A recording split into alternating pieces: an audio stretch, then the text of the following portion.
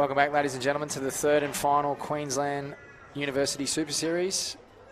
I'm your host, Reg Taylor, and join me, I've got Lachlan Parkinson. How are you, Parko? Yeah, I'm good, mate. Good to be here. Excited for another game of rugby. So for those people viewing today, the first fixture is between the undefeated ladder leaders in Division 1, Bond Blue, and Griffith White, which should be a good fixture to kick off the day, Parko. Yeah, good fixture. Obviously, Griffith White will want to turn their performances around in the last 2 weeks where they haven't been able to get to the cup final. So we're looking for a good start this morning. But Bond Blue look like they've rolled out another strong side here today, and they'll be looking to secure the series in the pool rounds early today. A few changes to both sides for those people watching. Bond Blue, Tegan Levi out due to a concussion from last week. Maddie Levi coming back in for the third and final round. Griffith White, Morgan Teoko comes into the Griffith White team with Lily Black also coming in from Griffith White, and then Grace also coming in from Griffith White, who has been out for the last 2 weeks with injury as well. Yeah, so a couple of new faces out there today, which will be really good to see. Just so the people at home know with the series, a few permutations that could go ahead. Obviously, if Bond make the cup final, it's all over. Can't be caught. However, if Bond were to fall into the third place playoff and UQ were to win the cup final, we'd have a tied series. If Bond were to come fourth and UQ were to win, UQ would win the series outright by 2 points. So a few things here. UQ might be sitting at home barracking for Griffith White here early in the day. But it'll be an interesting day, and if Bond keep winning, they will be able to secure that series title. Well, I don't think Griffith will need any motivation. It's a big rivalry between Bond and Griffith, and here they come, led out by Kerry Lingman in the Griffith White team and Faith Manera and Bond Blue. It's going to be interesting to see how teams handle the weather today. It's very warm, a bit of a heat wave coming through the eastern seaboard here in Australia. So teams will have to look after themselves and manage their day well, use their substitutions, etc. Yeah, they should be getting conditioned to it now, though, Parker. It's been hot for the last 2 weeks, so starting to get a little bit more conditioned to the heat. Yeah, it's a beautiful day, though. It is a beautiful day. Brisbane's a beautiful place for those that aren't living in Queensland. Borders open on Monday, so get back in, have a look, visit the beaches. So Griffith White looking like they're going to pot up to the right. They've done their homework, and Faith Manera has been kicking to that right side, so they're ready for it. And over she goes again to the Katie Costello edge, and this one hasn't gone 10, which is a rare mistake for Faith Manera. And now Griffith will get an opportunity to tap on halfway and get their first possession of the game. You might see them go into this flying V shape, Parko, this flying V tap move. Yeah, the Mighty Ducks, great movie from the childhood days. And Tiana Raftran-Smith going to tap and try and isolate those middle defenders. And she does so, gets a switch opportunity. Piper Duck finds the hole. I think it might be Morgan Teoko. Morgan Teoko. Had a jersey swap. And a pass out to Carly Henwood to Ivana Lolesio, who looks to carry early and does what she does best, and a good clean out from Carly Henwood. The ball moves to the right to Morgs. Morgs shows and goes. Kerry Lingman in support. They get that little tiny offload, and Tiana Raftran-Smith does enough, but the ball's out. And this is Bond's go-to, their transition ball. And they'll look to move to one of their edges. If it goes to this edge, it might be lights out, and it does so. And Levi has her first run of the day. Carly Henwood looking to stop her from getting underneath the sticks, and she dots it down for a 5-pointer. So there's that transition we saw in the first week, Parko. Yeah, they're exceptional off turnover, be able to transition, move the ball to space. Good vision there from young Jatea Fafua to see the weak defenders around the ruck, take the space, and then open up to her speed on the edge. And Maddie Levi has a week off, and nothing's changed. Back scoring tries.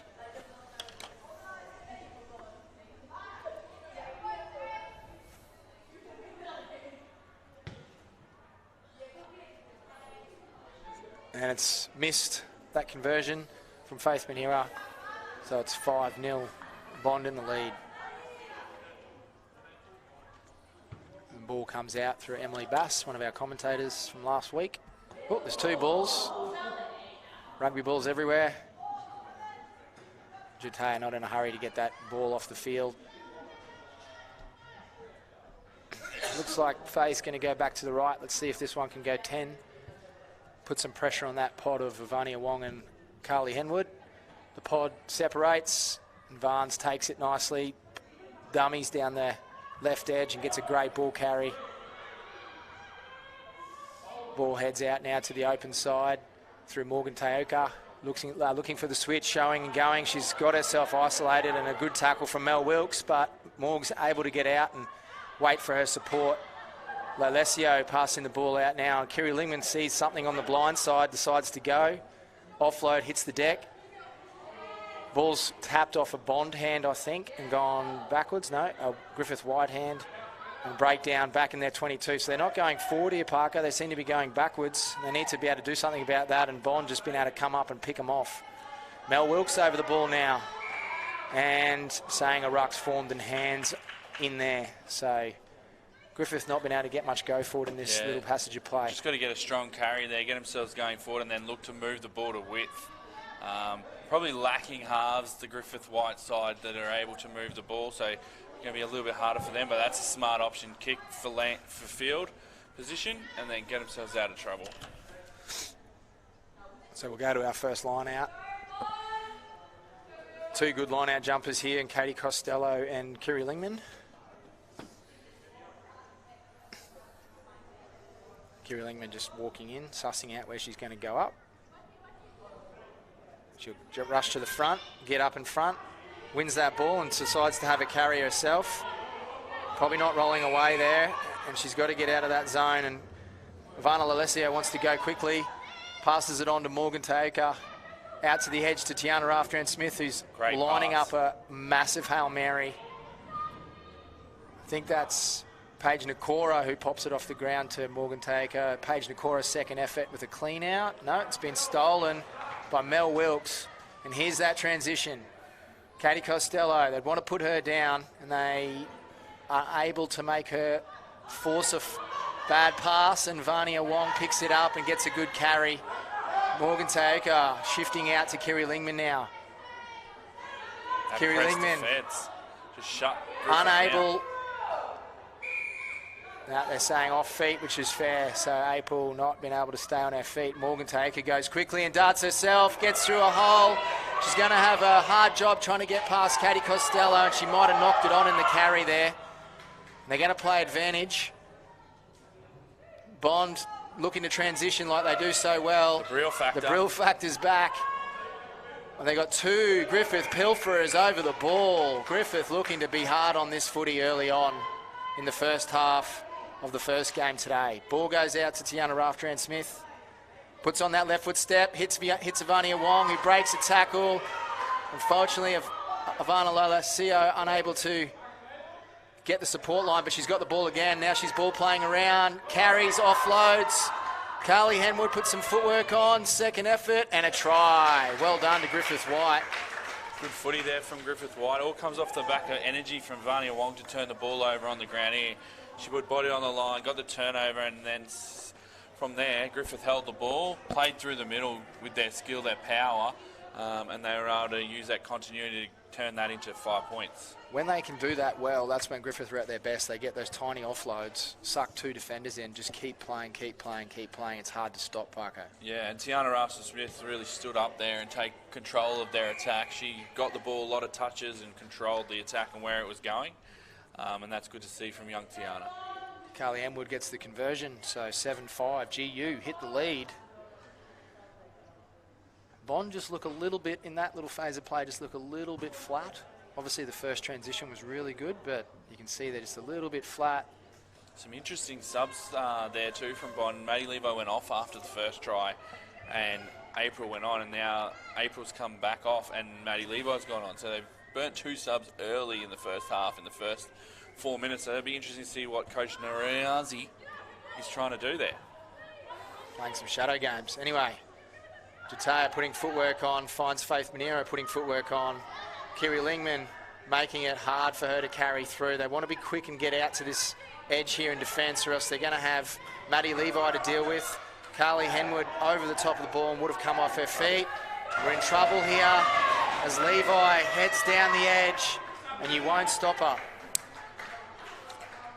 So an interesting decision to Henwood there to run into that breakdown when she could have just stayed on the edge and forced Bond to head back to the other side, Parker. Yeah, it's all or nothing play from Henwood. She's got to get the turnover. She's going to go there.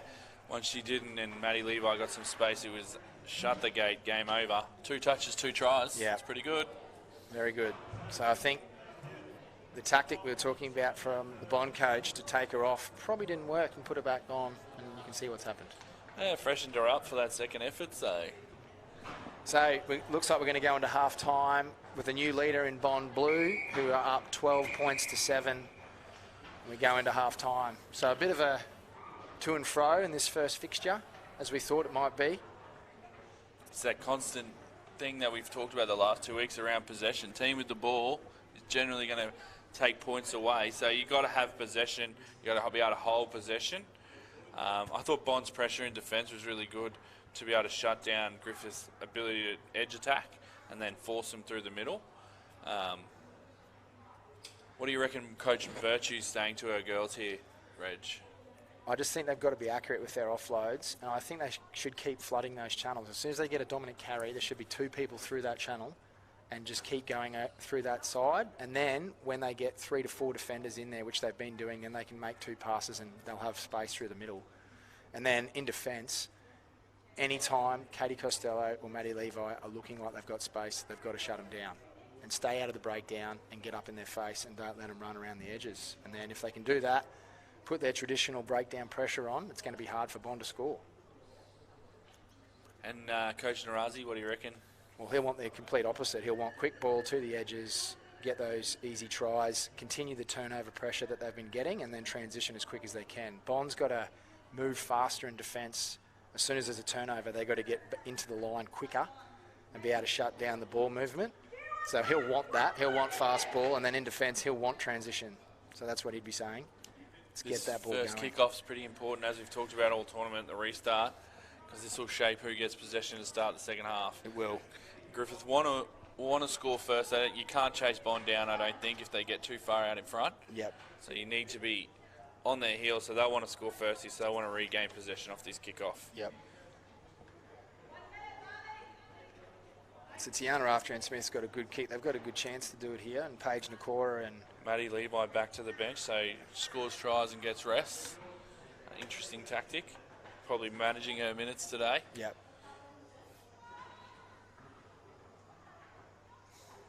So they've gone a non-pod 4-3 Bond.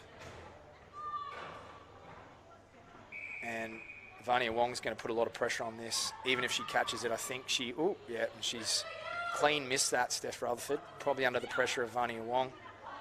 And Mia O'Sullivan's able to clean it up, but Vans is all over that ball, and Steph sees a short side and goes for it, and here's that edge attack that Bond want.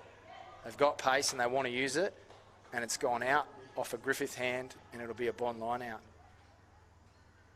So there's that transition defence. As soon as the picture changes for Griffith, they've got to be able to get in the line quickly and make them play passes, make them move the ball and not just have a quick breakthrough and edge, Parko. Yeah, correct. And they want to make the most of this possession now, or an opportunity to get a chance to play with the footy. It's a good solid scrum, and Griffith go hard at it. And it's a bit of a mess now, and I'm not sure Kiri Lingman somehow got it from the other side, but they'll play on, and Tiana After-Smith does another Hail Mary out to Paige Nakora, who's going to find it hard to beat Steph Rutherford, and pulls back, looks for her support. Good tackle from Mel Wilkes. Ball comes out through Tiana After-Smith to Ivania Wong, to Ivana Lolesio, who looks to carry as she always does, and is held up, hits the ground eventually, causes a ruck, well done, and a turnover from Mia O'Sullivan. Missed clean out there from Kiri Lingman. You've got to be effective with your clean out in the attack. You can't let bodies stay on the ball. So Griffith will be disappointed with that attack there. Mia O'Sullivan doing very well to get that FTO. Heads to Mel Wilkes, and Katie Costello's found space now, and here's another one of their edges who I can guarantee you will go in here. You've called that early, Reggie.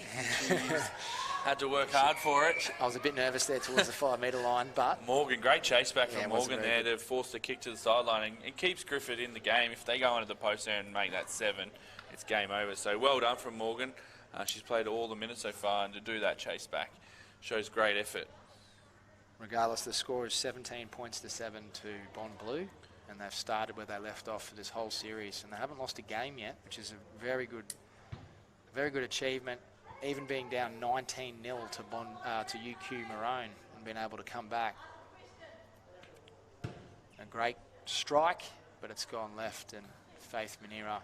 The big guns just step up, don't they, in this Bond side? Maddie do. Levi, 2 touches try. Katie Costello try.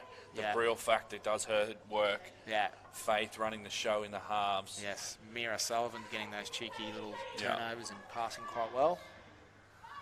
Katie Costello gets a rest. Only got one sub Short left. kick. Great option from Faith, who finds space. Looks like Grace Q, I think, is on. Yeah, 16. Gracie Coronavalu. Jataya heads out to Mio, puts on some good footwork and a fend, and two defenders accidentally run into each other there, but they're back on their feet, which is good. And The Brill factor gets whacked by Tiana Afton-Smith, but has a gets up second and go. go. And that's a ugly looking ruck, but it comes out in Bond's favour. The ball heads out to Faith Monero, has that step and weave and makes it hard for attackers, and back to Mira Sullivan. The Moss, who has a second effort. And Morgan Taoka puts her to ground, and Faith Monero heads out to the Brill factor, who heads left with a massive cutout pass to Mel Wilkes, who's been solid for the last 2 weeks, and again gets a good solid carry and an offload and finds some pace, and back to Faith Monera, who gets, I think they were saying there was hands in the ruck there, and Miro Mira Sullivan. Sullivan, The little Moss. the little Moss, just jumps in and gets a try. Just like her nickname. She just hangs around enough to get involved, and she gets herself a try there. So it looks like Bond will take the first win of the day, and pretty much almost lock themselves up for a series victory. It's been a great performance there, just playing again a little bit different, a bit more contact and offload through the middle. Faith's missed that one, so it's 22 points to 7. So Griffith been able to compete for 5 to 7 minutes, Parko, and then unable to compete post that, Yeah, it's been unfortunately. a story of their weeks. It's just they go really hard early and they just can't hold on for that full 14 minutes. And that'll be something that Coach Virtue will be going away in the lead up to the Aon series in 2021 that she'll want to work on with her players, is just getting that capacity to be able to hold on and play for a full 14 minutes. Taylor Fenton tries a Play kick-off on. that eventually goes 10. Carly Henwood cleans it up. Here's those little offloads they're looking for. There's 3 people occupying the blind, and a great show and go from Tiana Raftran-Smith. I reckon she's going to go the full distance here, Parko. That's great work, and she has got that ability to show and go and has great vision around that area of the ruck. She's been probably their best here this morning, Tiana. She's really stood up and taken the game by the throat, which is really good to see from her. Would love to see some repeat effort here, but looks like she wants to go for a rest. 22 points to 14. So the kicks from Carly Henwood.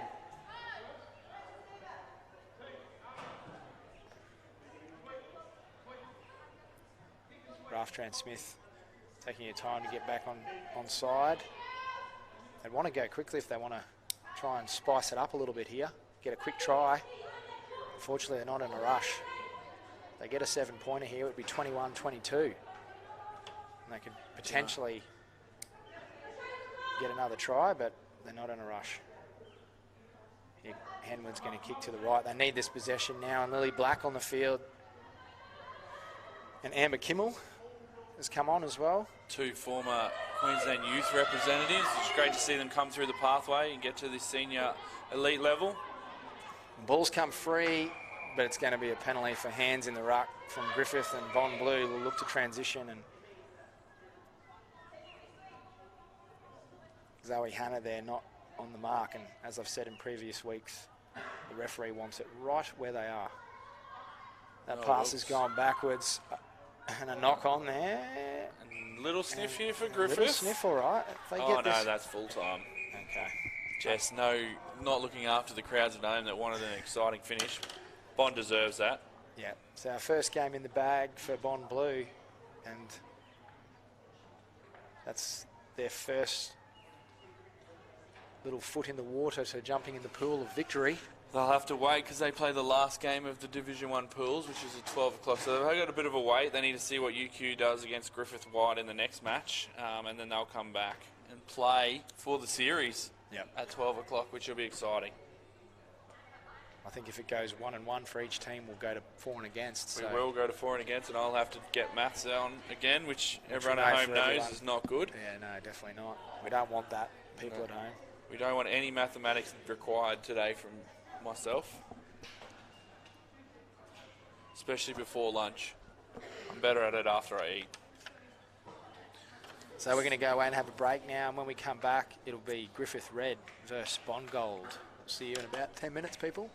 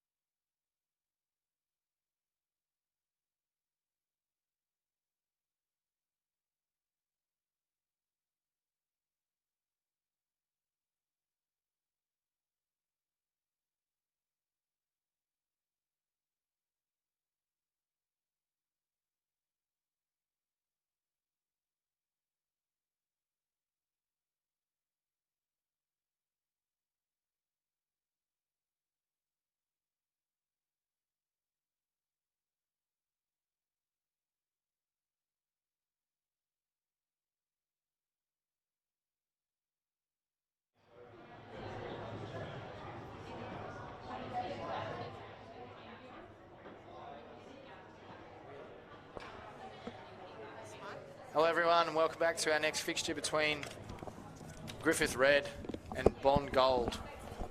We've got Annalise Stoico here from Griffith. How are you, Annalise? Good, thanks. How are you? Annalise is the team and program manager for all the Griffith programs. Is it difficult managing all those players? It's not too bad. The girls are pretty good, demanding sometimes. So this fixture is just about to get underway. I think the teams are in the tunnel and they're going to head out. A few new players in the Griffith Red team today, Annalise. There's a couple of new faces I saw at the gate coming in. Yeah, majority of the same team list. We've got Elle playing in the red team today, and then we've got Rayleigh Beatty. Riley Batty? Yeah, she's joining us today. So that's Mackenzie Batty's sister? Yeah, got the two twins on. Brilliant. Yeah. And then Eloise Schleck, did you say before, is in that team? Yeah. Yep, Eloise Schleck is joining us today for the red team. Oh, good. That's about it for today. Awesome. So it'll be interesting to see how Riley Batty goes. First little crack of 7's at this level, which would be really good. Hopefully the twins can get some energy out there together. Yeah, that's it. Work off each other. I think so. They've got that twin instinct, I think. Let's hope there's no domestics on the field. Arguments.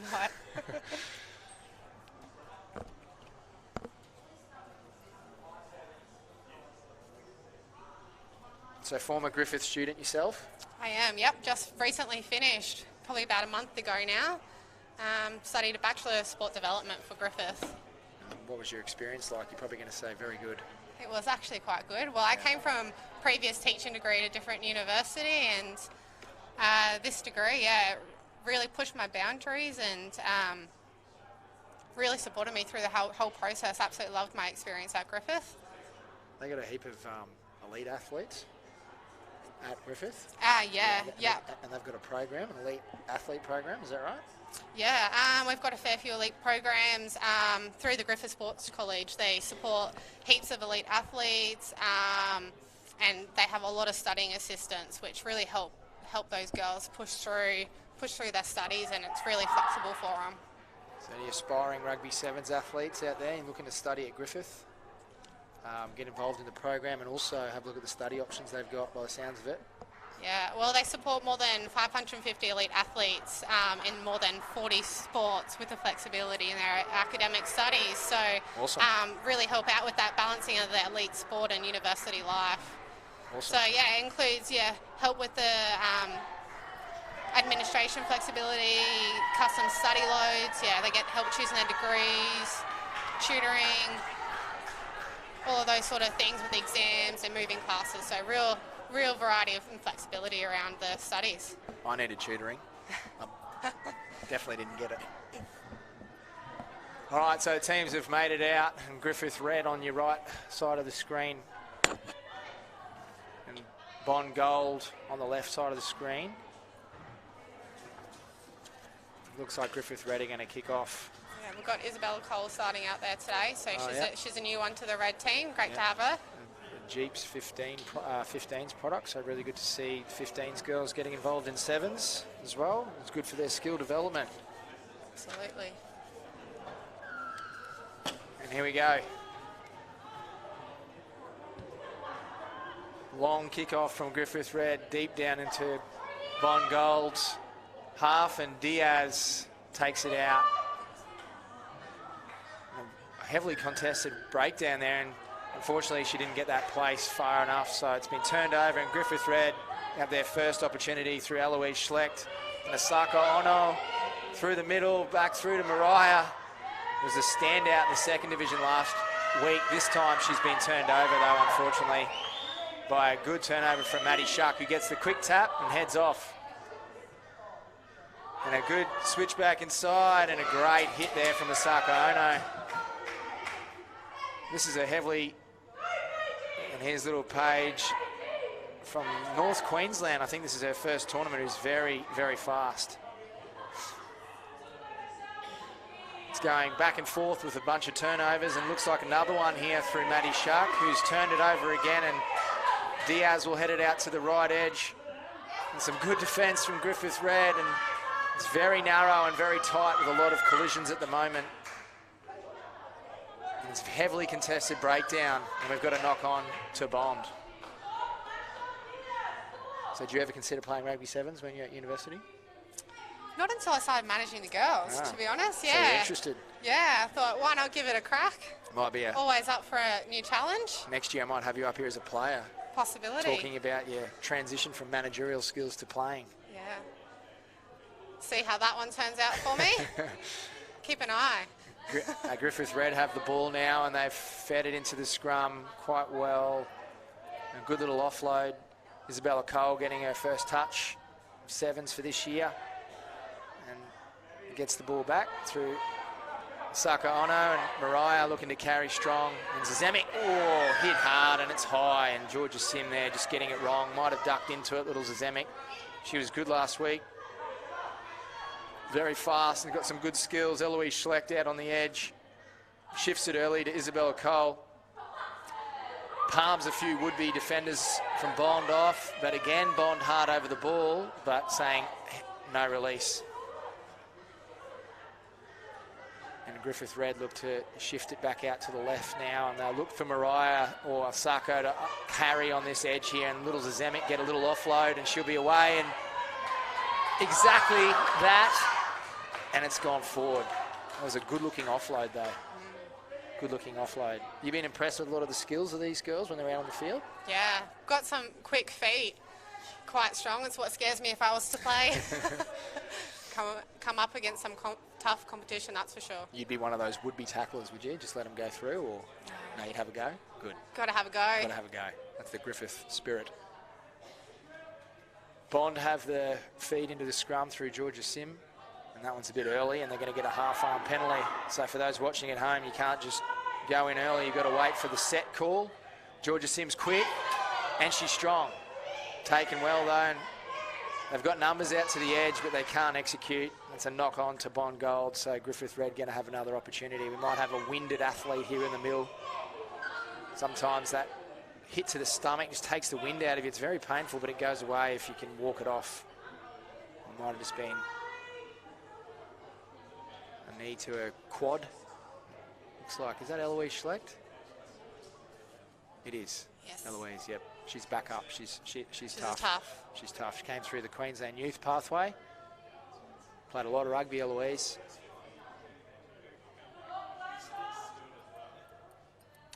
Little Paige Groves, sorry, on the right edge here from Bond.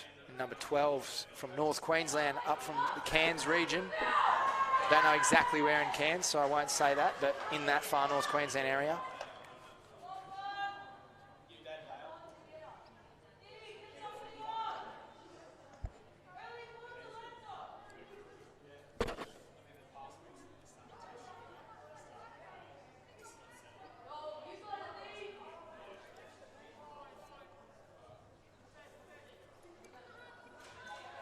So scrum win to Bond Gold, who again have a lot of pressure on them from Griffith Red, but sending enough numbers in to win. And Mariah looks like she wants to make a solid tackle, gets up off that line, and Griffith Red flood the breakdown, but they're saying off feet.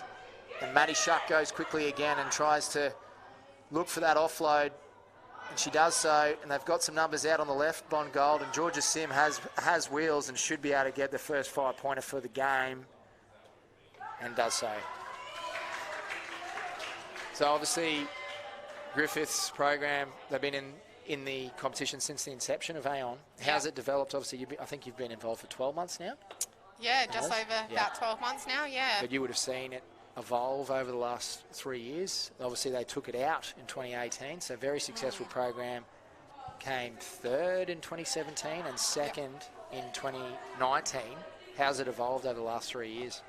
Yeah, well, we've really seen a growth in the student participation in the rugby teams, which was always the aim of Griffith as well.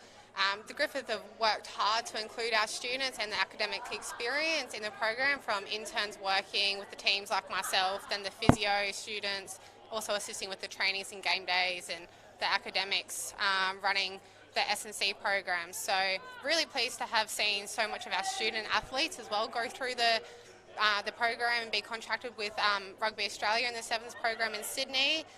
And yeah, Griffith always continue to support the studies while they're doing those Sydney programs. So yeah, a great involvement over the years, and can't wait to continue to see the growth happening. Must be difficult to study as an elite athlete, but it sounds like you guys have got a lot of support for the girls there. Yeah, absolutely. Like, not even playing much sport myself throughout my studies, but managing and doing all my interns, they really, really supported us and gave us those opportunities. So great covering tackle from Georgia Sim there onto Zemic, gets the turnover. Yeah, support's needed. Obviously, university is difficult. You leave school, you might have to move out of home. You've got sport. It's a very huge transition, that's for sure, yeah. So having the support of a university, I can imagine there would be flexibility around lecture timings, exams being pushed if there's national competitions Absolutely, on. yeah. That sort of stuff. The online study as well is really flexible. You've got that option to come into campus, and obviously if you can't make it because of those trainings or game events, yeah, you've got that flexibility online to catch up, and the support from the academic staff are really helpful. They really help you and push you through to achieve your best in not only sport but academics as well.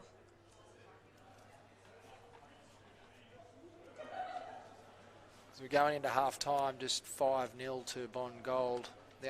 Only the one try.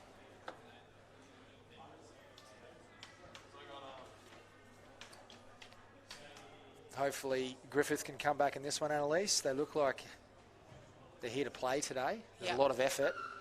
Got the potential there. Had some good training sessions during the week, so just got to bring that. So they're training out at East energy. Rugby Club in Brisbane? Out at East now, yep. We're in new partnership with them. Really been supportive of our girls at training and the games, as we've got Tyrell and Brad that have joined us this season as well. So you'll see a lot of all of the Queensland programs are linked either naturally or unnaturally to a rugby club. So University of Queensland obviously has its own rugby club that participates in the Premier Rugby competition, Bond University in the Premier Rugby competition, and now Griffith with Easts, which has been quite successful so far. They've got a great field and gym there, so it's awesome for them to take us on and partner with us. So Bond Gold looking to extend their lead and try and get possession here early. And Griffith Red will want to try and secure this line out and look for a couple of their strong carriers who can offload to a few of their pace participants on the edges. Isabella Cole's going to be right in the firing line here, but unfortunately unable to secure and a knock on there. So Bond Gold will get possession and look to extend their lead in this second half.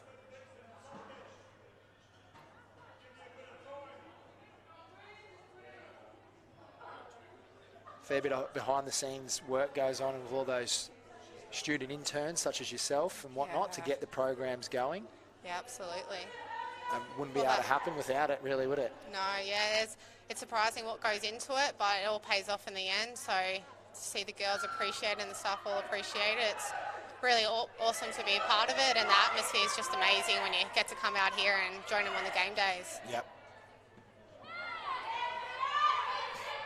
Good tackle there from Eloise Schlecht, who's turned the ball over, and she's had a second effort to go and pick it up, but I'm going to come back for the scrum advantage over. So how did you get involved? Was it advertised through the university, or?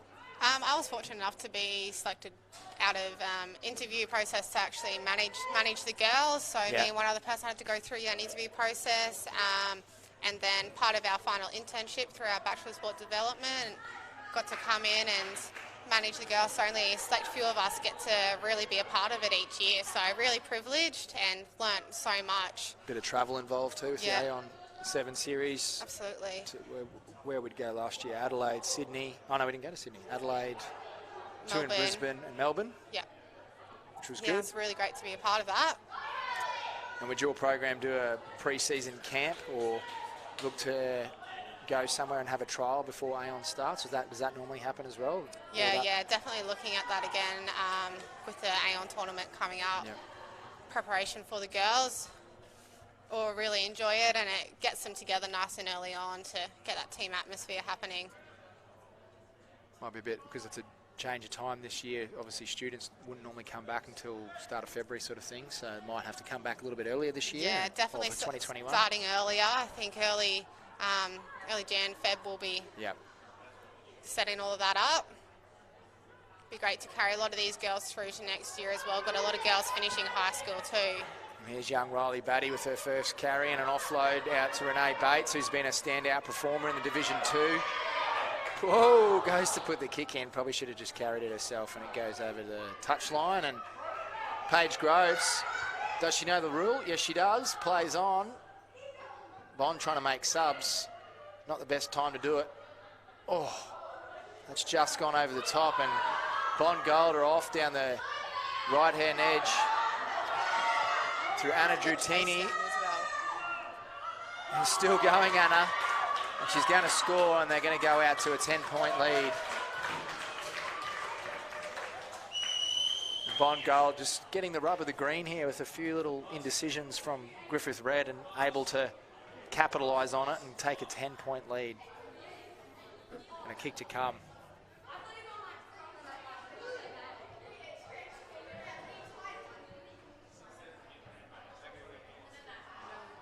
So Griffith obviously have 2 campuses, one at Nathan, 3 campuses, Nathan, Macrovat and Gold Coast. Yep.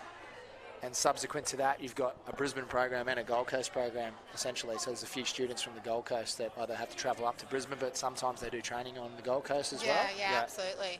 Which is quite unique. Obviously, the other 2 programs, Bond solely based on the Gold Coast. There may be a few Brisbane people, and then obviously UQ in Brisbane as well. We're quite lucky to have that flexibility with the campuses, absolutely. Yeah. It's always a bit of travel involved, so it's great to have a bit of an even field of the Gold Coast trainings and the Brisbane trainings for those girls.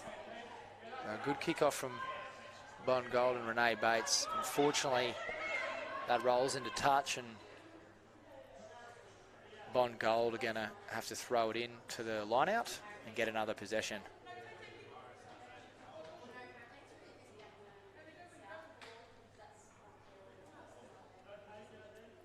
Georgia Sim throwing it in for Bond Gold. She's a bit inaccurate there, but it ends up in Bond Gold's hands, and a great offload, and they've got a 3-on-1 if they want it, but they choose to carry it into contact. It slowly gets out there, and Diaz putting on some footwork on a Georgia Sim who's not going to get caught, and they'll go in for another try, which will take it out to 15 points to 5.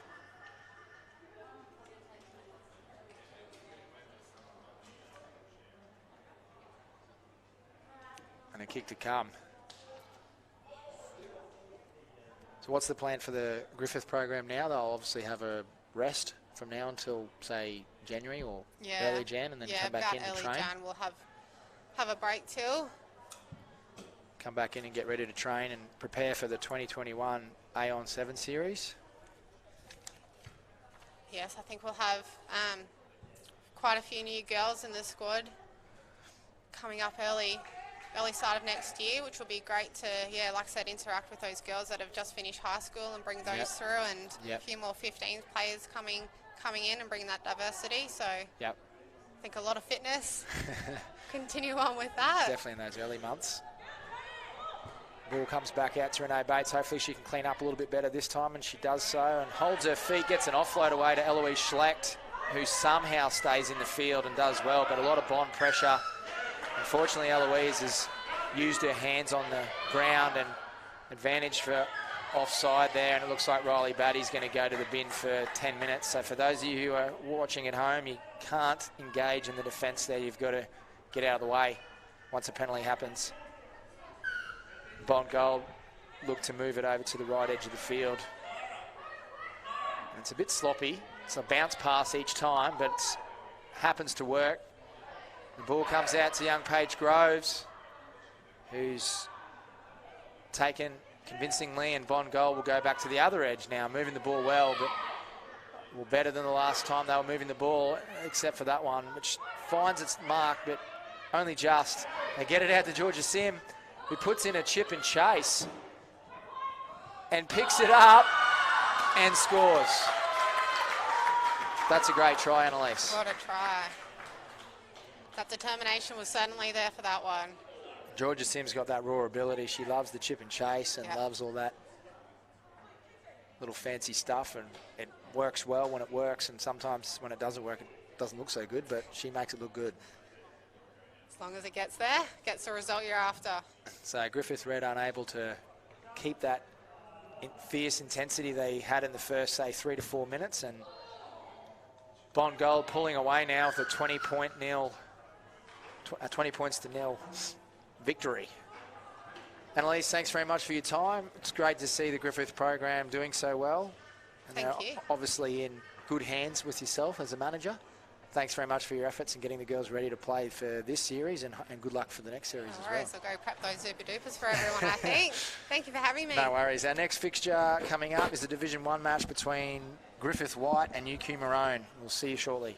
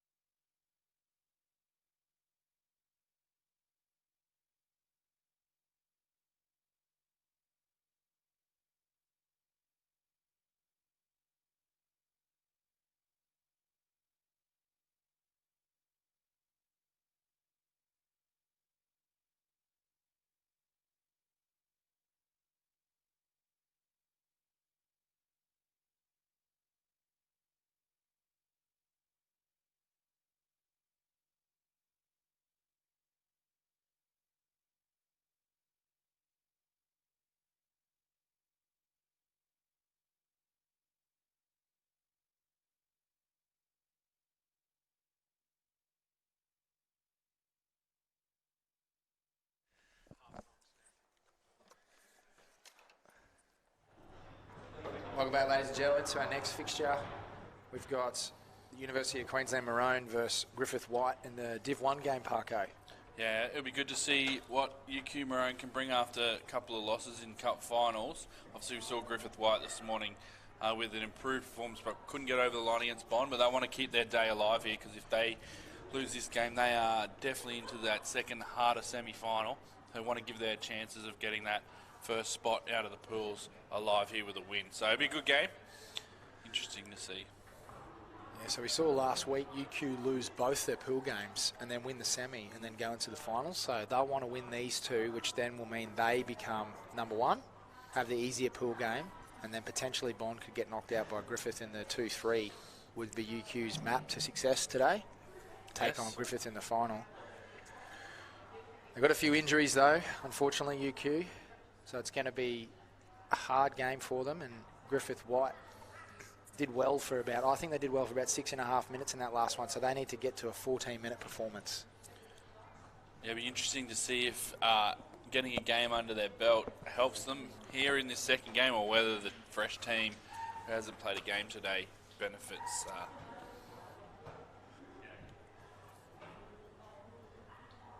We've got Matt Chapman down on the bench again in his Titleist hat. Yeah, he'll be happy when the tournament finishes this afternoon. We'll be looking for a quick 9 over Vic Park. Well, Vic Park's closing up soon, Parko, I think. It is sad. Played a lot of rounds at Vic Park, but closes up in January to turn it into a park for the community. It was a good course for hackers, wasn't it? It was a good course. Very up and down. No cart, no start at Vic Park. You're not walking that course.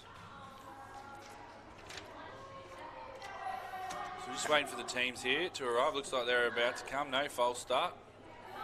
UQ's got their tunnel of second team players, which is good to see, and all teams have been doing that, and Griffith probably leading the front. Here comes Morgan Taoka leading out the Griffith White team. Not much of a side. They're missing a few. No, here comes the rest. Here they come. So Griffith White are out there. Referees are joining us. So now we're just waiting on UQ to join us out on the field for this our third game of the day. Annalise out there managing. He was just up in the commentary the last game. And it's great to see the universities providing opportunity for not just players but also for staff to get experience and get themselves into the sporting industry. Correct. And here comes Bella Nasser and the UQ Maroon team. Back into the squad today is Mackenzie Sadler, number 6. It should be a big benefit to this side. A lot of experience, Mackenzie. So they'll be happy to have her back this weekend. A couple of changes on their bench. Cassie Carberry coming up into the Div 1 side, and Lillian Cole back from her injury last week. Tiana Raftran-Smith got the ball in the middle, looking to kick off. She had a very good first fixture, Parko, so let's see if she can repeat that, and if she does, Griffith are going to go a big way to winning this game. Looks like she's going to kick off to the pod here of Mackenzie Sadler. And the pod splits up. Sadler takes it well and heads out to Zoe Elise Smart. Out to Caitlin Irwine, who's been having a fantastic introduction to 7's in Queensland, and Caitlin Shave gets the ball off to Caitlin Irwine, who moves the ball well here, and Zoe Elise Smart looking to carry and gets the offload away to Bella Nasser, and UQ moving the ball very well early in this fixture, and they've got a 2-on-1 if they want. And Sid Taylor looking to get through, gets the offload to the Mayor of Ipswich, who takes a fantastic offload, and it's a foot race, and she's going to get under the sticks. What a birthday present for Hixie. It's her birthday, the Mayor of Ipswich, and she'd make all of Ipswich proud with that first up try. There'll be a ticker take parade tonight. Down Brisbane Road. UQ strike early. Geez, they went side to side with good ball movement, Parker. A couple of really good offloads there. Zoe Elise Smart being able to get through the line and then keep the ball alive to give them second phase, and then 2 really good long passes to open up the field. And Hixie shows her speed there. Zoe Elise Smart gets the conversion, so 7-0. Wouldn't be surprised if she runs back to the middle to kick off. At QAS training yesterday, for everyone out there, she was putting snow on the ball. It was that high. Which is great to see. Obviously, Zoe is a convert across from hockey, so kicking a ball is not something you do in hockey, obviously. So it's great to see her pick up that skill, work on it, and now be able to achieve it really well. Looks like Varna Alessio coming off with a bit of claret out of the nose. I hope I don't jinx Zoe Elise. She gets another good kick in though. Picked up from training. Oh, and a good take from Avania Wong, who seals it. And Griffith now on the attack through Morgan Taoka, and Kiri Lingman a hard carry through the middle, and Mackenzie Sadler and Caitlin Irwine doing well then to keep her down. And there's that trademark left foot step from Tiana Rafteran-Smith, and they've got numbers over to the right here, but they choose to go back to the other side. And a good tackle from Zoe Elise Smart and Sid Taylor moving up in the line and having a bit of a wrestle. And a good clean out there through Kiri Lingman. Yeah. And Tiana Rafteran, she's got that big cutout in her. And there it is, out to the edge. Bella Nasser in the jockey shape. Caitlin Shave getting her down, and Carly Henwood solid over in attack. Tiana Rafteran-Smith goes to the blind. Probably not the best option, but they've somehow kept the ball back in, Griffith White, and they're doing really well. Shave's made 1,000 tackles there. And they're getting back up and getting into the line well, UQ, as Kiri Lingman wants to carry hard in the middle, and Zoe Elise Smart puts a good tackle on. And a good carry there. Griffith moving the ball well. They just can't seem to breach the UQ line. And some good footwork, and Mackenzie Sadler unable to make the tackle, and they pull into a jockey shape again, and they've got Avania Wong trapped on the edge, and a good tackle from Mackenzie Sadler. Here goes Sadler on Lingman. Somehow Nasser's got it, and a great steal, and they'll want to move the ball to the right as quick as they can, try and find Lita Hicks on the edge again. Lily Black knows it, and she gets up and tries to put some pressure on. And Sid Taylor having a good carry, looking for the offload, but doesn't get there, as Zoe Elise Smart seals possession for UQ. Caitlin Irwine looking to snipe around the rucks, and she does. She does very well and gets under the sticks for a 5-pointer. She's been very impressive in the first 2 weeks, Caitlin Irwine. Started in Division 2, but looks comfortable in Division 1 in her performances over there. Great bit of passage of play from both teams there, moving the ball, being able to hold possession. Good standard of play. Good defence from UQ. They held their integrity in their line, and then were rewarded with some good defence on the little short side here, and got the turnover through Bella Nasser. Caitlin Shaves put on some very big hits early. She's obviously come out to prove a point this weekend, which is great to see. She did convert that Zoe Elise Smart, so we're at 14 points to nil. Kick to come. So let's see if Zoe can put some snow on this ball again, and she does that. It goes very high, and good take from Avania Wong again. She's done very well to clean up 2 contestable kickoffs. Would have liked to see Caitlin Shave have more of a crack at that one. Very contestable. Lola Sia back on the field and gets a good carry and an offload away. The ball goes to ground. They wouldn't have wanted that. They wouldn't have wanted that to go to hand, but unfortunately it hasn't. And UQ can regroup in their defence, and they do that, and they come up hard on the Griffith attack. And they're looking to get those little offloads away, and it's just hitting the ground at the moment, Parker, and forcing a clean-up and a ruck, which is not what they want. Carly Henwood gets her head and shoulders through, off to Avania Wong, and Ivana Lalacio picks up a very good hard offload, and UQ stretched a little bit now, and let's see if Griffith can get this line break and offload, which is what they look for. Bella Nasser looking to pilfer there, but not quite good enough to stay on her feet. A couple of tired bodies in both attack and defence, and Griffith waiting a long time to get this ball out. They're not really worried about speed. They're looking to try and get this little momentum shifter through a good carry and an offload. And UQ just happy to sit off and make tackles. There it is, looking to get the arm free, but it's just not working at the minute. And Zoe hits that one well and puts a lot of pressure on that breakdown, and UQ up on a man-on-man scenario, and a kick's gone up from Tiana Rafteran-Smith. It's a bomb, and it might come off and favour her. She's put some heavy contact on Caitlin Shave, who did well to have a second effort on the ground. Caitlin Irwine. Mackenzie Sadler gets hit high, and it's a penalty. And if they go right, they got Hicks free. They should be able to get a good line break, and Sid Taylor knows it. She sees a space herself and they'll get a 5-pointer down the right-hand edge. Wow, that was a big hit from Tiana Rafton-Smith. That was a solid hit from Tiana Rafton-Smith there. Caitlin Shave showed good intensity, though, to be able to take the hit, work on the ground, maintain possession. They've been able to go to the other edge. Sid Taylor showing good speed there to score UQ another try. So but this could be a big loss if Caitlin Shave is injured here.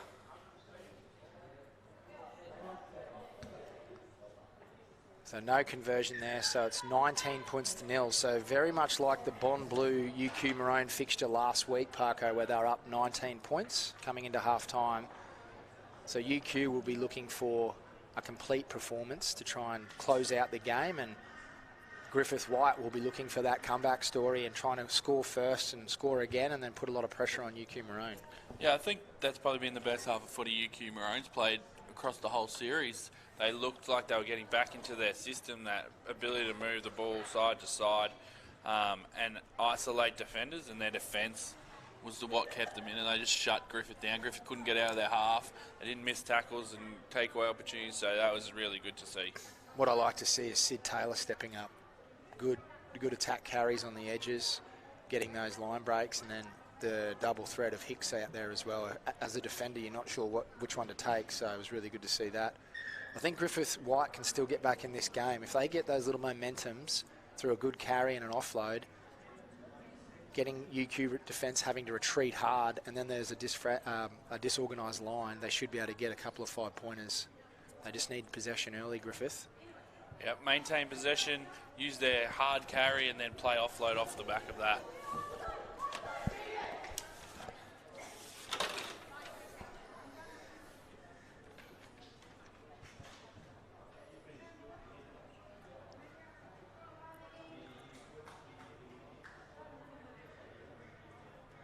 So Gracie Q coming into the Griffith White team off the bench. Lily Black back on the field. Paige Nakora on the field as well. You'll see Caitlin Shaves come off from UQ Maroon. So Jamie Cope comes on.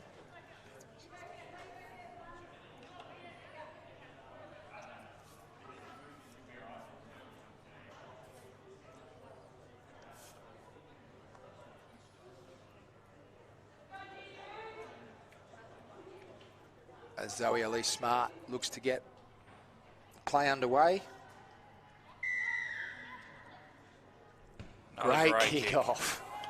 It's gone way up, and Mackenzie Sadler has done really well to get that restart, but she's going to miss this clean out, and a great turnover from Lily Black and Griffith White, and they get that possession that they wanted. Gracie Q. You can see UQ not interested in the ruck at the moment. They're just pulling out of the ruck, getting their line set and just passively jockeying and letting Griffith run at them and trying to get an effective tackle. This time it hasn't worked because Griffith White have got this momentum swing. Sid Taylor with a great cover tackle. So Vania Lolacia just needed to straighten up there and get her hands free and try and get that second effort. So Griffith's not just looking for second efforts. They need that second touch, third touch, and then fourth touch to get through. Yeah, and then just being smart with where the sideline is there, getting back in field and being able to maintain possession rather than dancing with the sides. A couple of times they've been taken into touch.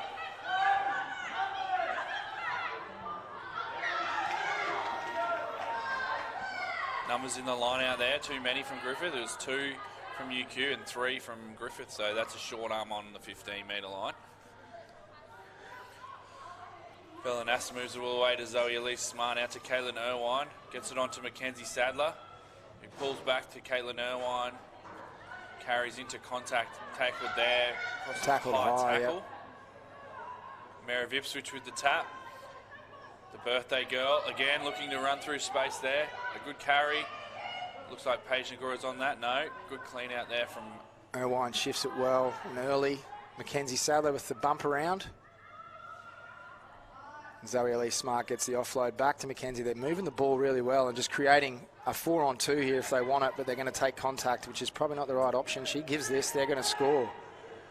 They get the offload away, and Melita Hicks unable to go to ground. And this is now a maul, but it's gone down and it's fine. So Sid Taylor back out on this right edge, who's been devastating so far. Finds Jamie Cope, Plays a good carry and a good second action to make sure they get the ball back. Great show and go there by Bella Nasser, and it's great to see her doing that in the middle of the field again, Parker. Yeah, another starting 5 to pointer. find her confidence. Obviously, we said that last week she's coming back from a shoulder recon during the COVID period, but seems to be back to her confident self today, running the ball hard, taking space on, a bit more speed. She's been one of their best, but this is definitely UQ's best performance we've seen so far throughout the series, and they're turning that into points. 26 points to 0. Sid Taylor gets a well-earned break. She's played very well in this fantastic. game. So young Caitlin Irwine, her development would be to see that 4-on-2 and give that ball a bit earlier, as opposed to taking contact there. So we've just had a report, Caitlin Shave's fine, so that's good news for UQ because they'll want her later on in the day with her speed. Zoe Lee Smart looking for another restart. She's been fantastic here. It's been a kicking display from the hockey convert. Jamie Cope trying to put pressure on Carly Hemwood, but does so, but Carly cleans up very well, so well done, Carly. It's a second effort there from Gracie Q. Missed the clean out. Yeah, we're just saying hands in the ruck there, I'd say. Oh no, not rolling away. I've been impressed with Morgan Taoka here for Griffith Red. She's played well in both games. She has, yeah. For someone who hasn't played earlier on the series, obviously had a big season with the East Tigers, the premiership winning women's 15 side, and it's good to see her converted over to 7's. Well, she started in 7's back in 2017 in the UQ program, and then went to 15's, and then has come back to apply a trade back here. So not rolling away again. The referee is very keen to see that tackler roll out of the ruck contest, and the ball goes to Morgan, who's calling the shots and showing going, doing well there, putting the toe through. You called it, Parko. Very skillful Morgan Taoka. It's good footy to see. Great support for Amber Kimmel there to make sure they keep the ball. Yep. Ball heads out to the right-hand edge. This is probably the most expansive you've seen Griffith play, and you can see her straight away starting to stress the defence of the UQ team. Mackenzie Sadler having a go at that, but Carly Hemwood has cleaned up possession well. The ball heads back out. Amber Kimmel. Oh, Caitlin Irwine has just stolen it. And a great offload to Zoe Elise Smart, who finds another offload. These second touches are really working for UQ at the moment, Parko. The ball movement, keeping it away from the defence to Mackenzie Sadler. Sorry, not Sadler, Wheel, who gets a good carry. And you can see the 3 touches that they've got. Another good second effort from Wheelsy, who's going to go all the way and score a try. Puts down another 5-pointer. Another shout out to Zoe Lee Smart with some offload. Her offload count would be high in this game, and it's just allowed them second phase footy, which has meant that Griffith have had to work harder and harder in defence. You can look out there now, a lot of tired bodies in the Griffith team, and that's come off the back of UQ's ability to play continuity. Do you think that second game has had an effect in this second half? It definitely looks like that Griffith have come off a game already this morning, and UQ are fresh, but that's part of the draw. You've got to be able to get up for every game, and they'll need to go back now prepared, knowing they're going to play in a semi-final later today and still have a chance at the cup final.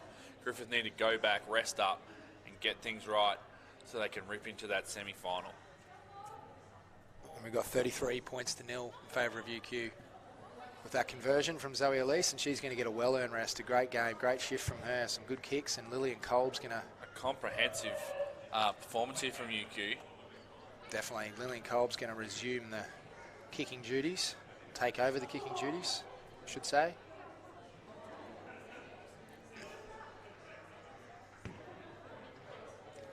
She gets a good solid nudge out, and Carly Hemwood cleans it up to Tiana After, Smith throws that cutout that she's been performing so well today, and Cassie Carby puts in a good tackle.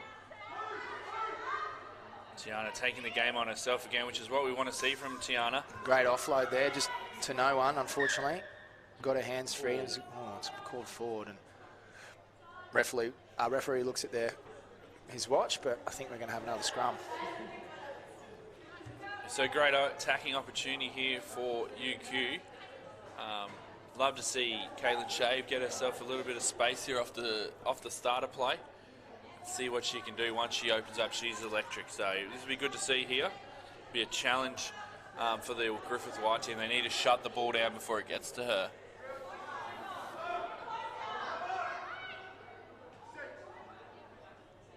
A big Good push scrum. here from Griffith White, and Colby cleans it up and She's kicks had it enough. out. And that'll be full time. So comprehensive victory from UQ, 33 points to 0 in the first pool fixture. Sets it up for the next pool fixture, which will almost be a championship game, Parko. It between is. UQ Moraine. will need to win to knock Bond back into that second Harder semi. harder semi that could then knock them into the third place playoff. So it's a massive game at 12 o'clock. But we've got a few games before then, Yes, we do. which is always good to see. We've got a Division 2 game coming up. So UQ Blue versus Griffith Red in the next 10 minutes or so, guys. So looking forward to that. We'll see you soon.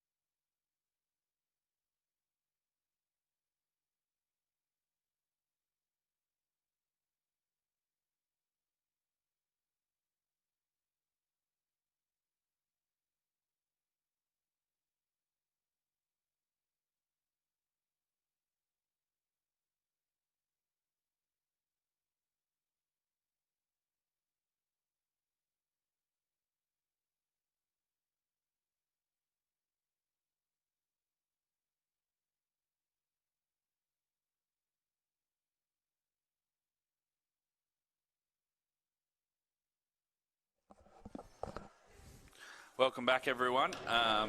We're here for our Division 2 game. We've got UQ Blue versus Griffith Red. We're very lucky to have Ryan Webster from UQ Rugby Union Club join us here for this game. Welcome, Webbo. Thanks, mate. Good to be here. That's good. Obviously, you manage the girls' teams as well as some other stuff at UQ Rugby Club. What's it like, firstly, being involved with the UQ 7's program? It's been 2 years for me of involvement here, and it's been good fun. It's been quite a successful program that UQ run so far. We've got the two groups, the elite team and the development team. So about 30 to 40 girls are training across that every Tuesday and Thursday night down at St Lucia there. So it's going well. We always seem to get a lot more new girls through every week at the moment, but slowly building and getting ready for next year's Aon series. Yeah, nice. So obviously this game we see your development team run out. How has that development team been shaping across the series? It's been changing. I don't think we've had the same team run out yet for the series so far, but we're getting some good young girls in from outside of Brisbane, so from the Sunshine Coast and the Goldie are coming to UQ. Potential students for the university next year, so it's always good to get them in early. And we're getting some good people progressing through from the blue team into the maroon team. I think 2 or 3 of the girls that played in the game before were standouts in blue during the season, so they've got a shot there today. So that's the whole point of the group, and they're going well. Yeah, nice. So we see both teams run out onto the field here, Griffith Red and UQ Blue, to start the game. So looks like UQ Blue will kick off through Tess Littleton. Possibly. No, she's just going to put the ball down and then walk away. Tess, one of the Darling Downs representatives. Another region that you get a lot of players from is the Darling Downs. Yeah, no, absolutely. Thanks for picking that. I knew I forgot somewhere, but no, we do have a fair few girls that make the trip from Toowoomba down to Brisbane every Tuesday and Thursday. A couple aren't here. They're doing some other 7 touch duties and things today, but well supported from the regions at the moment at UQ. So Tess Littleton kicks it off down to Digiona. Off to Eloise Schleck, who shifts the ball out. Griffith Red look to go through that edge there. Through Holly Class Ulliffe. Red shifting the ball along now, passing out here to their edge again. A good defence from UQ Blue just to shape out towards the sideline and make the tackle. Digiano back to Eloise Schleck, who's playing that first receiver role. Griffith's playing with a lot of width here early. Isabella Cole, this is her first weekend in the 7's environment. She played Jeeps in the 15-a-side competition, obviously grand finalist, so a big year for Isabella. Nice little pick place to go there. Griffith holding possession really well. Georgia Zamak down the sideline showing some speed. Chased by Ali Saltner, but can't make the tackle, and it looks like Griffith Red will open the scoring here under the post through Georgia Zamak. Nice try there, Webbo. It was a great try, great. Unfortunately, a missed tackle there from UQ, but some great attacking work from Griffith led to that gap opening up. Yeah, nice. So while Eloise is taking the kick at goal, do you want to tell us a bit more about the UQ Rugby Club and what they're all about? Absolutely. So the UQ Rugby Club's a big focus on women's rugby, not just our successful 7's program, but we're also spending a fair bit of time developing the 15s.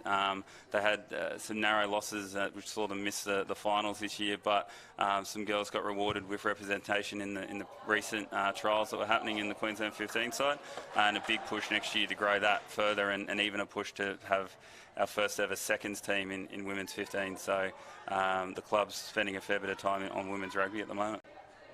Obviously, being a university, there's lots of opportunities for study. What kind of opportunities does University of Queensland provide elite athletes? Absolutely, and that's one of the core things that kind of help support our program is our relationship with the university and UQ Sports in particular. There's a scholarships program that are there for elite athletes that support them with their education, as well as us helping them on and off the field with their sporting endeavours. There's 8 scholarships that get offered out to them each year. That's a yearly thing for our girls, and we've got a couple of those representatives playing today. Yeah, nice. Obviously, one of the big alumni names of University of Queensland, Emily Cherry, played in the first year of the Aon 7 series, but obviously one of the best players in the world. UQ obviously be very proud of their alum. Yeah, absolutely. We've got some great players that have come through the club and the university of late, especially in the 7's program, and some developing ones to come that hopefully we may see as we head into the Olympic year as well. So another try there for Griffith. They move on to 12 with a kick to come. So Griffith just holding possession here, and that's why they're able to put points on the ball. We've talked about it a lot over the whole series, is that teams being able to hold the ball and turn it into points. That constant pressure is a killer in this game, and even from the sideline you can see that if you don't get the ball, you're in a bit of trouble. So LOHC with a fantastic conversion there from out wide, and Griffith Red take the lead 14 points to 0. Restarts is a really big part of the game, Webbo. The ability to retain possession or take possession back from the kickoff is huge. So it'll be interesting here to see how Griffith attack this one. And Eloise Schleck kicks a nice high contestable ball into the space, which is what you want to find. But UQ are able to get it out through Tess Littleton. But something else we've seen a lot today is girls running into the sideline, getting tackled into touch. So talk to me more about, obviously with a program the size of yours, there must be a lot of people that support your program. Who's some of the people that may allow your program to run? Absolutely. As I was saying before, we're lucky as a rugby club to be sitting in the middle of UQ, so UQ Sports, as well as the Bell faculty, so business, engineering and law, have been great supporters of UQ Rugby over the years, especially our Aon Women's 7's program, and then also the colleges as part of it, as Ali starts to make a good break here along the sideline. Good foot race there, great offload from Ali, but unluckily UQ can't hold on to possession.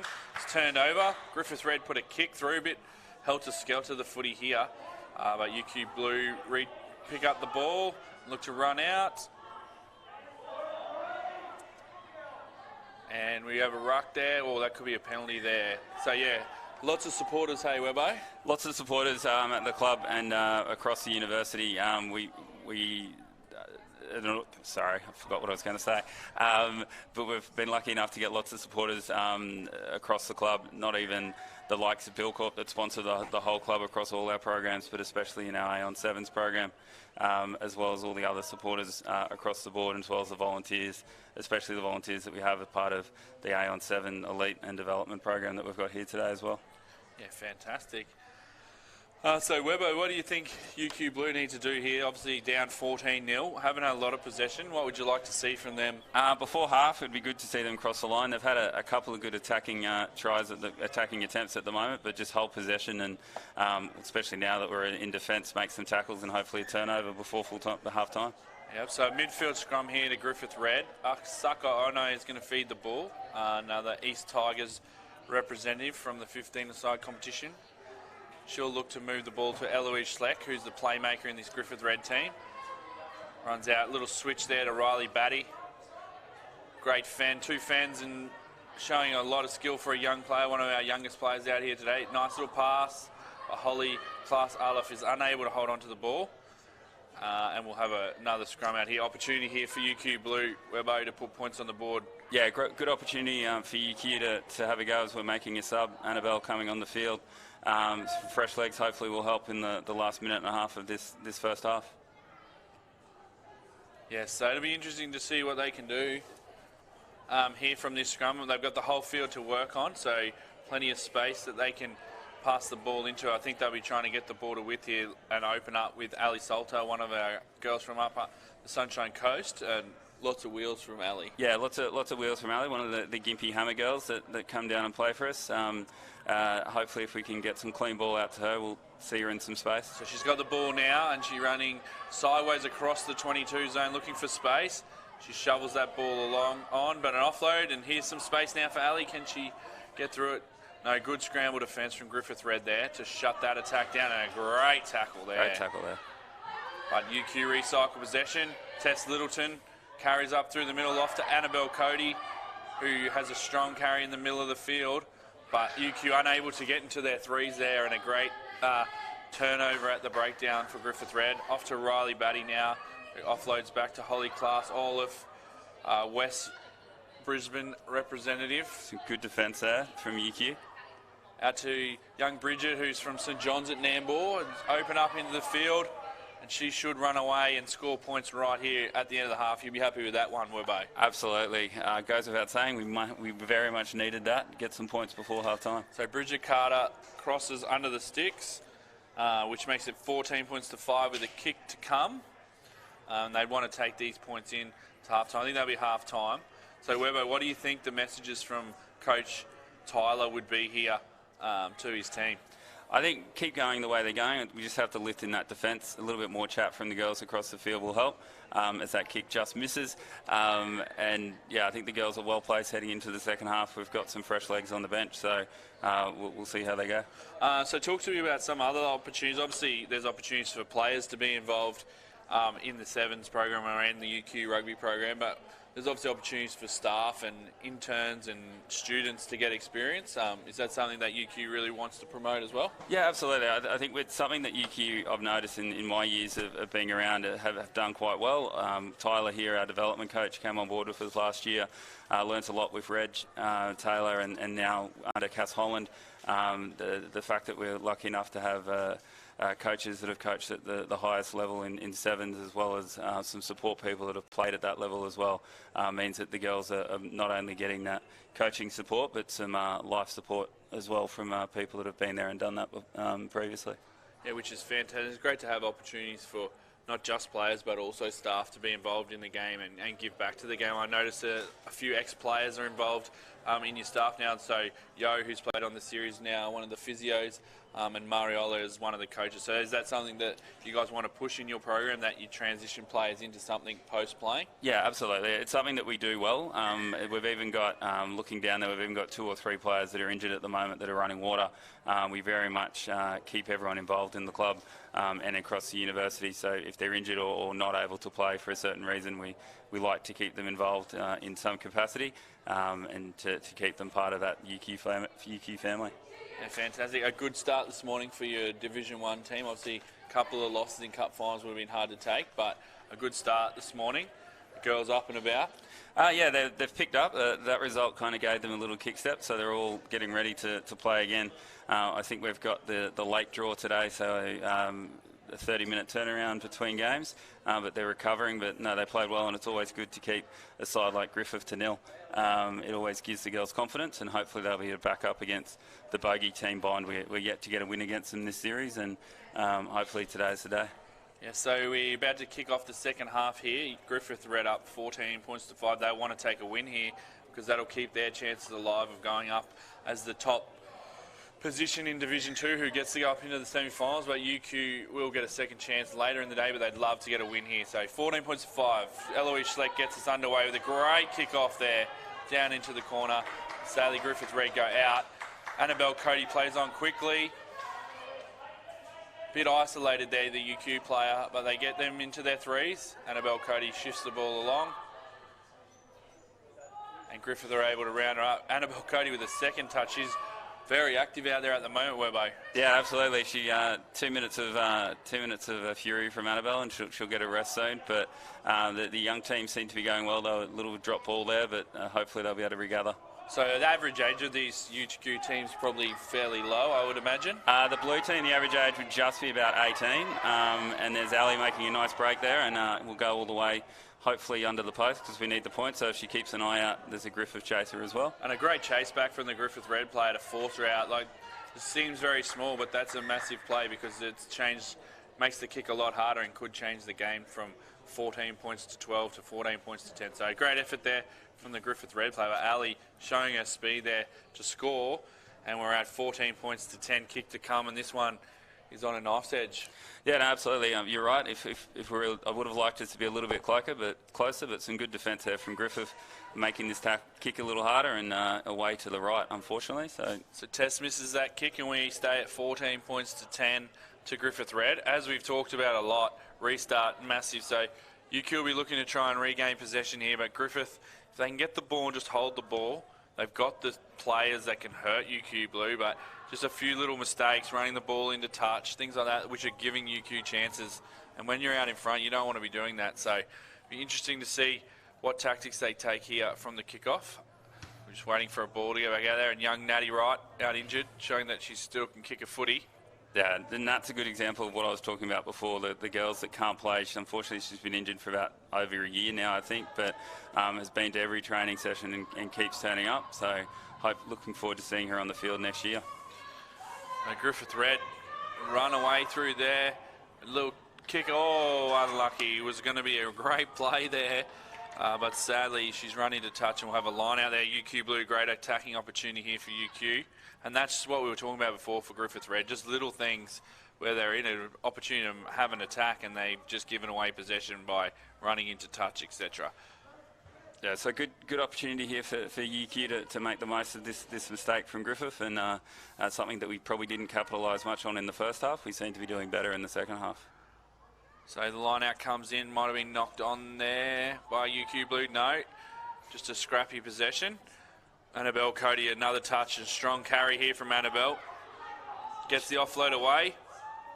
And it looks like Sasha Blomley will go in for a try. Oh, no, she's dropped that one over the line. Webbo's got his head in his hands here as a UQ representative. That is a try blown, and that was a chance to go up in this match. So Griffith have got to make the most of this now. They've been given a free pass. They want a whole possession go out of their own end here. Try and get the ball to their speed players. Absolutely. I was about to say something nice about Annabelle and what a difference she's made since she's been on the field, and then I looked up to see that happen. So not what we needed to see.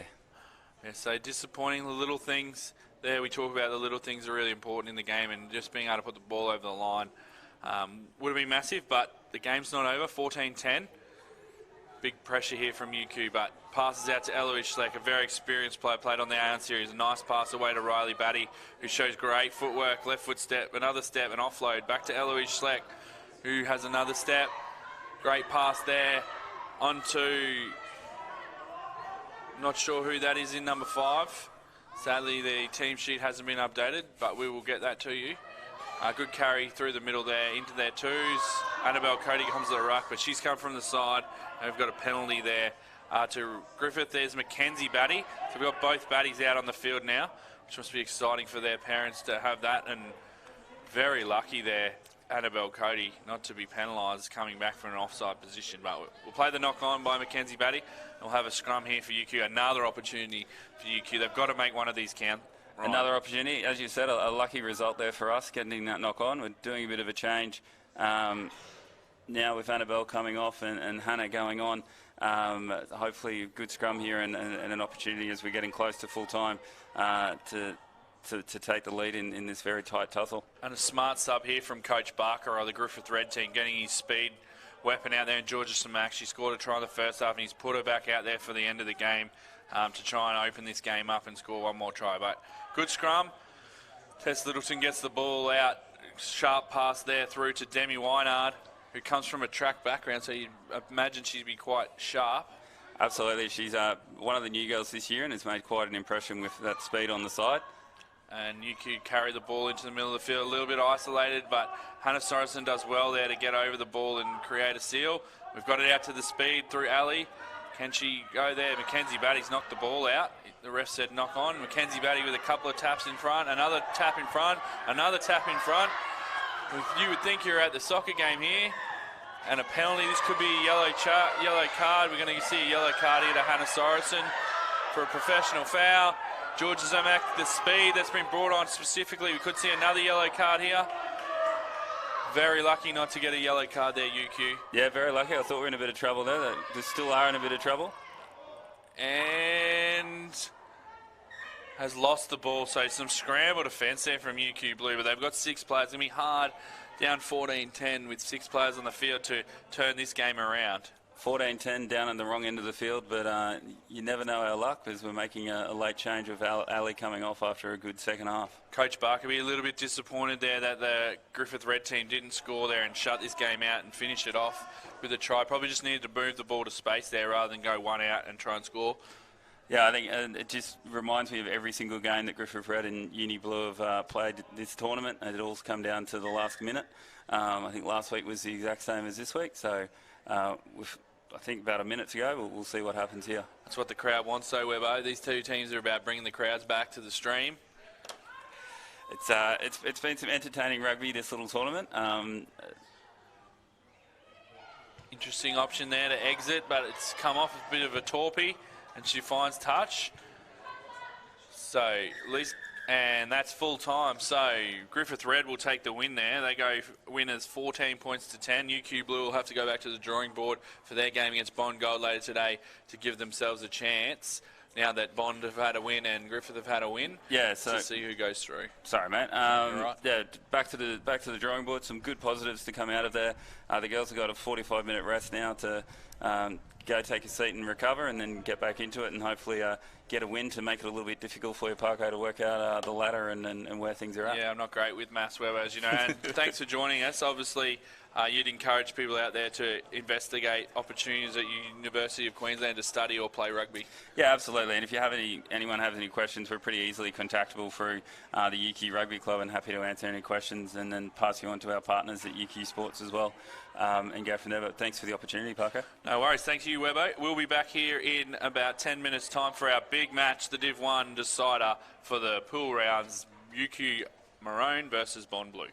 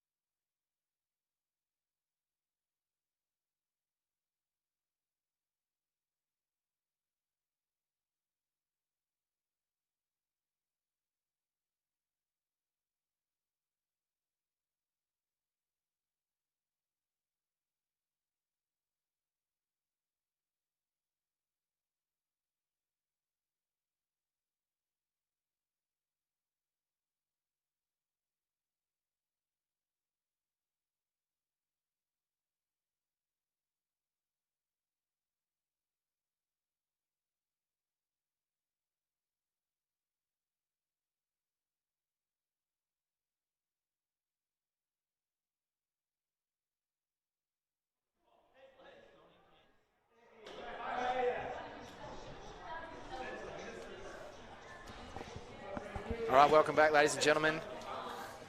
Coming up is what is the championship fixture. So if Bond win this, they have sewn up the title, Parker. Yep, they cannot be caught in the series, but if they were to lose this and UQ win it, they would then need to lose the second semi-final and go into the third place playoffs, and UQ would need to win the final. So they'll have a second crack at it, Bond. Even if they lose this one, they can still go in and beat Griffith in the semi, get through to the final and win. It'll make it a little bit easier for UQ to keep it alive, but this is still an important game. Well, the way UQ played in the last fixture, it's going to be an exciting one. I think Coach Narazi and Coach Fa'afua looked very relaxed down there today, pretty chilled out. I think that's what happens when you're on top of the table and you haven't lost a game. You can afford to be a bit chilled, Parker. Yeah, they're very chilled out, these two. They're extremely relaxed, so they should be happy with the performance of their team, but this one will be a challenge. So looking forward to both teams getting out here. As we said, UQ's definitely got an improved performance this week in terms of their first game, but they've had a very short turnaround. It's their turn this week to have the short turnaround, and that would be interesting to see how it affects them. So the Bond Gold Girls out in spirit, trying to clap on, or going to clap on the two teams, which is really good to see. And you've seen all universities, Div 2 teams do that, and then the Div 1 teams do the same thing, which has been really good. Yep.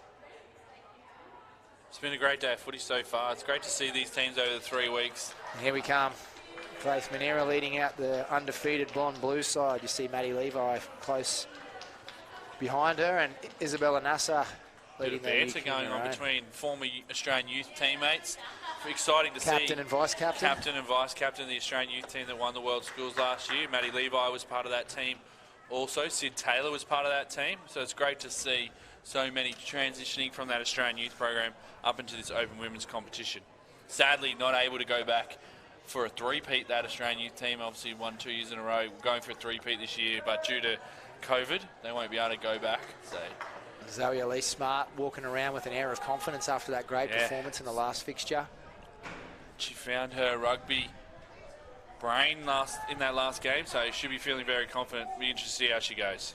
So they head over to Mackenzie Sadler's edge. No, they're going to go short, and it doesn't go 10. And it's an uncharacteristic error from Faith Manera. She was 100% in her restarts last week. Didn't kick one short. I enjoy the fact they've tried to change things up, though, knowing that there's some more games to come today. We don't want to stick and do the same things. We might as well try things here. This has been a frustration of mine with UQ's tap moves. They've been very ineffective. Let's see if they can fix it here, and they do the same things they did last week, unfortunately. Caitlin Irwin showing great strength in that tackle, though. And good clean out from Zoe Elise Smart on April, and Mackenzie Sadler back into the fray. She carries really well. She does a great carry and a great offload to Bella Nassar, who shows good footwork. Is tackled by Katie Costello. And the ball's going to move here, hopefully, and it does. And Caitlin Irwine's got to move it out to Sid Taylor, who's been threatening. Here comes a great battle. And Shavey switches in really well, and we've seen him light up. Oh, here we go. Shave gets the better. Great chase. Maddie Levi needs to be tackled with that. Careful with that tackle technique. It's probably a high tackle going over the shoulders. Yes. So you don't want to get penalised there after the try and then go back to a penalty on halfway. Could have been quite easily a yellow card. Yes, so probably pretty lucky there. Great shootout battle there.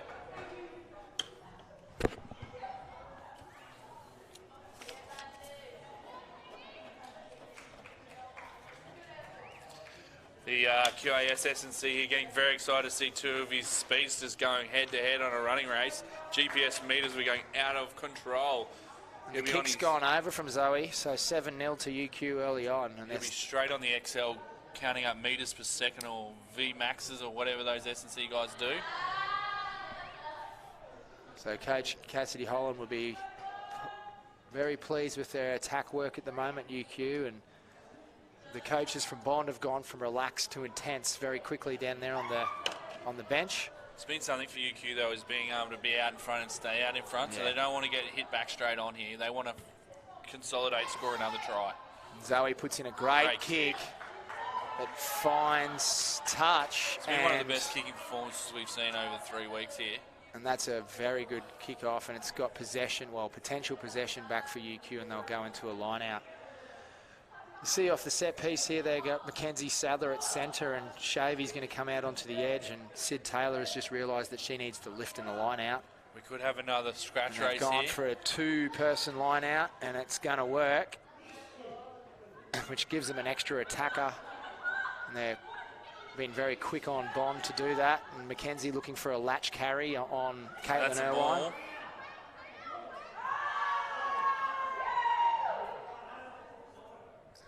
And the penalty advantage there, I think, for maybe a high tackle, is it? Player offside, I believe. Player offside, yeah. Yeah, Bella Nasser fast feet to get in and trap that player in an offside position. That made it look like she'd been tripped over. Smart play from Bella, who's performing very well today. So Mackenzie Sadler shifts it out to Irwine, who shifts it on to Hicksey. The birthday girl. It's going to have to be careful she doesn't get turned over here, and she does well, and Shave shifts it from the edge to Sadler, who puts in a good pass and a great show and go, and an offload to Mackenzie Sadler, who's got great leg drive and offloads to no one, and Faith Manera is going to turn that around. If they go 2 passes both ways, they're in trouble. Oh, Zoe Elise Smart could not get her hands on, and Katie Costello, as she's done for the last 3 weeks, breaks away for a try, and that should even it up if Faith Manera can put the kick on. So a pressure kick for Faith Manera. She has clanged one in front before. Hopefully she won't do it again, and she will be able to even the game up. 7 points to 5. For Bond transitioning off a turnover, you just can't give turnovers to the Bond team. That's what they thrive on. You've got to play smart, safe footy. And great work there from Katie Costello to break through into that space and run away for a try under the post. Yeah, as soon as that turnover happens, they've got to get off the line and put pressure on those outside ball carriers and force a slower person to make the line break. That's a great kick 7 there from points Faith. all. A good hit back from Bond. So this is what Bond's been really good at, is that any time someone scores against them, they look to be the team that scores next, and genuinely do. Yeah. And they get themselves straight back in the game. Yeah, 7 all. 5-2 set up again. Faith, I wonder if she'll just revert back to her right edge side, which has been so successful, or she hasn't been able to kick that one 10-2. So giving away possession, giving them good possession is not what Coach Narazi would have wanted. And here's this tap move again, and it hasn't been successful. The person coming under really needs to, here we go, and they just tip it on this time to a ball carrier. And Bella Nasser, powerful carry. good strength. Mel Wilkes is going to try and get a turnover there, and You can't be doing that. it's coming straight in the side was Taylor Fenton as Caitlin Irwine gives it out to Zoe Elise Smart, who gets a good carry and an offload onto Shave. They need to get support players there as Maddie Levi looks to put her into the dust, and she does so. I think she had a second crack at that ball, so she went once, missed, and then went back in for a second crack, which is probably the right call there.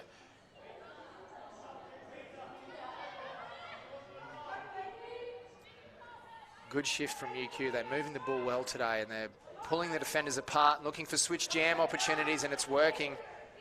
Probably just didn't get through the line there square. Sid Taylor, they get it out to Melita Hicks. She's going to have to try and maintain possession. Katie Costello's all over her. There.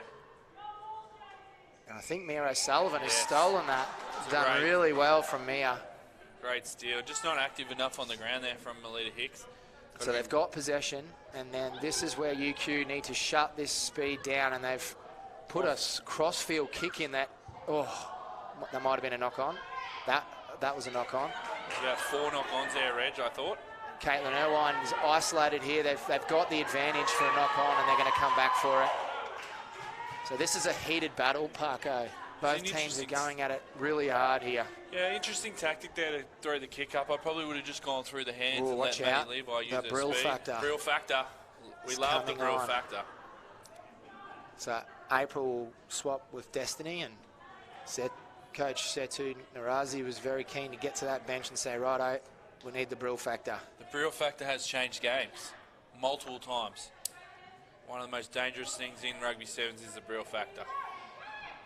Caitlin Irwine at half. You can see the UQ shapes very deep, which is what they would have been coached. And make sure they get that good separation.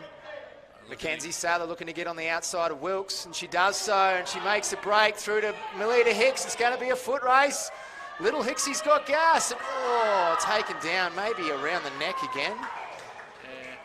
No. Maddie Levi's got to be very careful with those seatbelt tackles. She's green lucky there, I thought, to get away with that one, but showed good speed to keep up with Hicksy. But that could be the attack that Cassie Holland will be trying to push at these halftime chat. Is we've got opportunities when we move the ball. We isolate defenders. We just need to make sure we hold position and not give transition opportunities. So you see there that extra depth from UQ allowed Mackenzie to get footwork on Mel Wilkes, get outside and create that opportunity. Credit to Mel Wilkes, though. Yeah. She was beaten and chased back and shut down the opportunity. So great effort there from Mel Wilkes. Yeah. What do you think Coach Holland is talking to his girls about here from a UQ perspective? Well, I think they've got to, when they make line breaks like that, what's the next job? They can't expect just to score on Bond on first phase, maybe second or third. So they need to support in numbers and understand what's going to happen next. Is it a direct run through the middle? Is it setting up to go back to the other edge? And first of all, opportunities like that need to be retained. So little Hicks, she needs to come in there, try and get to the ground and let Mackenzie Sadler get into attack seal, and then we need our 9 there quickly so the ball can go. If they can do that, then they'll pierce this Bond line. And then in defence, he'd be saying as soon as there's a turnover, they need to shut down as hard as they can and not let Katie Costello or Maddie Levi get through on the edges. If you Bond here, though, you're feeling pretty confident, like haven't had a lot of footy. Correct. Still 7-all. Yep. Probably didn't execute there with the kick rather than the pass. Probably should have gone to the pass there. But if you're Coach Narazi, you're pretty excited here that you're in this game. 100%. And all they need is a bit of ball, and they'll definitely get some 5 points. We've seen over the last couple of weeks, they've got points in them. So if they can be patient, just wait for that footy to come and get some possession, they'll be confident they can score points. UQ coming straight off a game as well, so it's going to be harder for them in the second half as Bond have had that rest from the first game to this game. And they could potentially just wrap up the series here if they put in a big shift at 7-all at half-time. So it'll be interesting to see how we go here. Kickoff's going to be a massive part of this to start this half because you want to score first. You want to be running out in front in this last 7 minutes. Maddie Levi gets her rest. We probably won't see her again for this segment of the game on a few minute restrictions, Maddie, so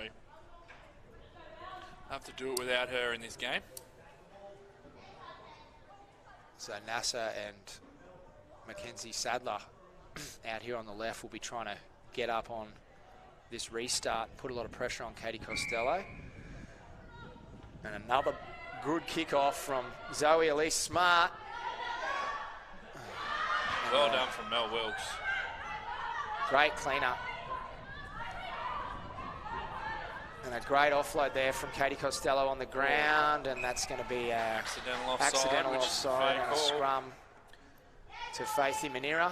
UQ just swarmed their edge. And they did well, yeah. Got around the person with the ball. A couple of probably not great options from the Bond players there. Rather, they need to slow down past the ball, but the swarming defence of UQ really put the pressure on there. Probably just saw Mackenzie just didn't get her jump right there and had her hand in the air a bit early as opposed to just timing that, slowing her feet down a little bit and being able to bounce up as the ball's coming down to get a clean one. But it's come back to UQ's possession, so all in all a good result. And Coach Holland would be happy. Tight head. It's been turned over though, so maybe he wouldn't be that happy. As we head out to the edge now, it's going to be some good footwork from Mel Wilkes, who puts Steph Rutherford into a gap, but picked up by Melita Hicks. And then a wrestle over on the edge there. You'd want to see those UQ defenders be a bit more efficient with their tackle, and Steph Rutherford picks up a blind, and we noticed that in the last game, Parko, that Bond's boot defence on the edge was a little bit rusty, and they weren't quite in position quick enough, and she takes advantage of that. And they get up to a 12 points to 7 lead. And you just can't give someone like Steph Rutherford that kind of space. She's electric. She's done well there to make a decision, seen the space. The boot defender from UQ wasn't in position. She took that space, and first points of the second half go to Bond, and they take the lead, and they like to run from in front. Conversion unsuccessful, so is that going to be a telling factor in this game, as it's only 12 points to 7? So a converted try would put UQ back in the lead. I think Sid Taylor coming off for a well-earned rest, and Mackenzie Wheel coming on.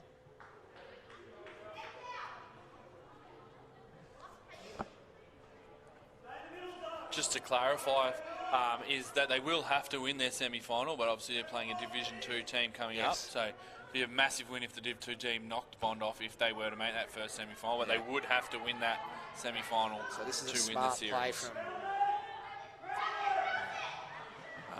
Caitlin Irwine, unsure of the... Just didn't understand the laws there. If she had a grounded straight away, would have been a short arm on halfway. I think the referees awarded the Or this should be a half arm. 22. So it's an interesting call. My understanding of the law is, Reg, that if you decide to run and then place the ball, it's a 22. If you do it straight away, then it's a short arm on halfway. So Anyway, we'll clarify that with Jeff Pegg during the break for you guys at home. good run here from Zoe Elise Smart, who gets the offload away off the ground. Back to Caitlin Irwine, who's got gas. It's going to be a foot race, potentially a switch back in, and Caitlin just needs to identify her support a little bit earlier. Mackenzie Wheel in pursuit. Mackenzie Sadler in pursuit. Mackenzie Sadler puts in a good Great effort to get her. Got to make the tackle. And Done has well. got her. Mia O'Sullivan very good in Ball's support. out. Ball's out. This is exciting stuff. Great Mackenzie skills, Sadler Mackenzie Sadler. knows what she's doing there. There's Bond players splurted everywhere on the ground. And somehow it's become a line out to UQ, I think. What a chase back from Mackenzie Sadler and Wow. Melita Hicks there on Katie Costello, one of our fastest players in the game. Again, Caitlin Irwine down here just taking a bit too much contact. The next development of her game is to identify that she needs to pass that ball, Yeah, I agree with that. as opposed to just taking contact. And you see Caitlin Shave come back on, so this might be a bit of a game breaker if they can get her free. And they've gone again to the, I thought they were going to the two-person line out.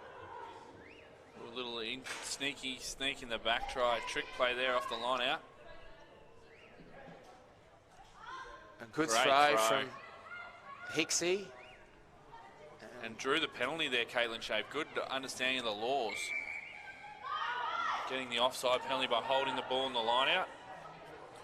Need to shift the ball here. Yeah, Caitlin's just got to identify space, and Hicksy has a little show and go. Great and tackle from Jataya Mia O'Sullivan's Fa'afu. all over that, and she survived the clean out and got this turnover. Great work from Mia. That was great teamwork. Jataya with the low chop Yeah. tackle to get her in position there. Mia on the Oh, ball. unfortunately, a knock on from Mel Wilkes. Cassie Carberry coming out for the UQ team. Caitlin Irwin going to get a rest, possibly. Yep, she does.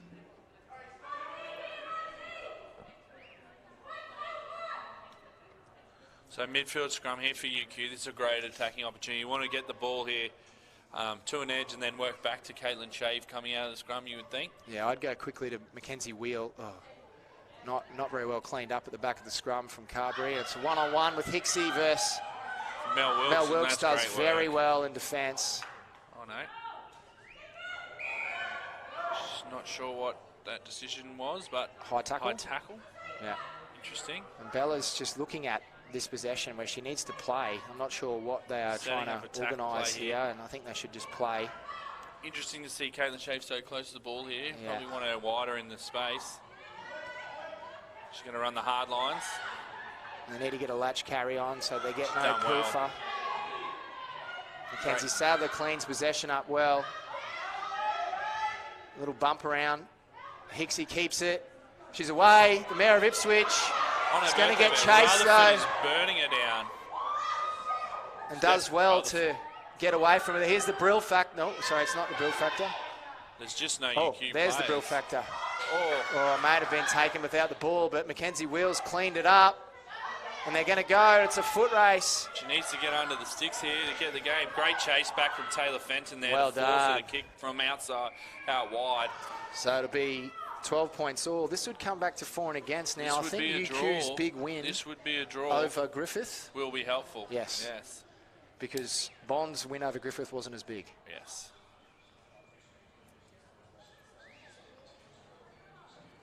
So I wouldn't put it past, I know, who's kicking. Looks like they're going to get Lillian Wilsey Kolb, to kick this. Lillian No, Kolb's Kolb's just gonna come run onto the over there. field, and she's going to come and take the ball off Wilsey. She wants to do it quickly because you only get a minute to do this, and she knows that. Oh, that's a worm burner. It's And that's the gonna end be of a the draw. game. So a draw, I'm thinking, would see UQ take top spot. Probably go through on points for and against. But we will confirm that for you when we come back for the Div 2 game.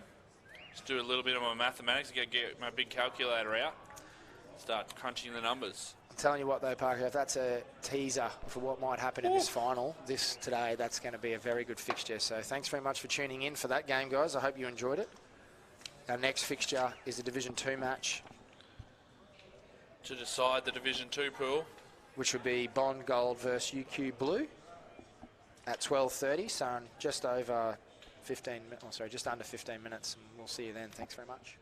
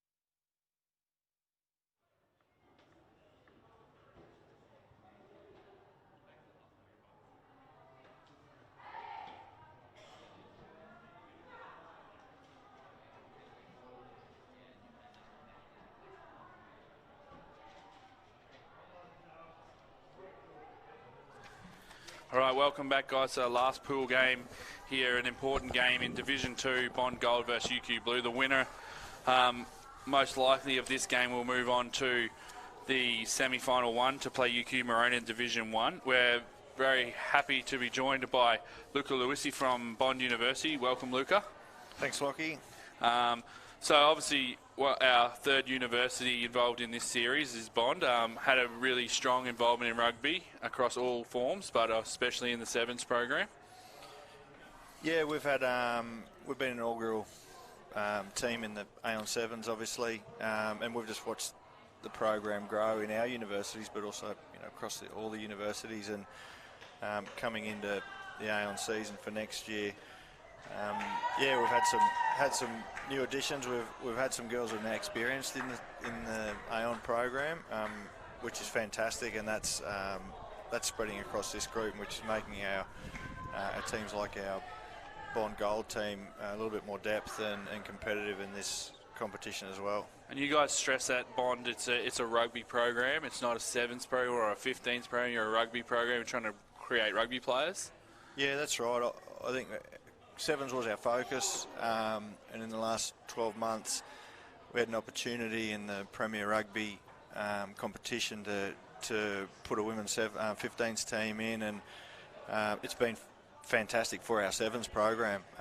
So we've got girls playing both. Obviously there's girls who will choose a pathway, and we'll support that as well, but it's been really good for the girls to get a bit more rugby and understand the game of rugby, and understand the game of rugby, and they're learning so much from playing rugby. A great little turnover there from Emily Byrne. She's one of the girls from the Darling Downs that's in your program, obviously based on the Gold Coast, but not selective to just Gold Coast players or students coming to Bond. Yeah, we've got a lot of girls from all over the place, and girls from Toowoomba driving down. Emily's been fantastic. She's a real workhorse over the last 3 weeks. Georgia Sim there as well, another girl from Darling Downs, and she's been really impressive, obviously. So they're doing a really great job up in the Downs in their women's rugby. In our blue team, Mel Wilkes, is driving 2 hours down to training a couple of times a week, and she kind of epitomises our club and our trademarks of being involved in the club and sacrificing, team before me. So yeah, there's a lot of opportunities for girls.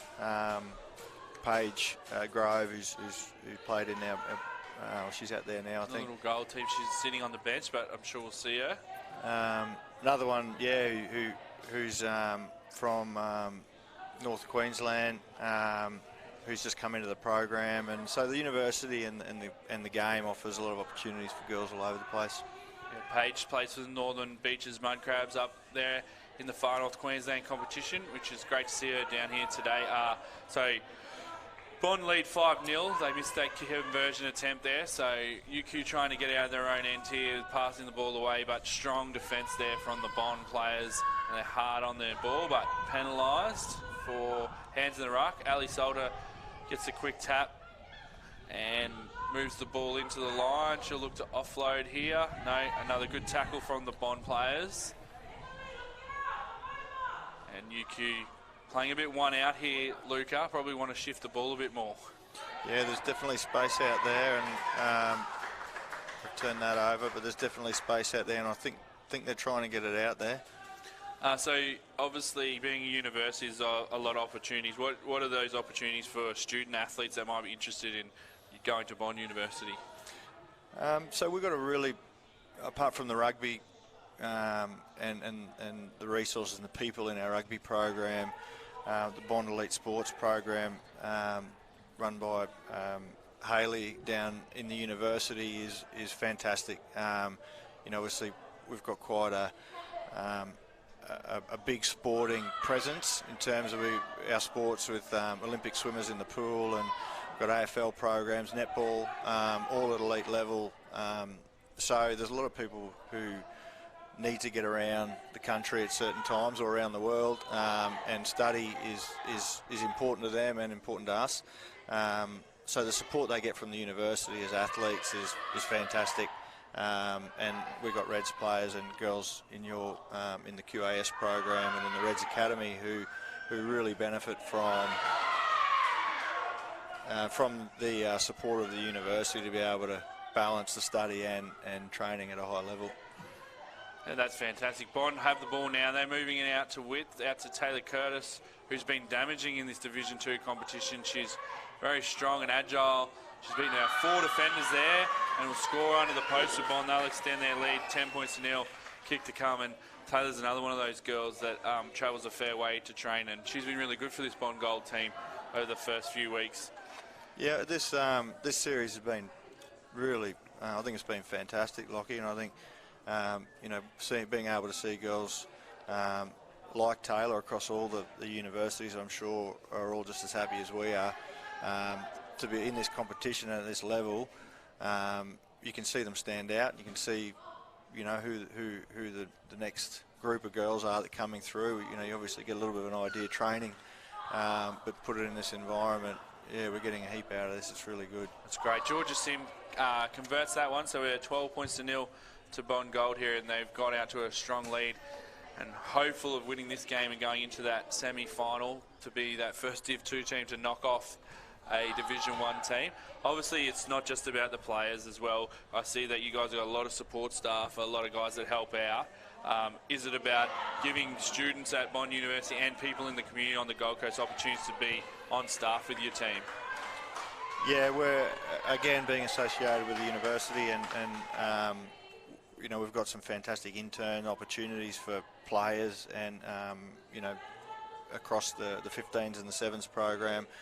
And then opportunities also around the Gold Coast for coaches. Obviously, Lawrence is one of our coaches has been coaching in the women's space and the girls' youth space on the Gold Coast for a long time, and he's been instrumental in attracting touch players and other players to the Gold Coast. So it's great that he can be associated with an A on 7's, and we're lucky to have him. And I think our relationship with the Gold Coast Districts Rugby Union is really important as a premier rugby team, but also as an A on 7's pathway. We need to make sure we're helping grow the game. So eventually we do see the fruits of all their hard work. And a great try there for number 3, who is Atlanta Peters, who had their first tournament last week. She scores under the sticks, and Georgia Sims speeding the game up there. Gets over, and we're up to 19 points to nil here at Bond Gold. UQ, we need to get more possession of the footy, get out of their own half here. They've just struggled to get out, and we've talked about this a lot over the tournament, Luca. Possession is massive in the game of 7's. Yeah, it's and then it's what you do with the ball, but it's just draining, isn't it, to not have the football and to be chasing it around, and there's a lot more decision making in when to attack that ball and getting organised. But yeah, you really need to look after that football when you've got it. Great tackle there from Emily Byrne.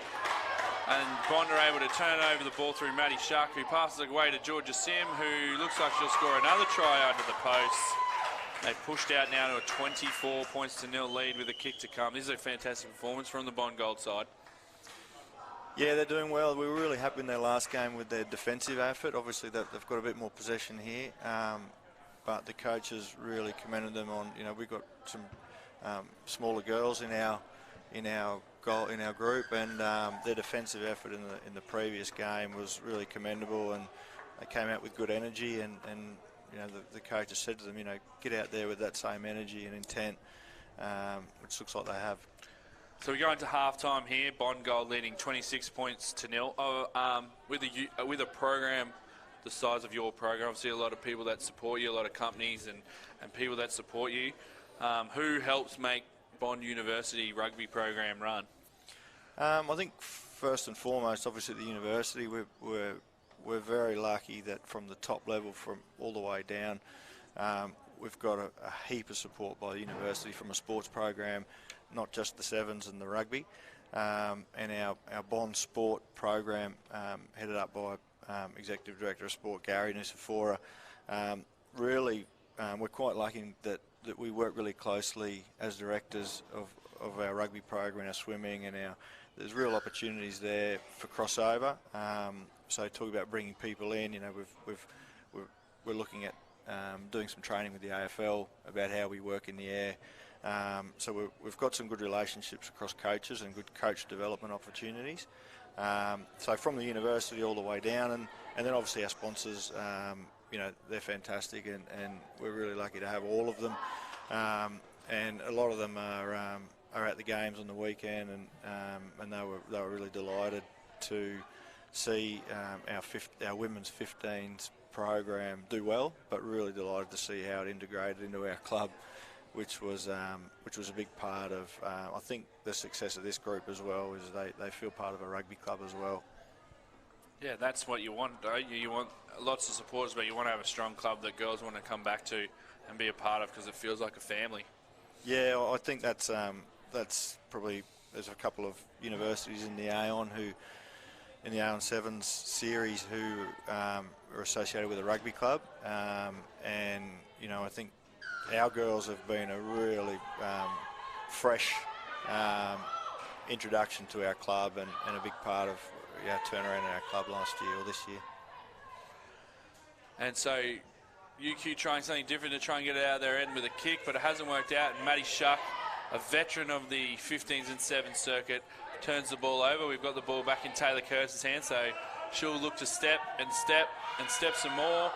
She stepped pretty much everyone in UQ's team. Now she has stepped everyone in UQ's team. They've made the tackle there. And Tay baits into the contact, but UQ holding on strong there to stop this try. They'll be looking to get the ball to width here.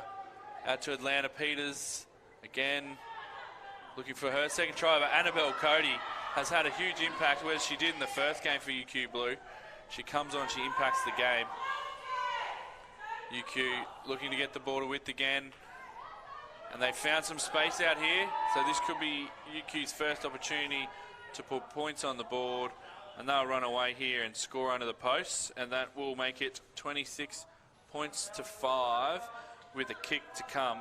We talked about other areas that the girls come from, but you're obviously very lucky to be based on the Gold Coast. It's been a hotbed of 7's talent in the youth. They've obviously won the youth state championships in both age groups for the last couple of years. So you're lucky to be based where you are and have the support of the Gold Coast rugby clubs that then feed their players into your program for Aon.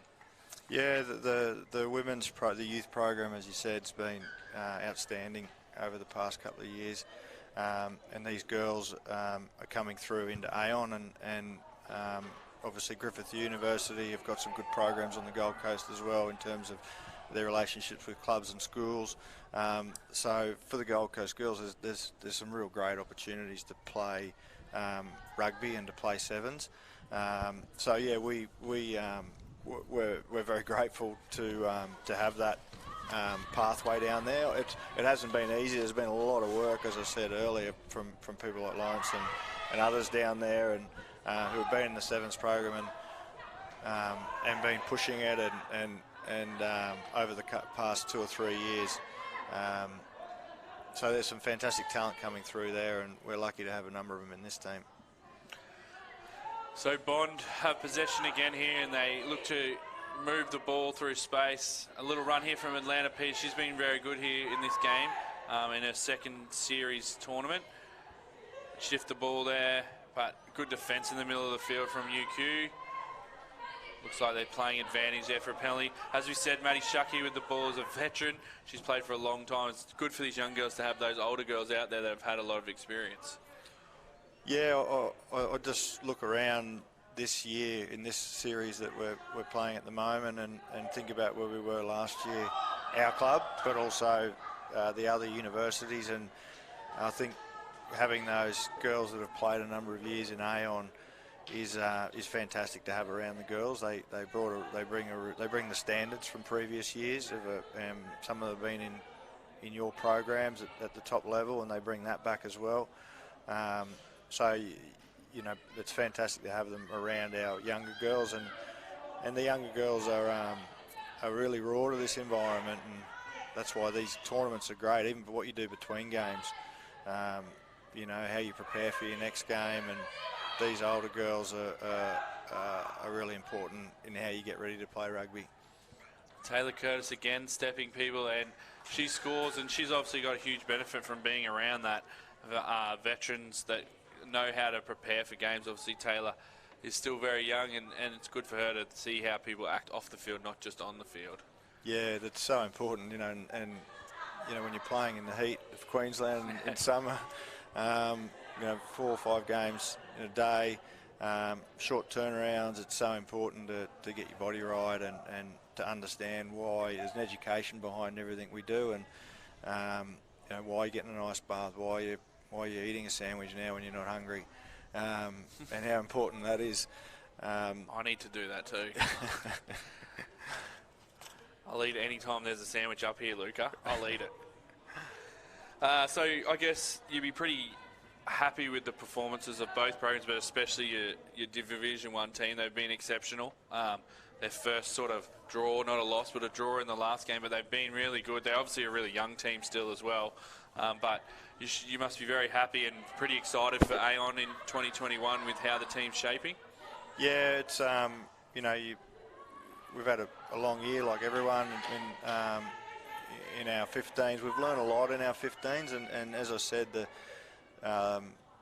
initial reason to put that team was to make our 7's girls better, and we've seen some of the girls really step up and understand the game of rugby, which was really important, and the decision making around the breakdown, when to go in, when not to go in, you know, off the ball, what kind of work you need to do, and so that's been really, really great for our program, and even the young girls who came in have already got a little bit of a head start on the game, or understanding the game. So I think, you know, we're in a much better spot than we were this time last year going into an Aon series. Still plenty of work to do before the Aon, obviously, and it'll be really interesting to get to those, get closer towards the Aon and have a look at some of the other teams from around the country and hopefully play some trials against them as well. I guess that's an advantage of a tournament like this, that the 3 Queensland teams have gone at it over 3 weekends in tournaments when some of the other unis are probably sitting back not with that opportunity, so this is a great opportunity for them to get to play. Yeah, for sure. This and as you know, we've done something similar to this in the last couple of years, but it hasn't been to this level, and with the growth of everyone's programs, we're getting a lot out of this, coaches, and I think, you know, Queensland Rugby and Rugby Australia will benefit as well. So yeah, we're very, very lucky and happy to be doing this for sure. So another try there, one for Matty Shuck to say we should be happy to get a meat pie there and kick through the goal. So Bond Gold will win this game, 38 points to 7, a comprehensive victory here, and they'll go top of Division 2, which means they move on into the first semi-final where they'll play UQ Maroon, which could be very interesting because they could end UQ Maroon's hopes of a series tie or a series win. So you'll be pushing your Bond Gold girls here for this big semi-final. Yeah, it's awesome. It's great to get to the pointy end, you know, of any series. You get to the pointy end, and these last games, I'm sure we're going to see some cracker games this afternoon amongst all the teams. So yeah, thanks for joining us, Luca. I'm sure if people are interested in getting it out to Bond, they just get in contact with their club, and you'll be able to help them get them started on their journey. Yeah, for sure. You know, if you can get in contact with the university, they'll definitely put it onto the rugby union club, obviously, and happy to show parents and students or prospective students or rugby players around. And we'd love to see anybody down there who's keen to play 7's. Good. It's great to see the Bull Sharks coming along. We'll be back at about 1:30 for our first semi-final, which will be UQ Maroon versus Bond Gold. So we'll see you then at 1:30. Thank you.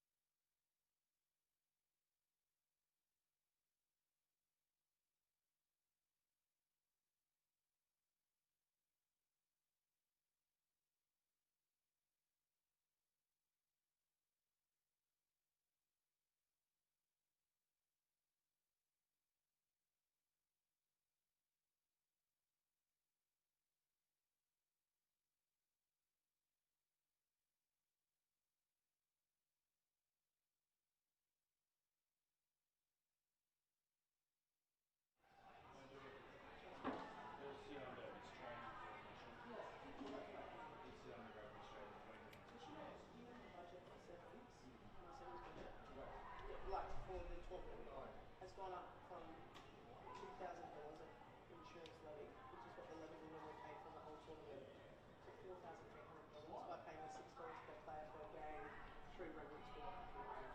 Yeah. So it's $2 to QRU, $2 to Rugby Australia, and $2 to the insurance company per player per day, which then has increased from $2,200 we paid last year for the insurance levy, and now it's $4,800. Trying to get money in the service. That was cheap, wasn't it? Yeah, but I wish I'd known before, so I could put my regular fee up. Because, just 500 for late and 250 for everyone else. Sometimes we were winning $2,000 in college and that amount of nothing. $250 for college. That's not my $2,100 for late. Welcome back, everyone, to the Queensland University Super Series. Our first semi-finals of Division 1, and it's a different contender this time. It's UQ Maroon versus Bond Gold. So Bond Gold back to their winning ways in Division 2 and have finished top of the pool, so they get that 4th spot in Division 1 now. Pretty much secured the win in Division 2 as the top team of Division 2, so well done to them on that. And it's a credit to their program, their coaches, their managers and everything, and how consistent they've been through the day. Talking to their coaches just in the break though, Reg, they've lost a couple of players due to work for this match, so it might be a bit of a struggle, but they'll rip in, they'll have a go, so that's all you can ask. Yeah, UQ Maroon on song today. So Bond Gold are going to have their work cut out for them. I see UQ's strength and conditioning coach Joe Kirkpatrick's back in the fray today. That could be the difference. That could be the game changer for UQ. That big Joey Kirkpatrick is back out there with the side. You can see him out here doing social feeds for the girls. He's very well liked with all the players, and they really get around him. So it could be the difference, a bit of a smile on their face. Just that internal motivation. You've got to think about that in a tournament day. How do you motivate your players? And Bond Gold, they'll be up for this challenge though. They want to try and knock off a Div 1 side. We haven't seen it yet, but I think if any team is going to do it, it's this Bond Gold team. They've been strong. Looks like Georgia Sims missing though, and Maddie Shuck, so that's some big experience. Yeah, Georgia Sim played really well through Division 2 for the last 2 weeks. She's a returning rugby athlete who played Queensland Youth in 2015. 2016 in Perth? No, Wagga. Wagga, 2015. Yeah. 2015 was a youth champion, and she's unfortunately gone to work. So here we go. Bond Got to earn money. Kick off. That's a good kick. It's found touch. Lillian Kolb wants to go quick, but there's 2 people occupying that spot. Lana does well there to shut that space down, because that would have been a dangerous opportunity for UQ Maroon. See, Cass Hollands employed the 2-person line-out tactic, which causes confusion, and they've unfortunately unable to execute for this one. Bond Gold will have first use of the footy as they carry through the middle. Mackenzie Sadler able to drag down the Bond Gold defender, and they're just a bit slow to move the ball, and they're very flat, and they get picked off there a little bit through Mackenzie Sadler and Sid Taylor, who's unable to make the tackle, and Bond Gold getting a bit more depth and unfortunately unable to execute their skills at the moment. Caitlin Shave cleans up, and they've got a good attack 3 and get a good presentation, and Bellanassa sees some space down the edge, and she gets a great line break, sees there's no one around, starts heading in towards the sticks and dots it down just inside the 15-metre channel for the first try of the match. Parko. Yeah, just didn't get that boot defender in position there. Bond Gold. Bella Nasser with good vision there, and a good early try for UQ. They defended strongly, turned the ball over, and are able to turn that into points. So they'll be happy with that start. Bond Gold probably just need to play a little bit faster there. When they had possession, they allowed UQ to get their defensive setup, and we've seen today. Oh, how good Zoe's... Gave her up too early. Jeez, he's got excited there. Reggie's excited. Let me tell you, I'm sitting next to a man who is very excited today. She's just come out of nowhere with her kicking today. Yeah, has been training at the QAS squad, a QAS squad member and a transfer athlete, and somehow has developed a great kicking skill, which you can see is very important in the game of 7's. Let's see if she can hang one up here. And she does so. Hasn't gone 10 though, I've jinxed her. Oh, let's play on. That has gone through the... bounced in and then out. Through the plane. The ball's just got across the plane of the 22 there for those at home. From my days refereeing, a bit of experience there. So for those of you out there who don't know, Lachlan Parkinson was the QRRA referee, emerging referee of the year. About 20 years ago, Yeah. when I wasn't fat. Very harsh on himself too, Al Lachlan. Anyway, UQ have turned it over at the line out. Now they head out to Mackenzie Sadler, who loves to edge play and takes a hard tackle for her efforts. And Melita Hicks The birthday stepping, girl. then releases the ball well to Lillian Kolb, who puts on a good fend, and the Bond defenders have had a great tackle and turnover and just a bit slow in their attack threes there with Anna Dratini getting a great turnover there from Melita Hicks, and they'll look to kick now. It's going to be a foot race back, and I know who's going to win that one, and she cleans it up. Caitlin Shave's taken some big contact today from some Bond defenders and some Griffith defenders. She drives her legs really well in that one and gets Bellanassa for her second. So Bellanassa scored 1 try all tournament, now all series, and now she's scored 2 in 1 game. Caitlin Shave, though, impressive there, the power in the contact. Got a couple of big hits there, but kept fighting and able to get her arm free and offload. It's definitely been Caitlin's best tournament to date. And Zoe Smart. Reggie's going to get excited again here. Everybody get on the edge of your seats. He's going to go to the threshold of pain. Oh, well, it was a good restart. Not much of a conversion. Didn't quite have the legs there, but The biggest thing for Zoe is going to have to learn how to kick under pressure and fatigue. you can see In the it's game of starting sevens. to fatigue in her kicks. So she'll have to work on that. Bond Gold just need to have some possession here, so they want to secure the kickoff, hold the ball, and look to move the ball around, use their physicality here against UQ. A great kickoff. I'm excited now, Parko. Sid Taylor probably should have put more pressure on that kick. But unfortunately, she didn't. And Bond Gold moving the ball through Diaz out to the side to... Oh. Kayla Curtis has stepped a lot of people today. She runs backwards, sideways, backwards, and just breaks the line at will. She's so strong. Zoe says, well, I want that ball. Yeah. And she gets whipped into the... yeah, fair enough. No ruck, so we're play on. And I think Taylor might have lost that one, but she's Played also... the ball on the ground.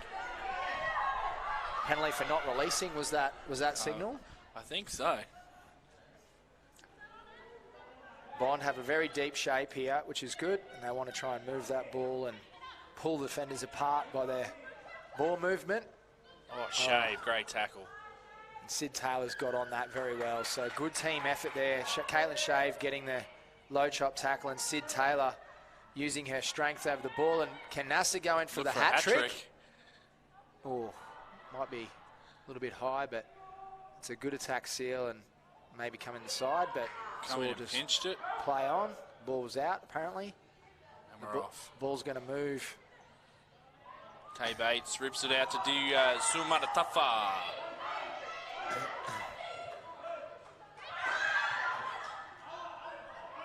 And for all you data lovers out there, Zoe Elise Smart's had the highest metres per minute out of any QAS player on the field. It's a lot of work rate there from Zoe. She's working hard. Oh, good contact. And Sid's been rewarded for her turnover, or he might have said the attack seals come off their feet. I'm not sure. There's no signal. Or hands. Playing the ball on the ground there. Hands in the ruck. Was the call? And looked like we just pointed to the sticks, but no, that hasn't happened. That would have been an interesting call, 45 out to go for goal. Zoe Lee Smart steps up. No. Caitlin Shave's got the ball on the edge now, and Good to see her go to the outside there. yeah, she's learnt from her misdemeanors last week, and Mackenzie Sadler's not able to clean that up, and it's getting a bit sloppy here. Is that a yellow card? Yep. Show her the cheese. There's some cheese. And now Bond Gold. Great opportunity here, 7-on-6. Tay Bates taps the ball, runs into the line. Still got the ball, looking to pass. No one wants to tackle it. Oh, that's a high tackle there from Mackenzie Sadler. No, nothing stopping Tay Bates. She just keeps on going. I'll tell you what, Cass Holland would be not liking this. He would have just wanted an easy semi-final through a Div 2 team, and now he's got to play with 6 on the field. Bond Gold putting a lot of pressure on. It's really good to see our Div 2 teams putting in a big shift to try and knock down a Div 1 team. And a great pass over to the edge, and it's going to be Diaz versus Hicksy. And Suamana Tafa. She gets the better of her.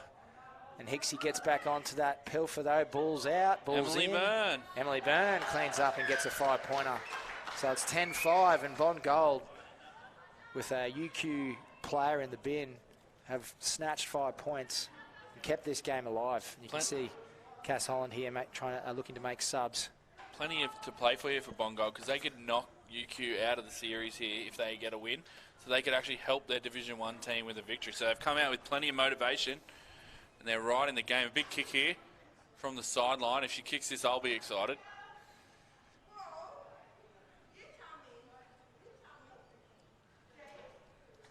Oh, great nudge. 5 metres short. If only the post were 5 metres closer, would have gone over. So half-time, what's the message from Cassie Holling? Be disappointed with the way that half finished. Yeah, they've got to maintain their discipline against this team. Just be a bit patient. They've definitely got more speed than them, so they can afford to maybe condense the defensive line a little bit and let them go out to the outside channels, trying to isolate defenders, and make sure they make their one-on-one tackles. You see where Shave gets a good low chop, Sid Taylor gets over the ball. They're very effective, but in this little bit of passage play before, they just let defenders run with the ball and let little offloads happen. So they need to stop that. And then when they get the ball, play to width, use their pace, get offloads away, and they should be able to seal the game. Should is the operative word. What do you think Coach Narazi's message is here to his players? Well, he'll want the complete opposite. He'll want them to take one-on-ones with their bigger, stronger ball carriers and trying to get line breaks and get offloads away. And then he'll want to try and have heavy line speed in defence to shut down the outside channels for UQ.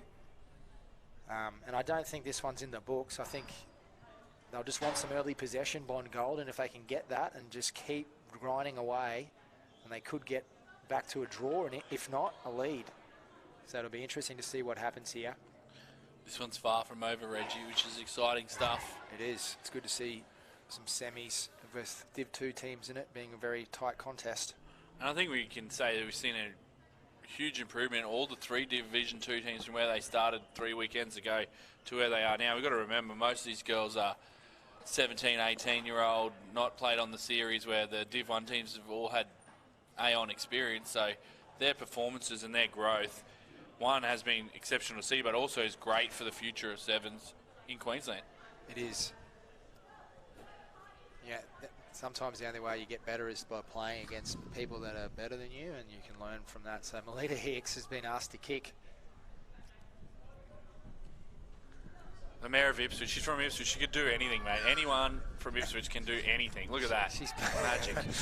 Oh, it's a turnover. Stop it. Mayor of Ipswich. Mackenzie Wheels comes straight on and continued in the same fashion with her good, strong ball carries. And Jamie Cope fires it out to the Mayor of Ipswich, who's back in the action, and shifts it on to Mackenzie Sadler, who's put in a good shift today. And because there's only 6 on the field, they're really struggling here, and that's gone out. Foot on the line. Bellanassa. Ipswich, the breeding ground of talent. One of the greatest 7's players Australia's ever produced, James Stannard, is an Ipswich boy, strong St Edmunds College boy. So the 7's hotbed, Ipswich. A little bit disorganised here, UQ. They're back to their full complement. They wouldn't be happy with the way they've performed in this semi so far, and Bond Gold would be... Oh, it's gone straight to Jamie Coate. Lillian Kolb's got it straight out to Sid Taylor, and Mackenzie Sadler's got into that favoured outside channel, switches into Melita Hicks, the Mayor of Ipswich, who's taken first 3 steps, very dynamic for the little winger. A good little switch line there, and Mackenzie Sadler's sitting down, but she did her job. Yeah, it's great to see there from Melita Hicks, the birthday girl, the Mayor of Ipswich. It was like she was running around Limestone Park there. Great to see. Any opportunity for Parko to plug Ipswich, and he will. I'm not sure whether you've noticed that. God's country, Ipswich. Beautiful place. And Melita Hicks has to convert again. It's 15 points to 5. She'll be looking to make it 17-5. Unlucky there from Hicks. He couldn't convert the try, but just gives them a little bit of breathing room here, UQ Maroon. It hasn't been their best performance. Probably a little drop-off from what we've seen earlier today. Yeah, I think they're a little bit complacent. Exciting times. Big Sauce on the sidelines is here for all those who are in attendance. Caitlin Irwine takes the field for UQ. Oh, and Wheelsy. Oh, Wheelsy had an opportunity to pick it up, but didn't quite see it. They've gone 7 up, so there's no sweeper for UQ. They're inviting Bongold to kick again. Good carry here from Anna Drutini, just bumping people off. She's doing really well. Bongold look to shift it out to the left side. No, they switch it back. No, they go back to the left. Just truck it up the middle. Bit of a settler there. Lillian Kolb had her hands on that, but not good enough to win the turnover. She's got her hands on this one, and good enough to win that turnover. Lillian Kolb's all energy, Parko. She's just energy. Sid Taylor, who's really aimed up this weekend, has just seen a potential. Oh, the Mayor of Ipswich gets another one. Dots it down for a 5-pointer, and the score is out to 20 double. points to 10. A birthday double. That's what you want on your birthday. Obviously, be playing rugby in the sun and then bag a couple of tries is what you're after. So well done to Hicksy there. Score another try. Looks like UQ Maroon will get themselves into a 3rd cup final in 3 weeks. Can they change the result and get themselves a win? Yeah, I think they want to try and improve from this performance. I think hasn't they'll been need their to best. play better than this if they want to win. So. Bongold are that team that can just come at you, though. They just don't go away. Credit to Bongold. They don't go away. They're like the Mozzie on the hot summer's night that you talk about. They just won't go away. They just keep nibbling at you. Nibbling. So Griffith. Bit of an injury stoppage here. So the next matchup is our other semi-final in Division 1. Griffith White versus Bond Blue. Obviously, Bond's first time not in the first semi-final. Yeah. What are your thoughts coming into that match? Who do you like? Oh, I definitely like Bond Blue, especially with Maddie Levi and the Brill factor. Katie Costello, Faith Manera, they're all playing very well, and Mel Wilkes chimes in. However, that Griffith side, if they can play their direct style and get those offloads away, and it's successful, and their support plays really well, then they're gonna challenge Bond. I just question whether Griffith can make it the full distance and whether they can challenge for 14 minutes is what they have to ask themselves. I've been excited by the inclusion of Morgan Tioka today, though. She's really added something to that Griffith White side, and I think Tiana Rafton-Smith has really stepped up to the mark as well. So Drew Tenney there just putting her hands on the ground before she went for the pilfer.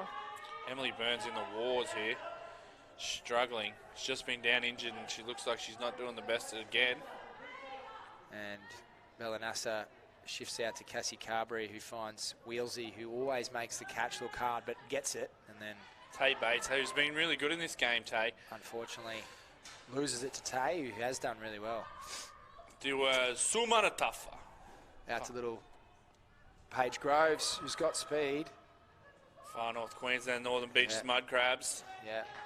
So I may have been incorrect before around saying Cairns area, but I was quite sure that the Northern Beaches is in the Cairns area.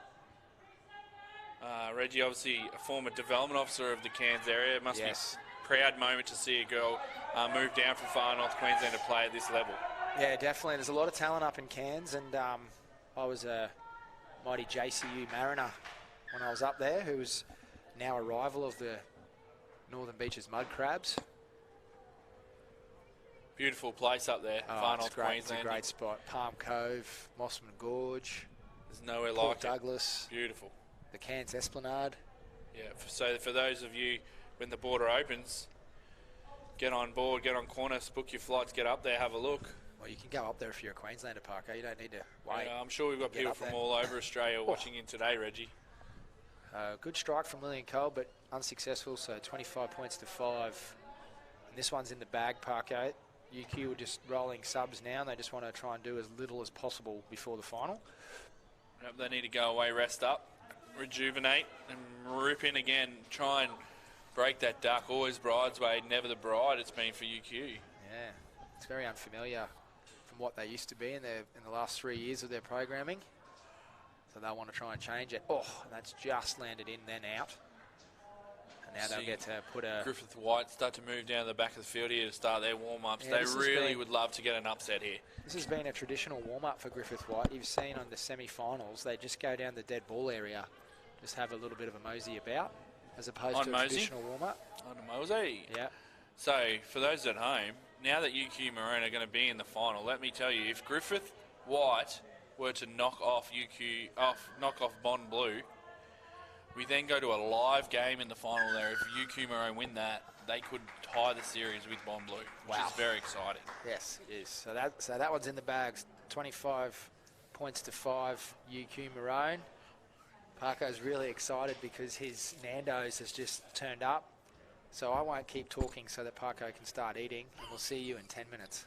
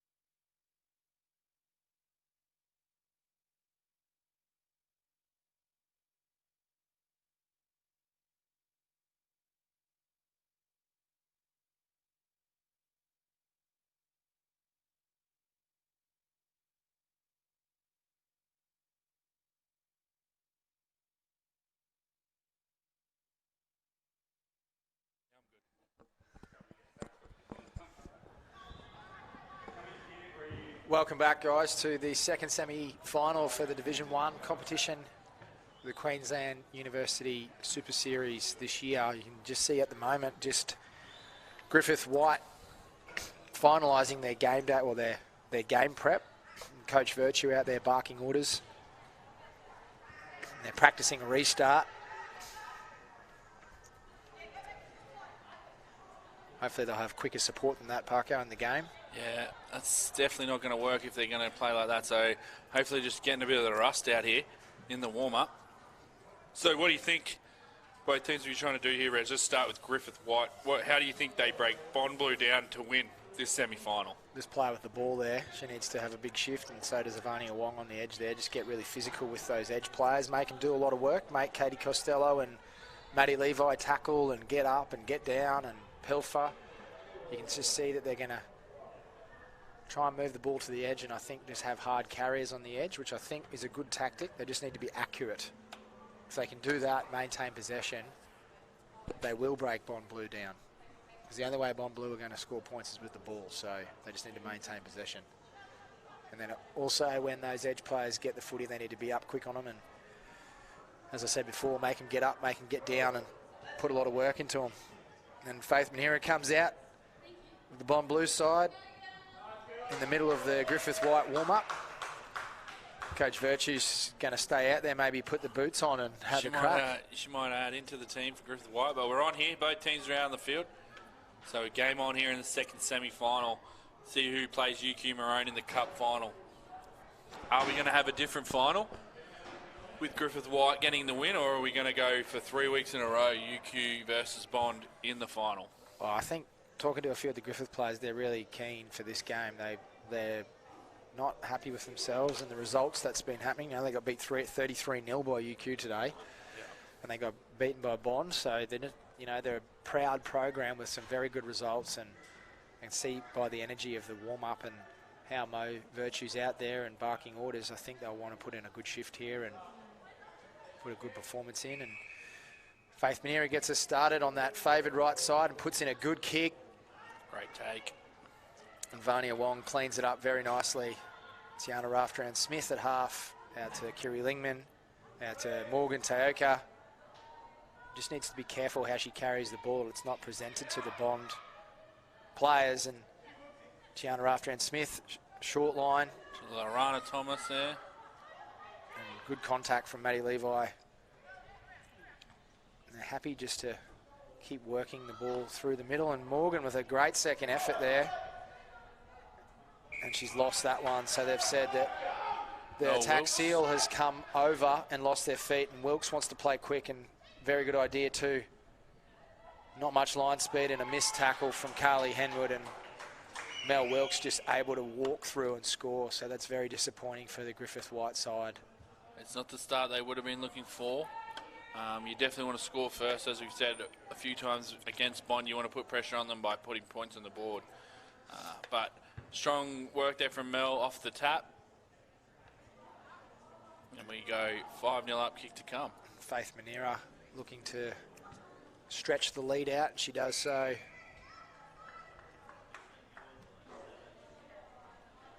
I think one of the things to be interesting to see is the position in the in-goal where Bond have scored all their tries. Yeah. Most of their tries have been underneath the sticks, which has mean that they've always turned them into 7 rather than 5. Perhaps we could get a bit of a heat map out there. Would be great if we could get a heat map going.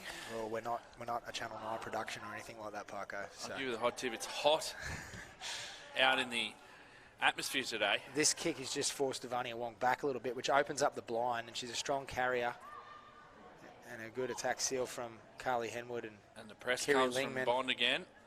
Gets it through to Morgan Taker, Ivana Lolesio, strong in contact, but she needs to recycle the ball. She does. Tiana Raftran-Smith has Destiny Brill on her on that edge. April getting through and causing a mess. Just didn't need to use her hands there. No, the kick, she said, you can't kick the ball through. Yeah, that is correct. You can't kick the ball out of a ruck. So good call from referee Jessling there. So you can see that Griffith have been trapped in this 22-metre line, and Bond playing 7 up, knowing that if they kick through, that Katie Costello and Maddie Levi are probably going to win that foot race. So it's really hard for Griffith to get out of their own end here when they're not breaching the line. And again, another error there and a knock on, which means that Bond Blue are going to have an opportunity to score. So smart defence, smart defensive shapes. I'd be putting money on. I'd be leaving Maddie Levi here, just sit in behind the scrum and Faith Manura shoot down this short side. They're going to put her out to the width. They're going to get up quick. Real They've got quick. to get up as Mel Wilkes is receiving the ball. Would be the plan. The ball spits out. And they're a little bit off. And trouble. Oof. Not accurate though. No.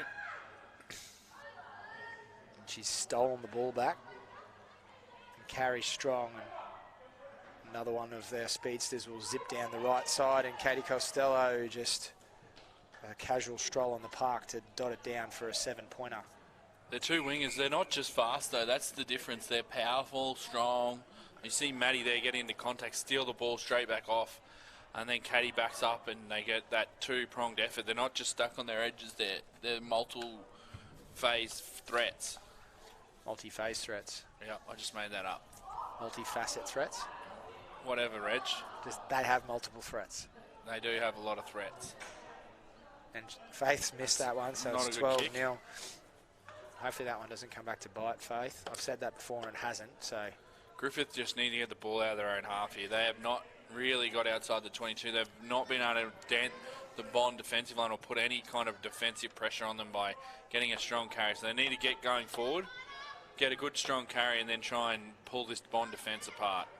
Faithy mixing it up here and going to Ivania Wong, who cleans it up nicely. And Vana Lalesio, just Sorry, to correct you Lalesio. there, Edge, just My to make bad. sure Sorry. we don't get any corrections. The ball comes out to Tiana Raftran-Smith, off to Carly Henwood. Oh, I thought she lost the ball there, and she did. Mouth guard or something came out as well. Yeah, that's a knock-on advantage. So ruled that April stripped and then a knock-on, and now there's Kick out of the another ruck kick again. through the ruck. So that ball's loose. April's just got to learn to leave it alone. Good one step pass Good from Kiri shift. Lingman. That's Ivana Lolesio. More trouble. Unable to clean up there on the edge. And Levi just ragdolls Ragdolls her her. into touch. Walks away. So 12-0 at the minute. It'd be good to see Maddie Levi get some line-out work in as well. She's a very good jumper, Madison, especially in defensive line-out. A real threat in the defensive line-out. I would have a hard time against Kiri Lingman, who's a 15s line-out specialist and has done really well there to steal the ball for Griffith White, as Carly Henwood sets off in her tracks and puts her don't argue out to Levi and Costello and April. Working hard, and here comes that mosquito. Maddie Levi didn't like missing that first tackle. Yeah, that's foul. Oh, incorrect technique. You can't just flop all over it like that. Henwood again keeps going. Raftran-Smith, Lingman, palming, fending, bit upright. Good roll work on the ground there from Lingman. Lalesio offloading.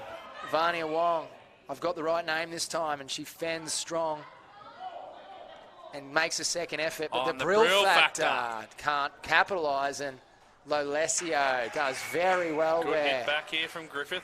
And like we said, they just needed some field position and possession, and they'd be back in this game, and they've shown that. Tell you what, Lachlan, Lalesio is looking way more comfortable in senior footy, isn't she? Yeah, obviously getting that experience of playing with the older girls has really helped her. She looks a lot more comfortable out there, but that all off the back of a barnstorming run from Carly Henwood. Carly Henwood, yeah, the mosquito. Yeah, she's gone, don't argue. And this is her game. Late in the day, we've seen it in all three tournaments, she comes to her own late in the day when other people are tired. She keeps working. She would have been frustrated with that one-on-one tackle that she missed too, to let the first try in. Yeah. So when she gets angry, Carly, she likes to prove Oh, a point. Raftran-Smith. Oh.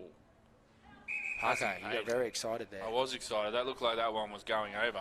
12-5 in favour of Bond Blue. So the very experienced Mo Virtue, coach of the Griffith White team here.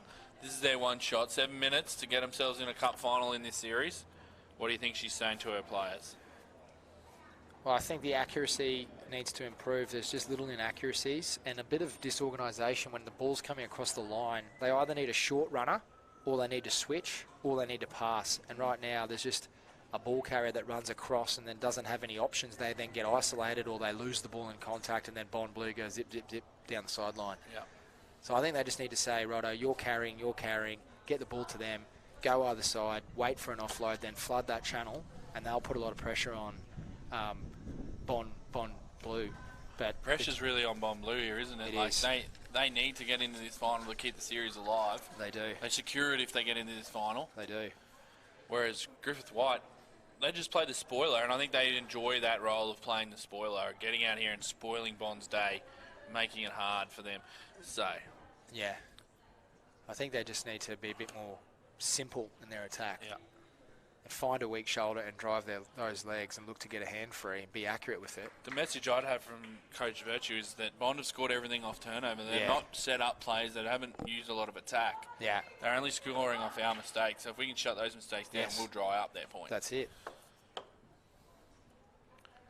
Someone in that Bond Griffith White team's just got to take control and attack and just say, you run, pass it to them, put it into a line and run, and I'll support, and then go back to the other side, do the same thing. And that was what Carly Henwood showed in that carry to get him in the first try. She just said, give me the ball, I'm going to run as hard as I can, and no one's going to stop me.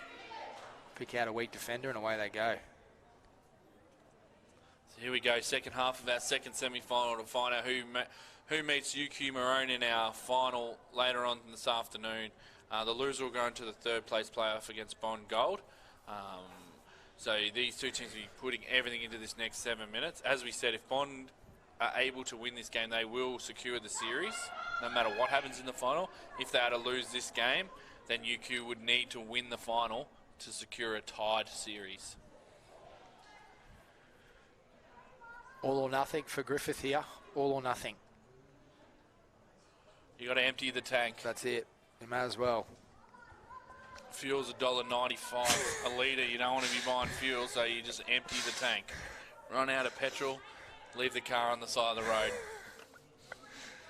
COVID prices. Here comes Tiana Rafran-Smith with a good restart. It's hanging.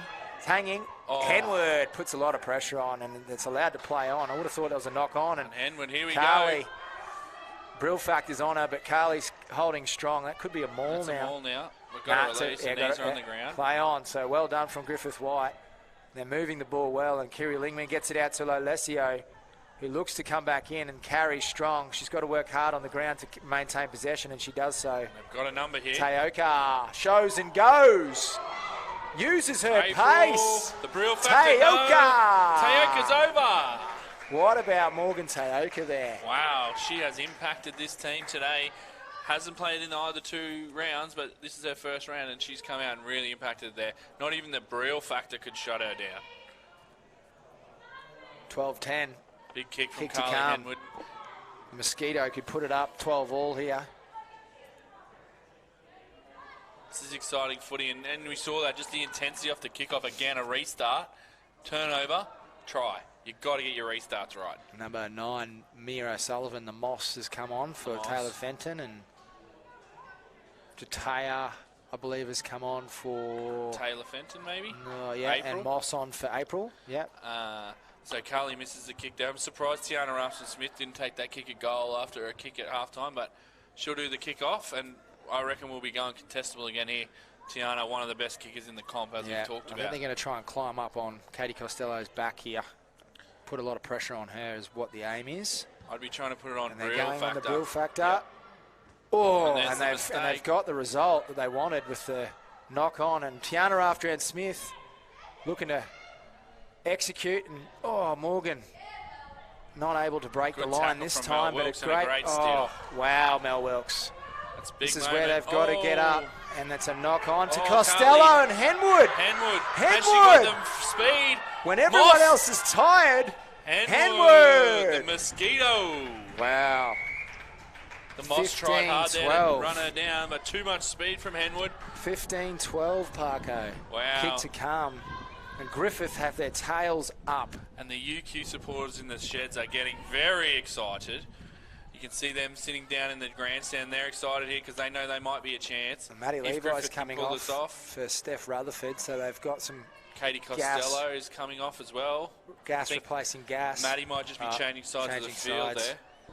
So they know that Tiana Rafran-Smith's got a better left foot area, left edge area where her kick's coming from her right foot to her left. So they put who they think is probably their best I'd be aerialist in that surprised spot. someone should go and help Destiny Brill here because that's where they're going to go. I'd They're kick going to go long. at the Brill I'd factor. kick long over Mel Wilkes' head here and just try and trap them down into their edge. Play 7 Yeah. up.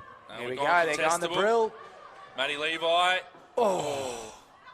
Mel Knock Wilkes back. to chase that. Oh, it's a line it's out gone to out, Griffith. so it's Griffith's ball. Oh, I don't know whether you can stand 5 Throw it into under them. 5 What would that metres. would be? That would have been a half arm. would have been an interesting call for the referee to make. Would have been a big call in a big moment. So you've picked it. They've put Maddie Levi in the line out this time, but I'm backing Kerry Lingman She's here. a She's very good defensive experienced. line out jumper, Matty Levi. So this will be interesting to see how it works out. I'm going to say Kerry Lingman, the 15's prowess will come through, and it has, and it's Too much sloppy, but speed. they've made it. Here we go, out to the Paige edge. Nakora gets a good carry. She needs to clean the ball up, Oh, strong carry. and she. And Mel Wilkes goes, I'm going to dump you on your back, but doesn't. Here's result the in Moss, that. and the she's Moss on is it. all over that. She's on it. Like she'd be No, on a she's rock. off it. So she mustn't have had the ball for those people at home. Must have just spat out the back a little bit. Here we come. Tiana Upson-Smith will take the game on herself.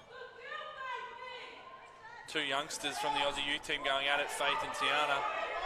And she needs to get a good ball press here, Kerry Lingman. She does so. There's some good line speed, and Carly Henwood's isolated. Great Faith tackle. Manera is very good at ruck decision, and she's made a great. Oh, I'm pretty sure that's. Oh. Wow, kick through again. So they're really into the kick What- coming through. Do I you wonder go how to much the line time's out left. here, Reg, with such a strong line out? Do you go to the line out here? I think they will. They'll go to their line out. Carly Henwood puts in a touch, been doing a lot of work on her punt kicking. So I've just been told we're 11 minutes 35. So 11 still minutes 50 plenty of into the time. game. Lots of So, time yeah, lots left. of time left here. Sorry for those viewers at home, we can't see that. And there's no clock here at Ballymore. Kerry Lingman designing her line-out players what she wants to do, and she gets up in front. And a great little, I think is that organised, that tip back with the I reckon it front could be. lifter. So Paige Nakora, she wants to make sure she holds her feet, and they Good get this offload. second touch, which is what they want. They're just Wilkes trying is all over Henwood there. yeah, and they're going to come back to this edge and look to carry, and they do so through Lolesio. Oh. And the ball travels slowly but surely, and Switch to Lorana Thomas onto Paige, back to Lorana Thomas. She's open. Faith, that ball's come loose, and this is the transition that Bond want. If they can get the ball out to this side here, it's game over. It's very slow, very slow. They've done well there to just They've slow got the Steph game down. Rutherford to their left if they go, and they will, and that could be the game if she catches this. See you later. Just too much speed. So Griffith White will be They kicking might get one themselves more there. chance here. Yeah, they might get another possession though. So Bond smart here. They just chew up a bit of time. 17 points to 15, just a 2-point lead. Doesn't really matter about this kick because if Griffith White get another dot down another 5-pointer, it'll be. They'll want to take their time with this kick just to chew up the time. But that was just. So there's 40 seconds after this kick. So they will kick it off. Or Moss 40 coming seconds off. total. Doesn't look in the best of. So that might be nick. full time if she wants to. No, No, we're they're gonna going to have a get kick another off. restart. Yeah. So game on. So Griffith showed there that they can attack. They just got to work in their threes and not give Bond opportunities to break down off turnover. I don't like how they're only getting to halfway of the field and then coming back. Maybe perhaps they should stretch them just that one pass further and try and move the Bond defence a little bit more because they're coming back into a lot of traffic. Lovely nudge there from Coach Barker. I think there's only going to be one more play, so it doesn't matter how long this takes. This is it.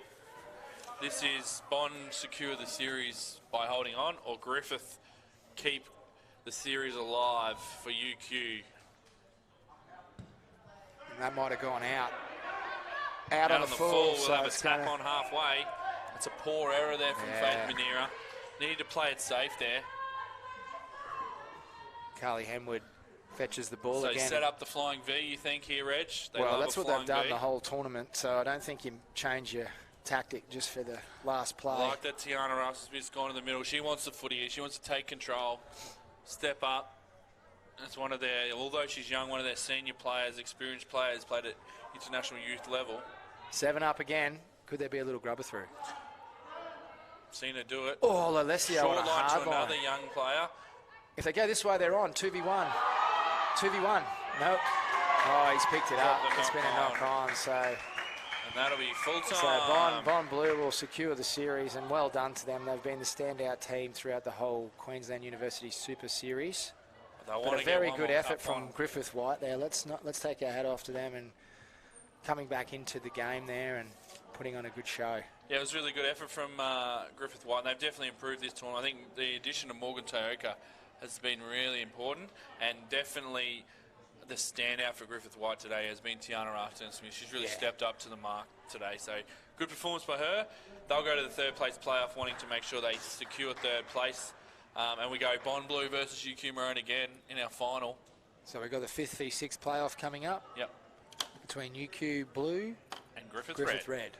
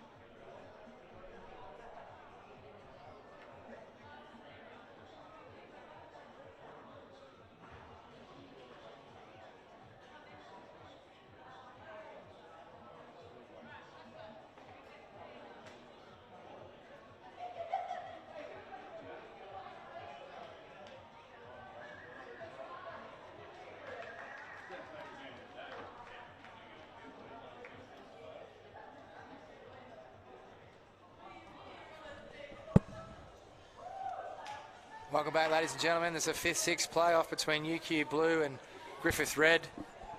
I've got my sidekick here, Lachlan Parkinson. I'm excited to be here. I love this game, the 5th-6th playoff. It always brings a lot of excitement. It's been a close match in the last couple of weeks, so excited to see what we get here today. Eloise Schleck going to kick off for Griffith Red. See if she hands out any cheese platters in this game. So UQ have done a weird 3-4. Alex Gennon looking to receive the kickoff, and they run straight into Riley Batty. And she belts her. Good work on the ground. Tess Littleton rips it out there. They're playing nice and deep, but not going forward, unfortunately, for UQ. They've got some numbers here if they can stay straight and engage, but they're unable to do so and knock it on the edge there. So good defence from Griffiths Red. Yeah, just kept their shape there and forced UQ Blue to go a little bit sideways as the arrow came, and now they've got a great attacking opportunity. I've been impressed with Riley Batty today, Reg, young player playing her first tournament. She's shown a lot of good skills, so I would like to see her get an opportunity off this set piece standing out at the centre.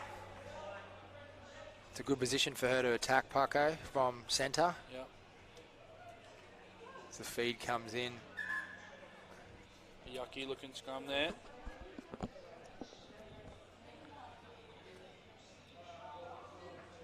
So these girls will just want to finish off the series right, and then they can go away and start their preparations for AR next year, try and fight for those top 12 teams. They would have learned a lot over the last 3 weeks. Tight head. That's just been spun right out, and Tess Littleton cleans it up. Ali Salter. Ali Salter's got gas, and she moves the ball, but it's unsuccessful. And Asako Ono cleans it up. That'll be a forward pass. Throws a forward pass.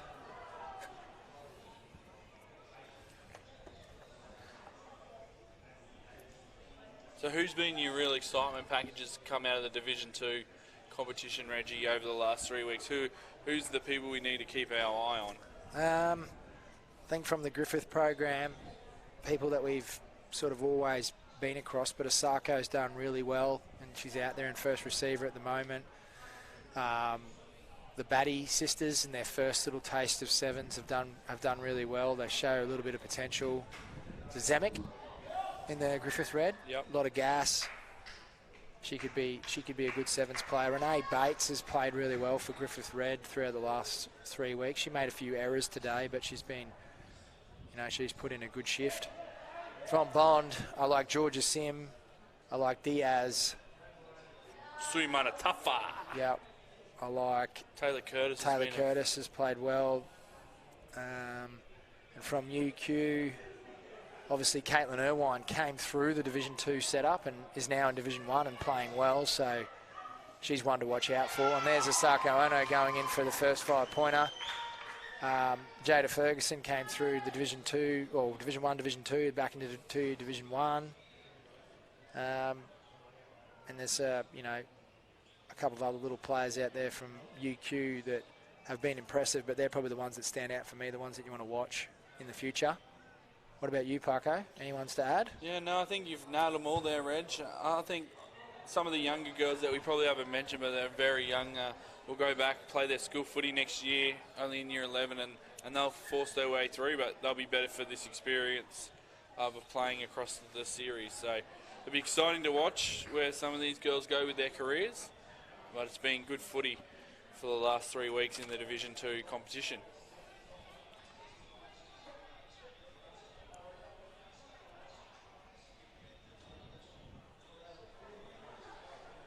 So Eloise Schleck here again. We'll look for a contestable kick here. Just testing that grass with a few bounces and puts up a great contestable kick. Oh, good take there. Is that Amber Kimball's sister playing for UQ? Looks like it. I'll confirm that for you in a second. Reg, once I get through all my paperwork here, looks like the only team list we don't have is the UQ Blue one at the moment, which is disappointing.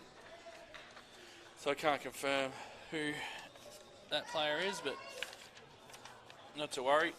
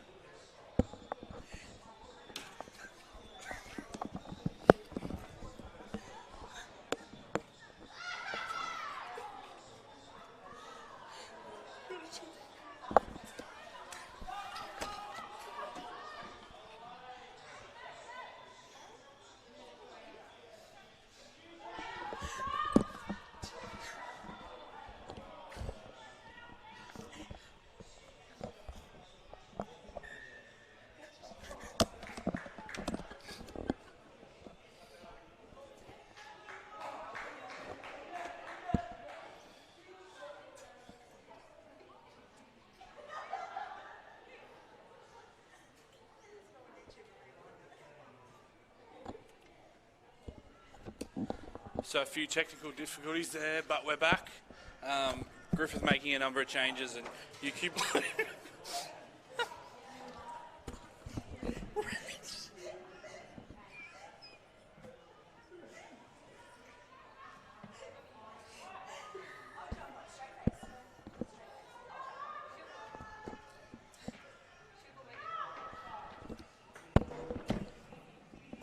Regis just have to leave us quickly, so we're really excited to invite Carly Henwood up from the Griffith White team and also a QAS 7's player to the table.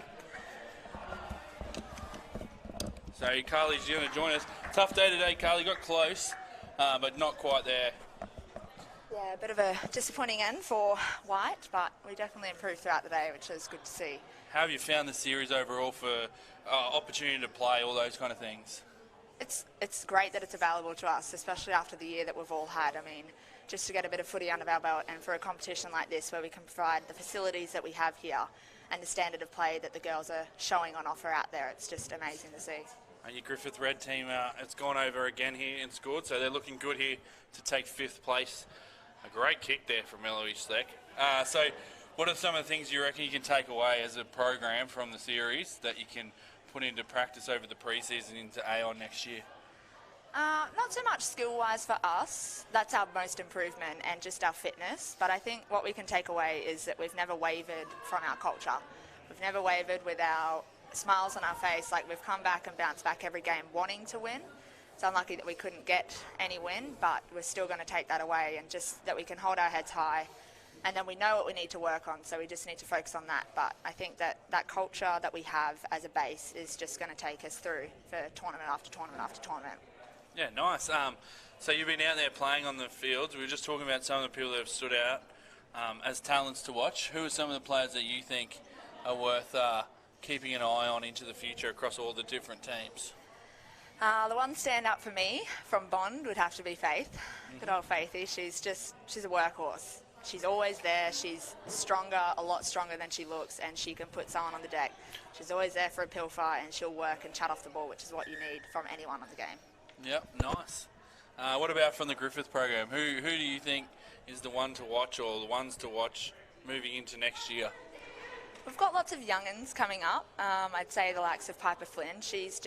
I watched her at Nationals Youth last year, and the progress that she's made from then to now is just been outstanding. So I can't wait to see what she does from now until Aon next year. And hopefully she'll get a bit of time here. See her sitting down on the bench now, so hopefully she'll get some time here in the second half as the teams move back onto the field. She's actually injured at the moment. Oh, she's injured, okay. She won't get on field. Well, I wasn't passed that information, Carly, which is disappointing that it wasn't passed on to the commentary box, but we'll deal with that later. Yes. So,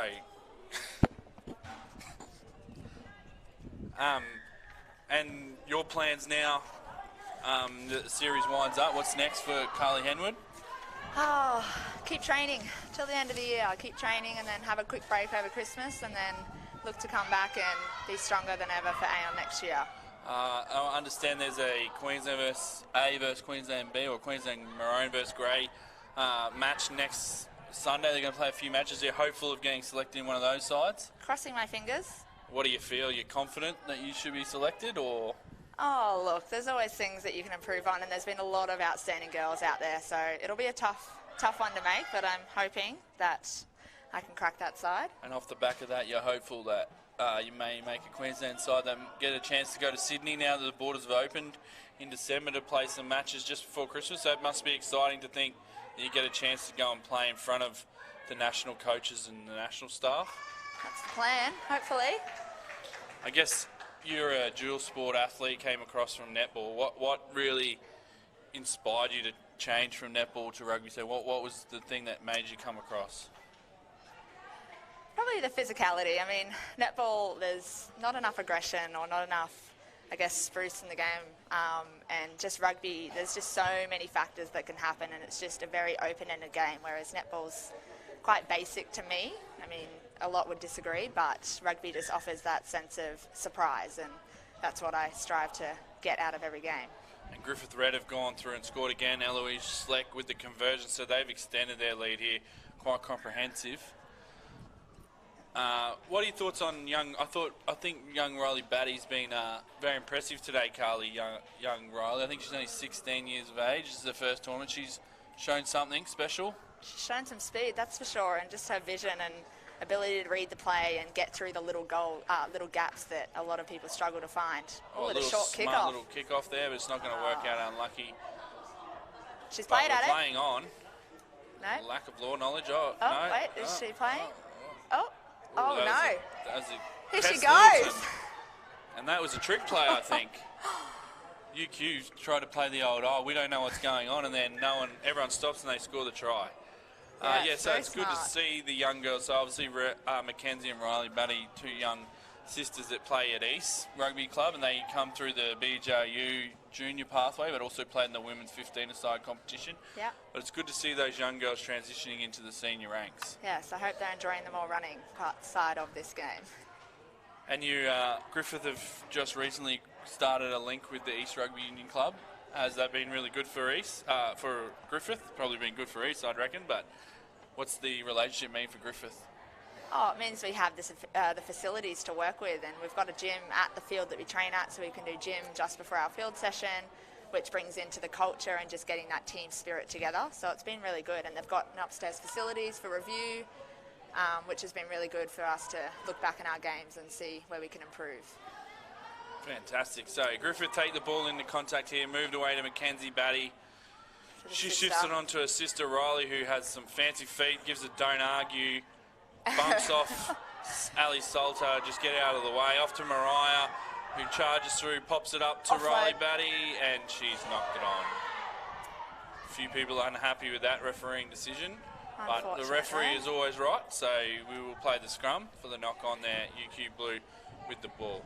So again, Riley Batty showing that bit of X factor ability to move with the ball, but also be able to take contact and be physical. Yes, you saw there that she did the ball transfer and fend, which is vital in the game of sevens if you want to beat a defender.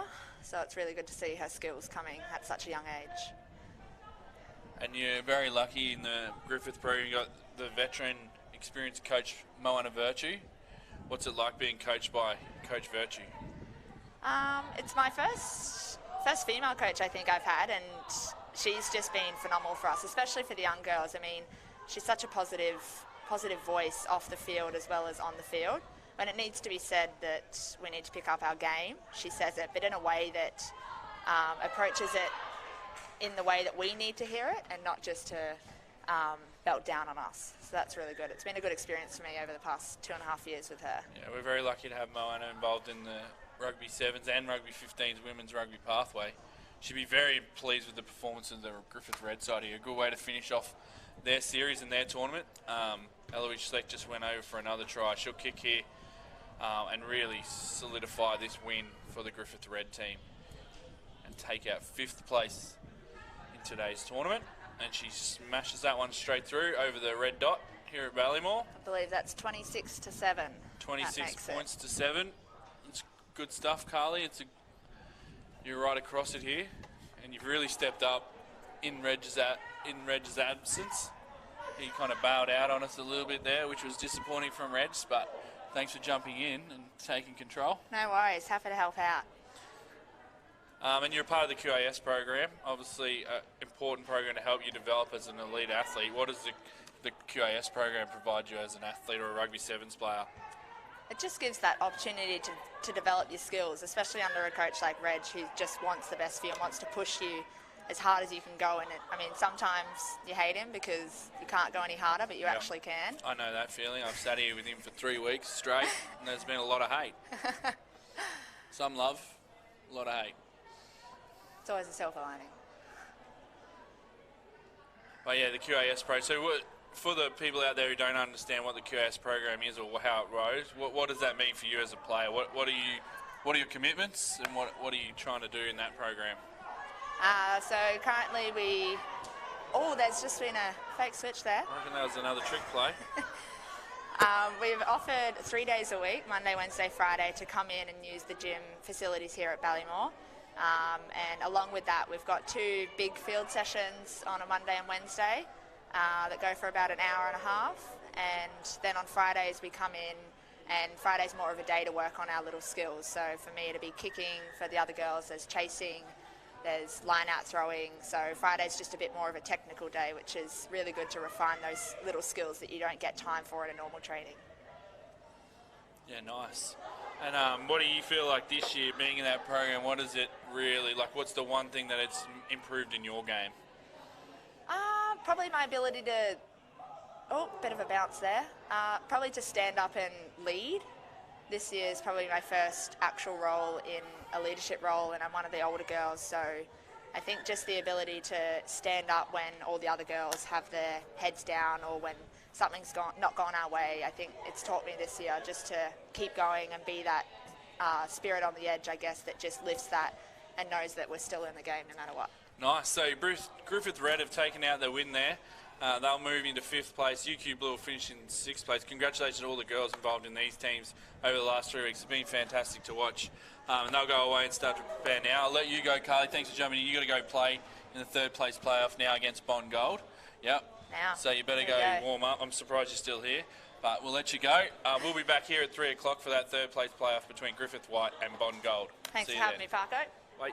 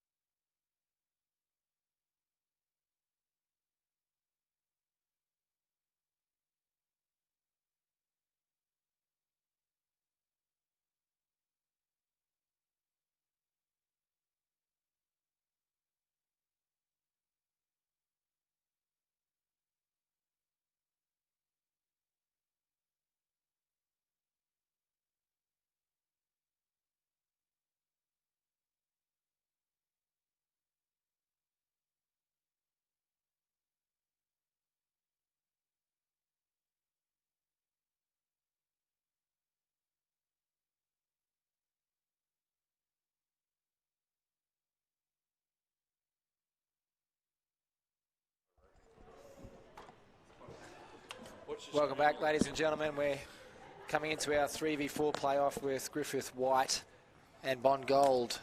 Yeah, it'll be exciting to see. I reckon if any Division 2 team's going to knock someone off, this Bond Gold team is up for it today. Yeah, they have. They've been playing really well. They gave it to UQ Maroon for a good 7-minute period there. So if they can continue that for 10 minutes or so, it should be a good contest between Griffith White and Bond Gold.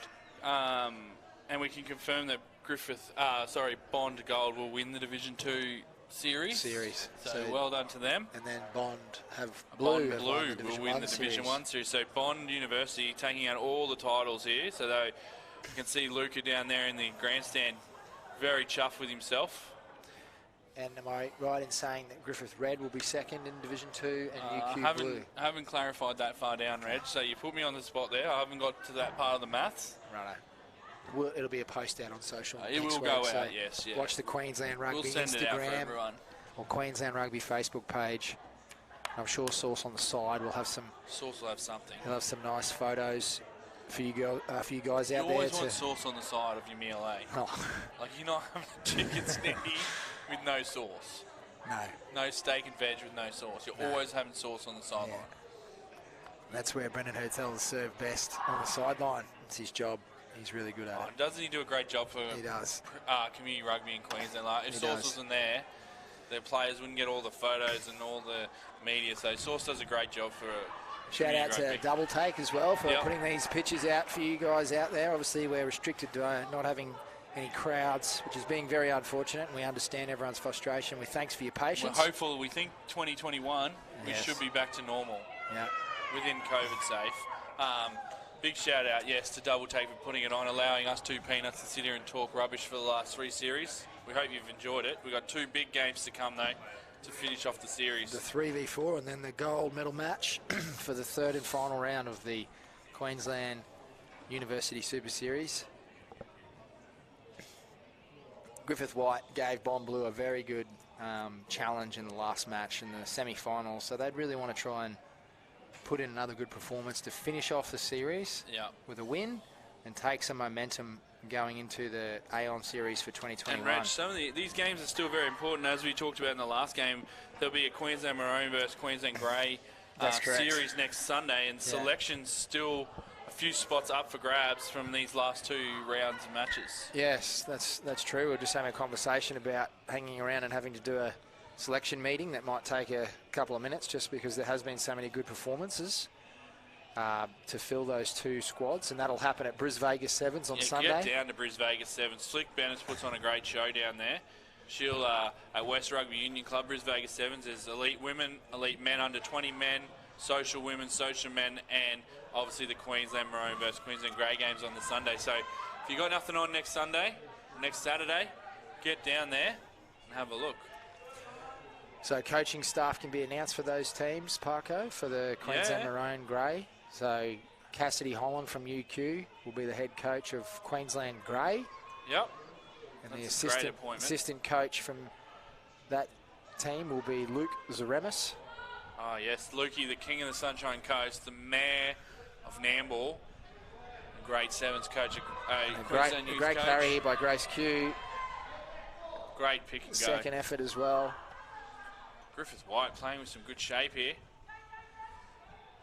Henwood shifts the ball. Oh, an unfortunate little knock on there from Lily Black. And then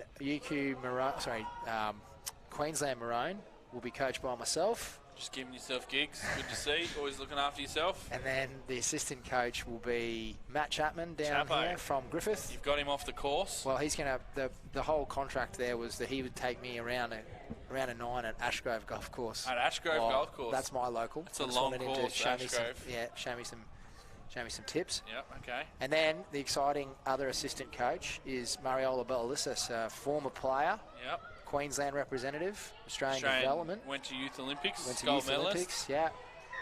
And she's the assistant coach for UQ, so really good opportunity for Mari to coach at the next level, and a great try there from Tiana Raftrand-Smith. Yes, had a good day today, Tiana. Someone that has huge potential, and I think she'll be looking to further her game in the next year. Now she's finished school, so she just finished school, just graduated from Kebra Park State High School, which is a vice captain. Yeah. So now that she's finished her schooling, she'll be able to really rip in and concentrate on taking herself to the next level in rugby sevens.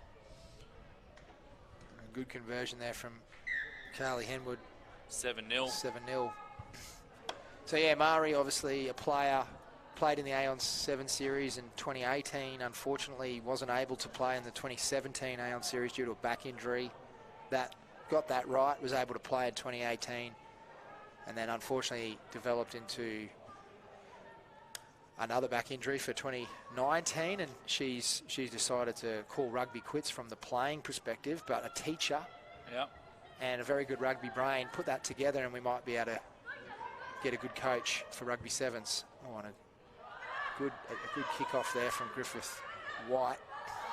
Anna Drutini, powerful with the footy.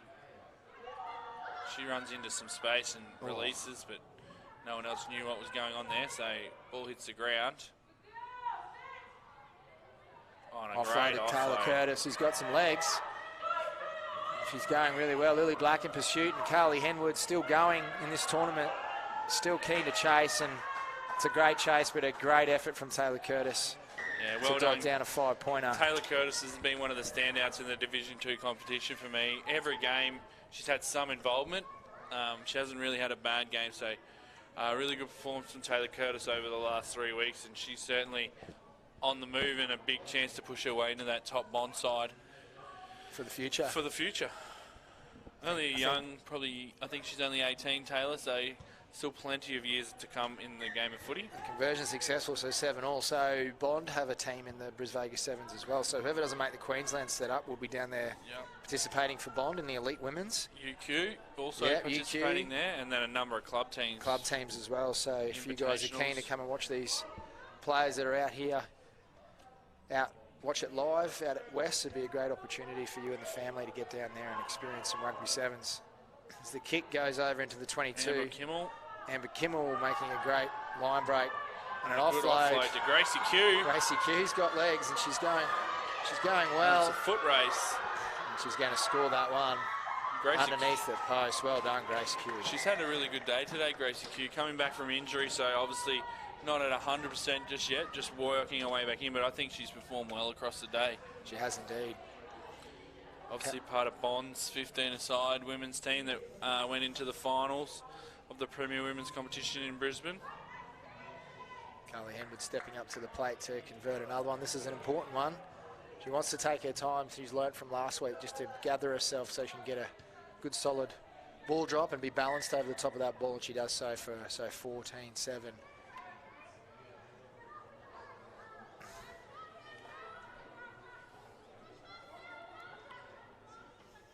Matt Chapman's taken the Titleist hat off. Wants a bit of sun, get a bit of a tan. Kick goes up. Another great kick from Towner Upton-Smith. Fielded well from Bond Gold. Great little offload into play here, and they move the ball out. Well, unfortunately not able to execute there. And their edge attackers are Taylor Curtis just breaking. She's just so elusive, Parker. You don't know which way she's going to go. That could be a cheese. Yeah, it will be. No, he's going to call a knock on. Fair enough. It's a fair call in the process of making the tackle. A lot lighter on those than last week. They were very strict with that last week. So the coaching group around the referees has gone back, given some feedback, which is great. We've got to thank the QRA Brisbane for providing the referees for these tournaments to go ahead. The standard's been fantastic. These guys are developing as well, getting themselves up to the level. So we thank Jeff Pegg, Rowan Hoffman for organising the referees, and then thanks to all the referees who have participated over the series. Ball spat out the back of that ruck for Griffith White, and they pounce on their opportunity here and reload out to the left and right, and Vania Wong goes out to the right to Carly Henwood, who wants to show us her speed down the edge and her ability to offload, and she does that really well. Vania Wong gets that second touch, and she'll make hay while the sun shines. Oh, high tackle there. Ducks out of that one. Ducks into another contact, and Henwood will dot it down for a 5-pointer. It goes on to 19 points to 7, kick to come.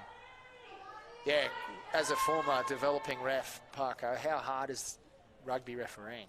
It can be difficult. Obviously, a lot of laws in the game, a lot of decisions to make.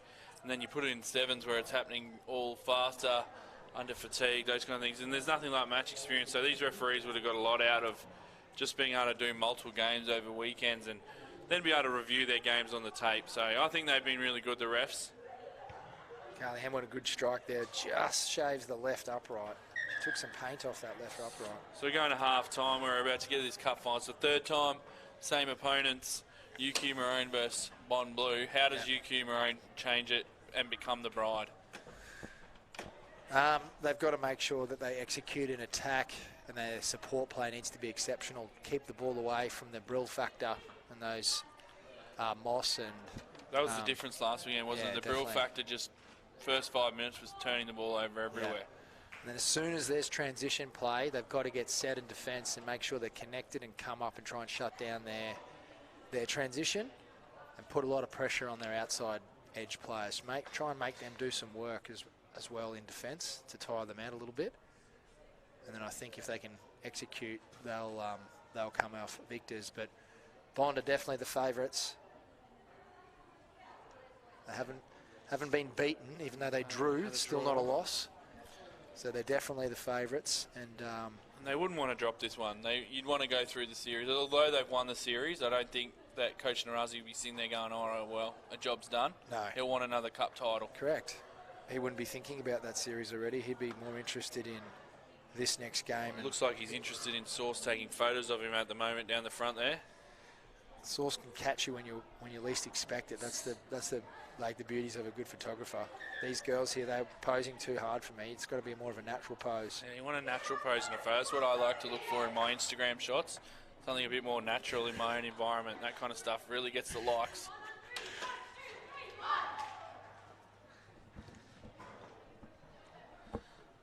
See the buckets for the cold towels coming into play at Bond now. I think Griffith... It's cooled down nicely though this afternoon, Reg. It's wonderful conditions this afternoon to go home, have a couple of hydration drinks and get yourself ready to watch the football tonight, the All Blacks and Argentina. That'll be a very good fixture. It'll be a good match. The Argentinians a bit of passion tonight, you would think, off the back of Diego Maradona's passing early in the week. They would be passionate, you would think. Very unfortunate there from Diego. Sad. But yeah, it'll be a good match. Who you got? Oh, I think the ABs will come back and win this one. I think they're a very class outfit and they've had 2 losses, which they won't be happy about. So they'll come back and win. Unfortunately for Argentina. And a good pick up there. Amber Kimmel out to Morgan Taoka, but just a few clumsy little skills there. It's been the story of Griffith's day. They've been in the game and then that has just crept in. Yeah, just those little clumsy skills gives Bond Gold an opportunity here to get some points on the board. And they'll need to score first here to be any chance in this matchup.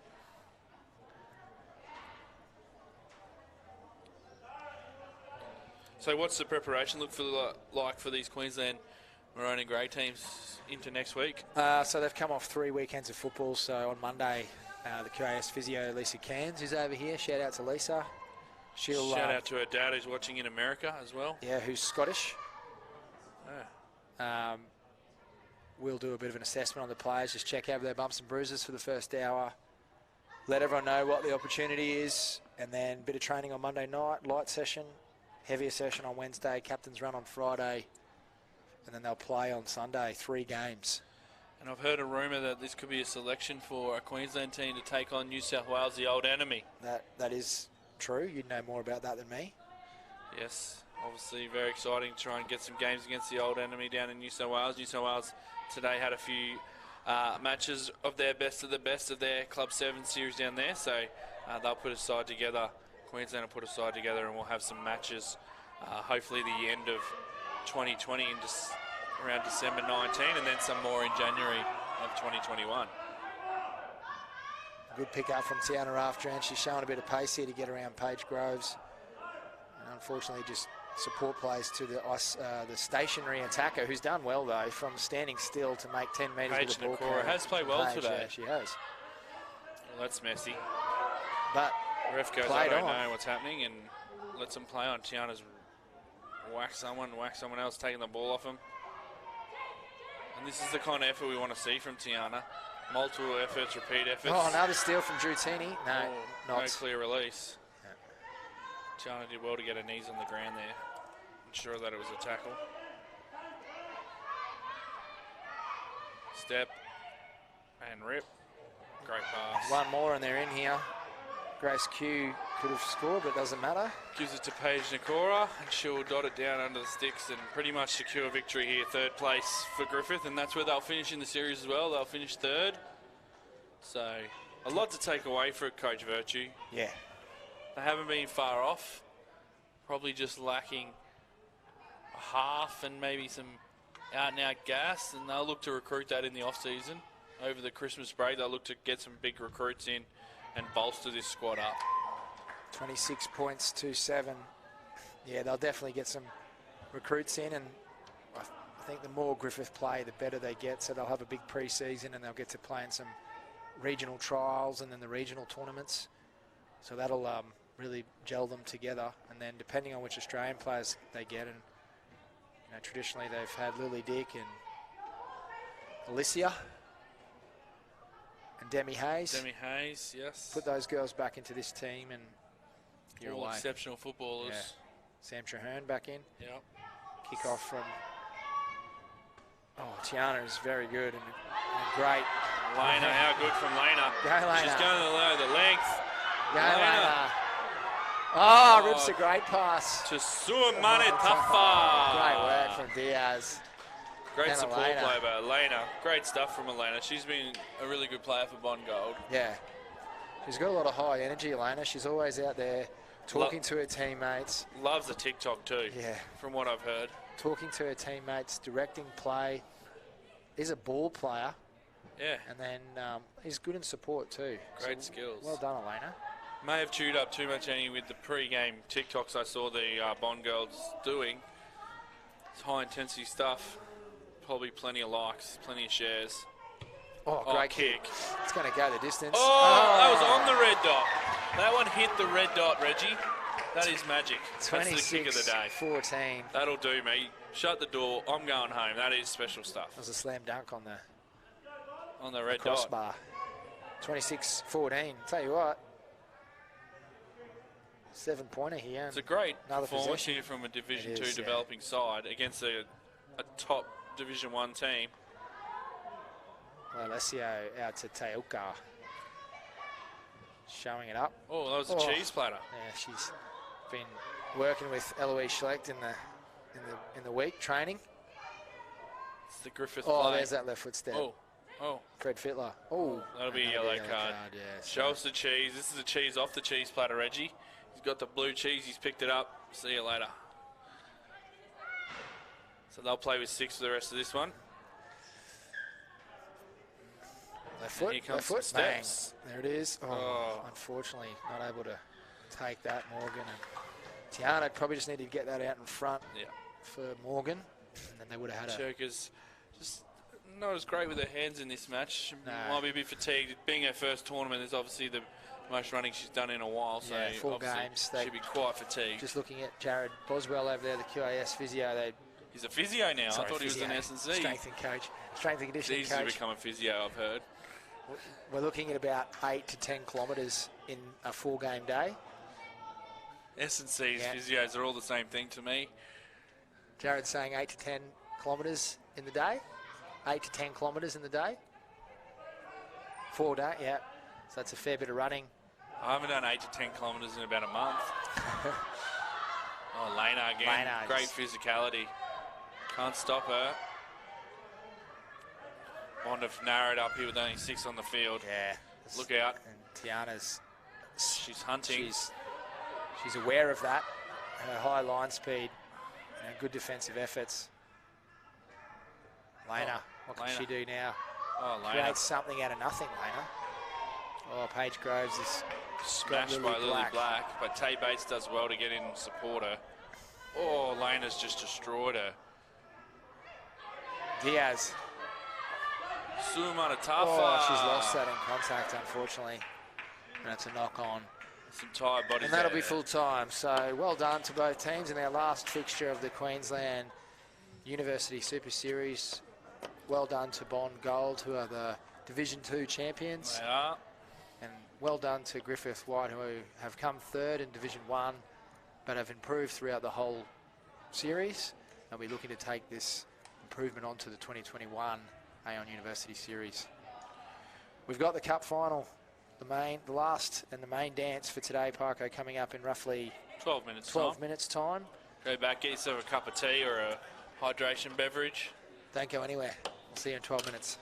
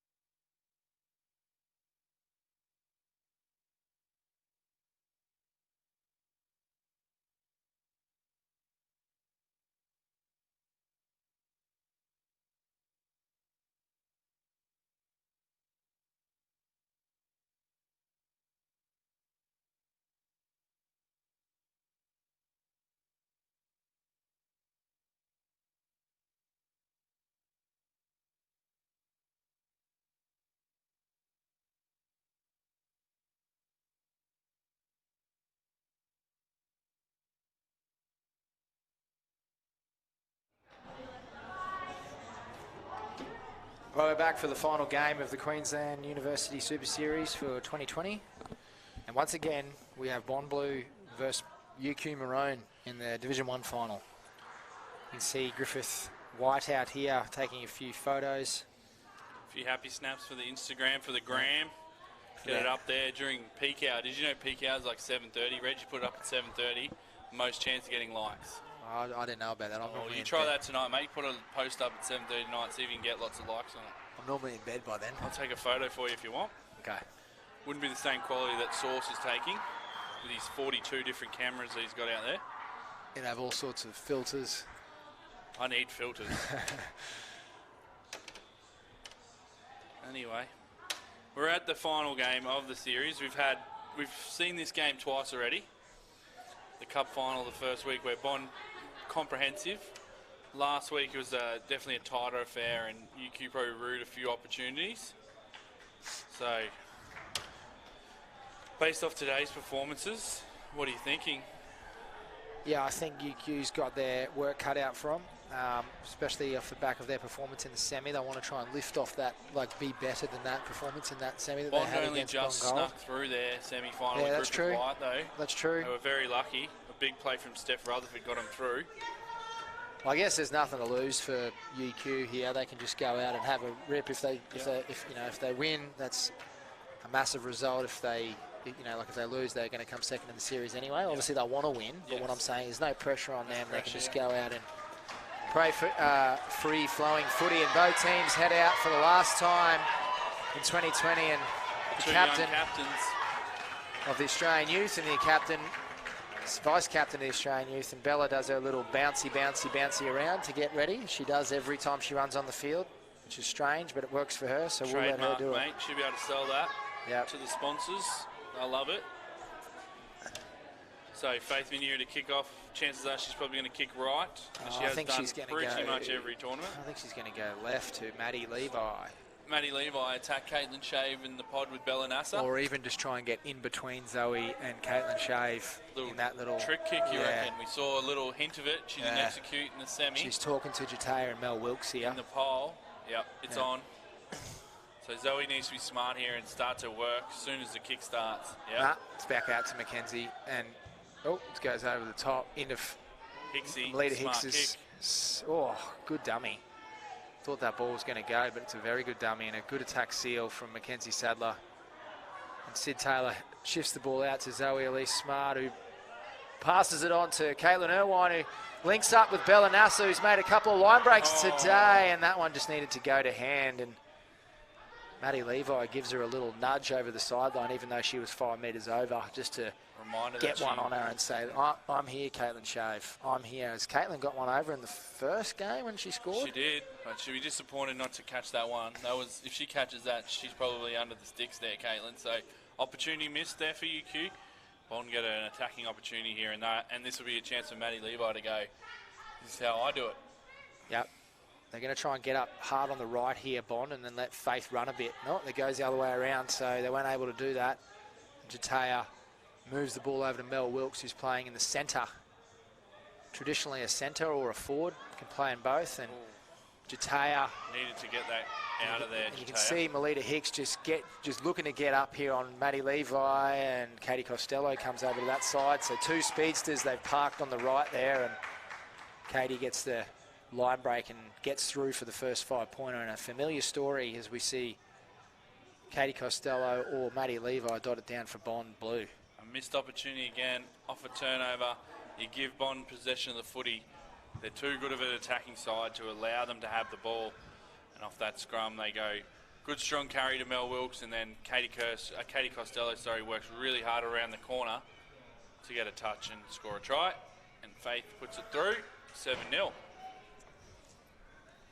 Yeah, so UQ's going to have to bring a better attacking game to that if they want to win this game. They just can't go over to the sideline there and drop it. They're going to have to be accurate, or else that's going to happen 4 or 5 times. So they need to be the next ones to score here, UQ. You can't let Bond go back-to-back.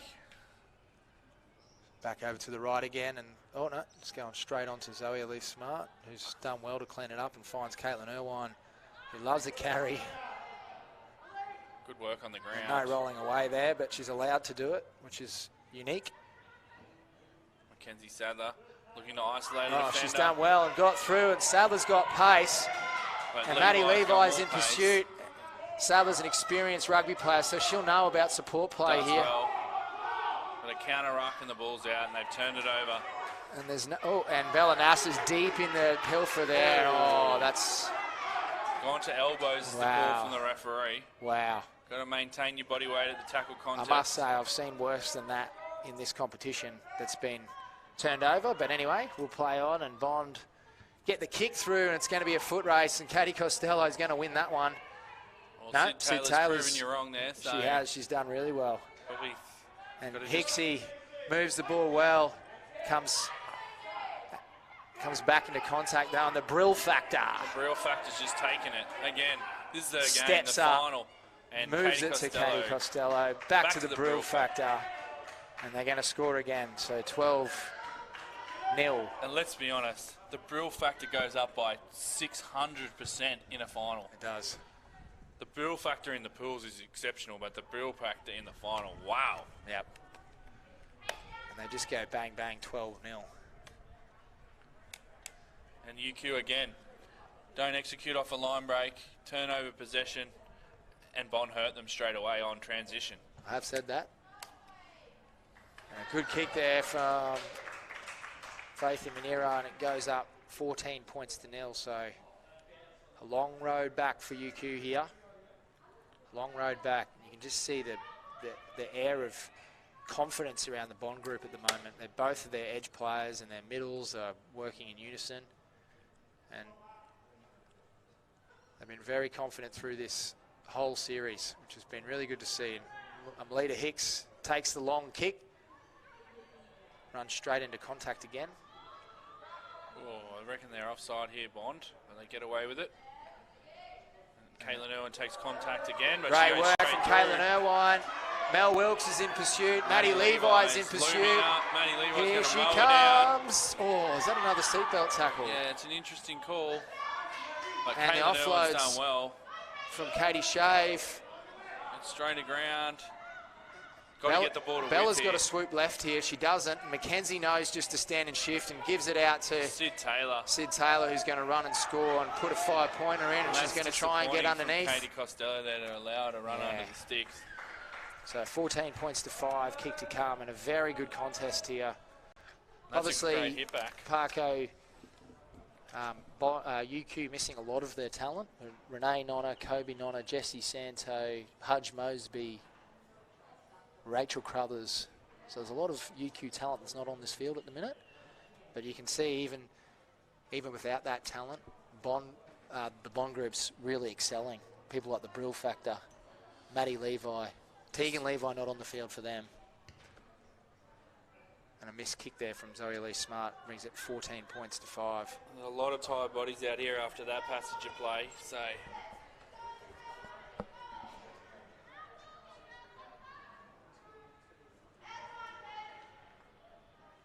April leaves the field for a break.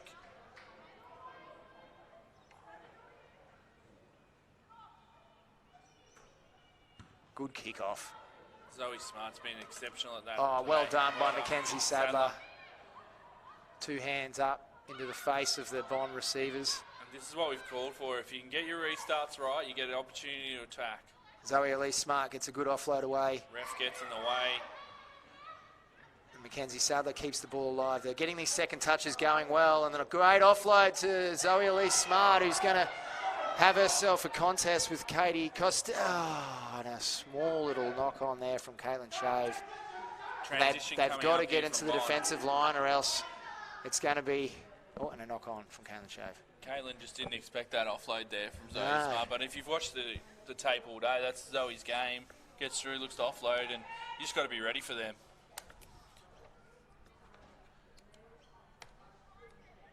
So, missed opportunity again there for UQ, and they would have really made it tight going to halftime. They can't concede points here if they want to be in this match. They need to keep this one out. You see Maddie Levi's going into centre, and they've got I like that. Steph Rutherford on the wing, so maybe they'll draw some Good defences. scrum. And Faith will they'll look to rip it out here. And a great little kick through. It's going to be a foot race if Steph can pick this up. Oh. Maddie will just bulldoze her way Oh, through. she's done well, Melita Hicks. The Mayor of Ipswich has ragdolled her into touch there. And they've done what you wanted, Parko, and prevented some points. So 14-5. We go into half-time. I think Cassidy Holland's message here is we've left a lot of points out there. We just haven't converted. So the positive of that is that we can score points. We just need to execute here in the second half. Yeah, definitely. What do you think Coach Narazi's message here to the Bond girls? Obviously, they've been in this position before, led in the Cup finals. Yeah, I think he'll just be encouraging his troops to keep working hard and keep concentrating for this last 7 minutes. They can't get out there and switch off, and they haven't done it all series, so I don't think they will, but he'll just be encouraging those same messages. Let's be really accurate in defence, get our turnovers, look to transition, get the ball to the edge, support, support, support. And if they can do that, they'll definitely take this tournament. So we've got 7 minutes left in the series. A tight matchup here. Those kicks could come back to be very important from Faith, though one of those was from 15 metre channel, so very important. 14-5. It's not impossible. No. But it's definitely going to be difficult. I think if they score first, get a 7-pointer, it'll be 14-12, then they're back in the game and they can do another restart over to Mackenzie Sadler's edge there, get up. So Zoe Elise-Smart providing some good possession opportunities with her kicks today. I know you're up me about being excited about it, but it has been pretty good today. And she has been good. Faith Munir has been the most consistent across the competition with her kicks, though, been very accurate. She has, so no changes, doesn't look like for Bond. They're going to go out with the same side here. So we've still got Moss and Taylor Fenton on the bench. Doesn't look like Moss is going to get a lot of time here. She's hobbling around, which is disappointing because Moss has been a real factor. She has. Taylor Fenton just getting some clear instruction from Coach Narazi there. And it looks like UQ have made one change here with Jamie Cope coming onto the field for Caitlin Shave. Yep, Shavy will have a bit of a rest. I think she might come back on later in the death.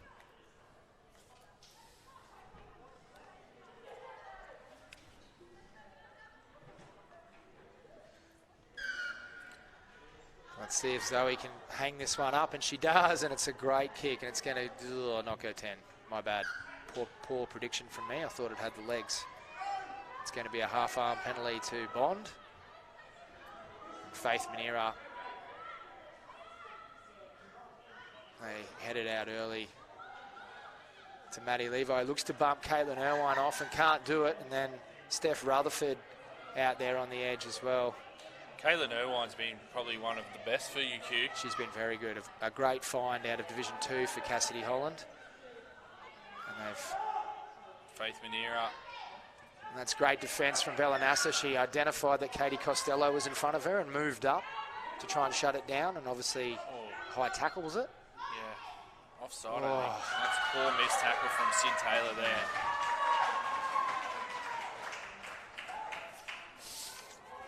And Bond Blue were the first to score here after half-time. So we go 19 points to 5. Shay Anderson scoring that try for Bond, which... 19 points to 5, kick to come, so... It's an uphill battle here for It is a UQ, very big Maroon. uphill battle, yeah. But again, you just can't miss your one-on-one tackles like that, can you? Simple missed tackle for Sid, and unfortunately Sid's going to have a rest now, and Mackenzie Wheel's going to come on. And she's kicked that. Now there's another one. 21 points to 5. So they need another 3 tries, UQ, to hit the lead. So it'd be interesting to see here if I'm Bond. I'm probably kicking long here and just backing my defence. Yeah, straight down the middle of the field there. Can. Try and get it next to those sticks, or even over Caitlin Irwine's head here. Yeah. And just try and get some territory. They do the opposite and they kick straight to Caitlin Irwine. He's got to stay in, and she does well there. Zoe's put down by Faith Manera, and a great tackle, but a very good attack seal from Jamie Cope. And unfortunately, I'm going to come back for a knock on, and Mackenzie Wheel looks like she's copped a boot there. It was definitely unintentional, but she's copped the boot there. With Faith Manera coming through, trying to tow the ball through. Just mistakes again hurting UQ. They're going to rue these mistakes, handling errors, just too much drop ball for a cup final. If you want to compete, they'll need to go away and work on that for the next series. So Jataya gets a rest and Taylor Fenton comes into the game. Taya's been solid again. She has, today. Coming back from some schoolies celebrations last weekend that she missed. See Taylor Fenton setting up to the right here, but a good pressure from the scrum from UQ again. And sweet play. Taylor Fenton heads over to the left to Maddie Levi, and Mackenzie Sadler gets one bump, but gets her down and does really well. Takes space, and unsuccessful though. So well done from Mackenzie Sadler. And here's the Brill Factor. Taken down by the UQ defenders, or not quite. She's still going. Brill Factor continues to work. Oh, and a good pilfer there from Bella Nassar. Well done. Very good. It's good to see her back on the footy. It's almost probably a yellow card there against Taylor Fenton for running away with the ball. Not allowing the fast tap, which is disappointing. Mackenzie just taking a bit of contact there with not much leg drive. Wasn't the best carry from her, but they've recycled the ball. And they move the ball into the middle of the field slowly, which is not what they want. Caitlin Irwine off to Mackenzie Wheel, who makes sure she gets possession this time and carries strong. Carries very strong. She's got to roll away from there. And if Caitlin Irwine goes quick here, she'll catch some weak defenders offside. She goes hard. And the Brill Factor's on it, but Jamie Cope does really well to secure possession, and a good carry from Mackenzie Sadler as they move the ball back out to the right. Back out to Bella Nassar, who'll look to ball play. The attack's just a bit one-dimensional at the moment, isn't it, Reg? Like, no direction, just one-out carries. Yeah. They're just running from pocket a lot. As you can see, another run from pocket here, and then you just get contact and slows the ball down. They need to pass the ball away from that pocket position. That's a fair penalty, though. And here goes Wheelsy. She's isolated, though. Melita Hicks has to work hard. Levi just mows her down. Yeah. Great second action, though, from Wheelsy. So many people in that breakdown. Caitlin Irwine, great footwork. Steph Rutherford's after her. Jamie Cope's in support. Got a release. And does well. Well done. Back in here. 21 points to 10, so they're still going to need two tries. They need to hurry up and take this kick. Need to speed the game up, kick the ball, and give themselves a chance here, UQ. Caitlin Shave coming back on. Just a lot of possession there for UQ. Bond worked really hard, but just couldn't hold on. And a great kick from Now's the Zoe kick. Elise Smart. Gets so they need a fast try off this kick-off, Reg. Yeah, straight away. They need to move. They're just a bit... Not enough energy here for a team that wants to win the game. Like, they got to hurry up. Yeah. And they need to be set, ready to go. So let's go. Caitlin Irwine's got a tie shoelace now. Bond look a bit disjointed here as well. They're just wasting time. Yeah. Bond will be happy with this. Here we go. Great kick. Another great kick.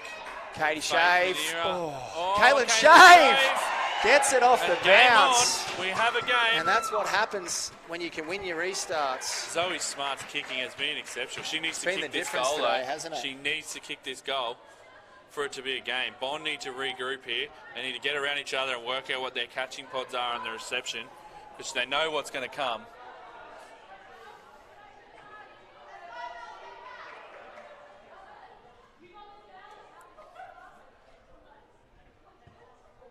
She's missed that one. Got to get the head back up because she wants to get a contestable kick up here. Which takes it out to 21 points to 17 in favour of Bond. So, one try in it. One try. That conversion didn't matter. So here we go. Caitlin Irwine's come off for UQ, so it's a big call. So here we go. Oh. Hasn't executed, but it's that one of those funny ones. April picks up the ball and a strong carry into Kazi Carberry and Lillian Kolb. And they go hard at that breakdown. And this could be trouble. This could be trouble. See you later. Yeah. Lillian Kolb's done a great just job. grab the jersey. They need to press up here, though, the UQ girls, if they want to. Jamie Copes does really well there to shut down that option And Wills is on that. And Oh, there's a turnover. wow. What do Bond have here? They are under pressure for the first time in the series. Mackenzie Wheel, off she goes. She needs support. Oh, that's a high tackle. Could be a yellow card. We could see some cheese here off the cheese plate. No, Lillian Kolb goes. Oh, the same thing every game. The You've got ref to be in front has of to the be in ref. front of the ref, which is fair. Bond. They need to regroup here, Bond. Just get some Lillian's got composure. to go. They shouldn't be waiting for the Bond defence line to get set. There's no point. So we're They're going still to waiting. tap play here. And they're going Little switch move. Good defence from Bond there. a good strong carry from Burnt two Mackenzie defenders, Wheel. so they should have numbers out here. Cassie Carberry over to Jamie Cope, who carries strong. And a great turnover from Mel Wilkes, She's although off her she's feet. gone off feet. The ref's called her out of it. What's Caitlin Shave got? And that'll be full time. Well done to Bond Blue. Fantastic work, Parko. Yeah, under pressure there, just showed their real character with their defence, and Coach Narazi would be pumped with that to take away the defence. Under pressure, a team coming at them and they could hold on. So Yeah, well definitely. done to Bond Blue. They've definitely been the best team over the series. They'll Yep. take their third cup final and they'll take the overall series. So congratulations to Bond. Well But, deserved. UQ definitely showed some improvement across the tournament. They did really well to come back there and put in a really solid performance. Thanks very much to our referees from QRRA, Yes. our match officials, our live stream partner in Double Take. And thanks very much for everyone who's listened in over the last 3 weeks. Apologies about the poor commentary. Hope you haven't hated Alf's Peanuts too much. We've given you a bit of a laugh. Thanks for joining us. As mentioned, make sure you head down to the Bris Vegas 7's next Sunday, where Queensland Grey will be taking on Queensland Maroon in 3 matches as a Queensland selection trial. We look forward to seeing you down there. Thank you very much. Bye.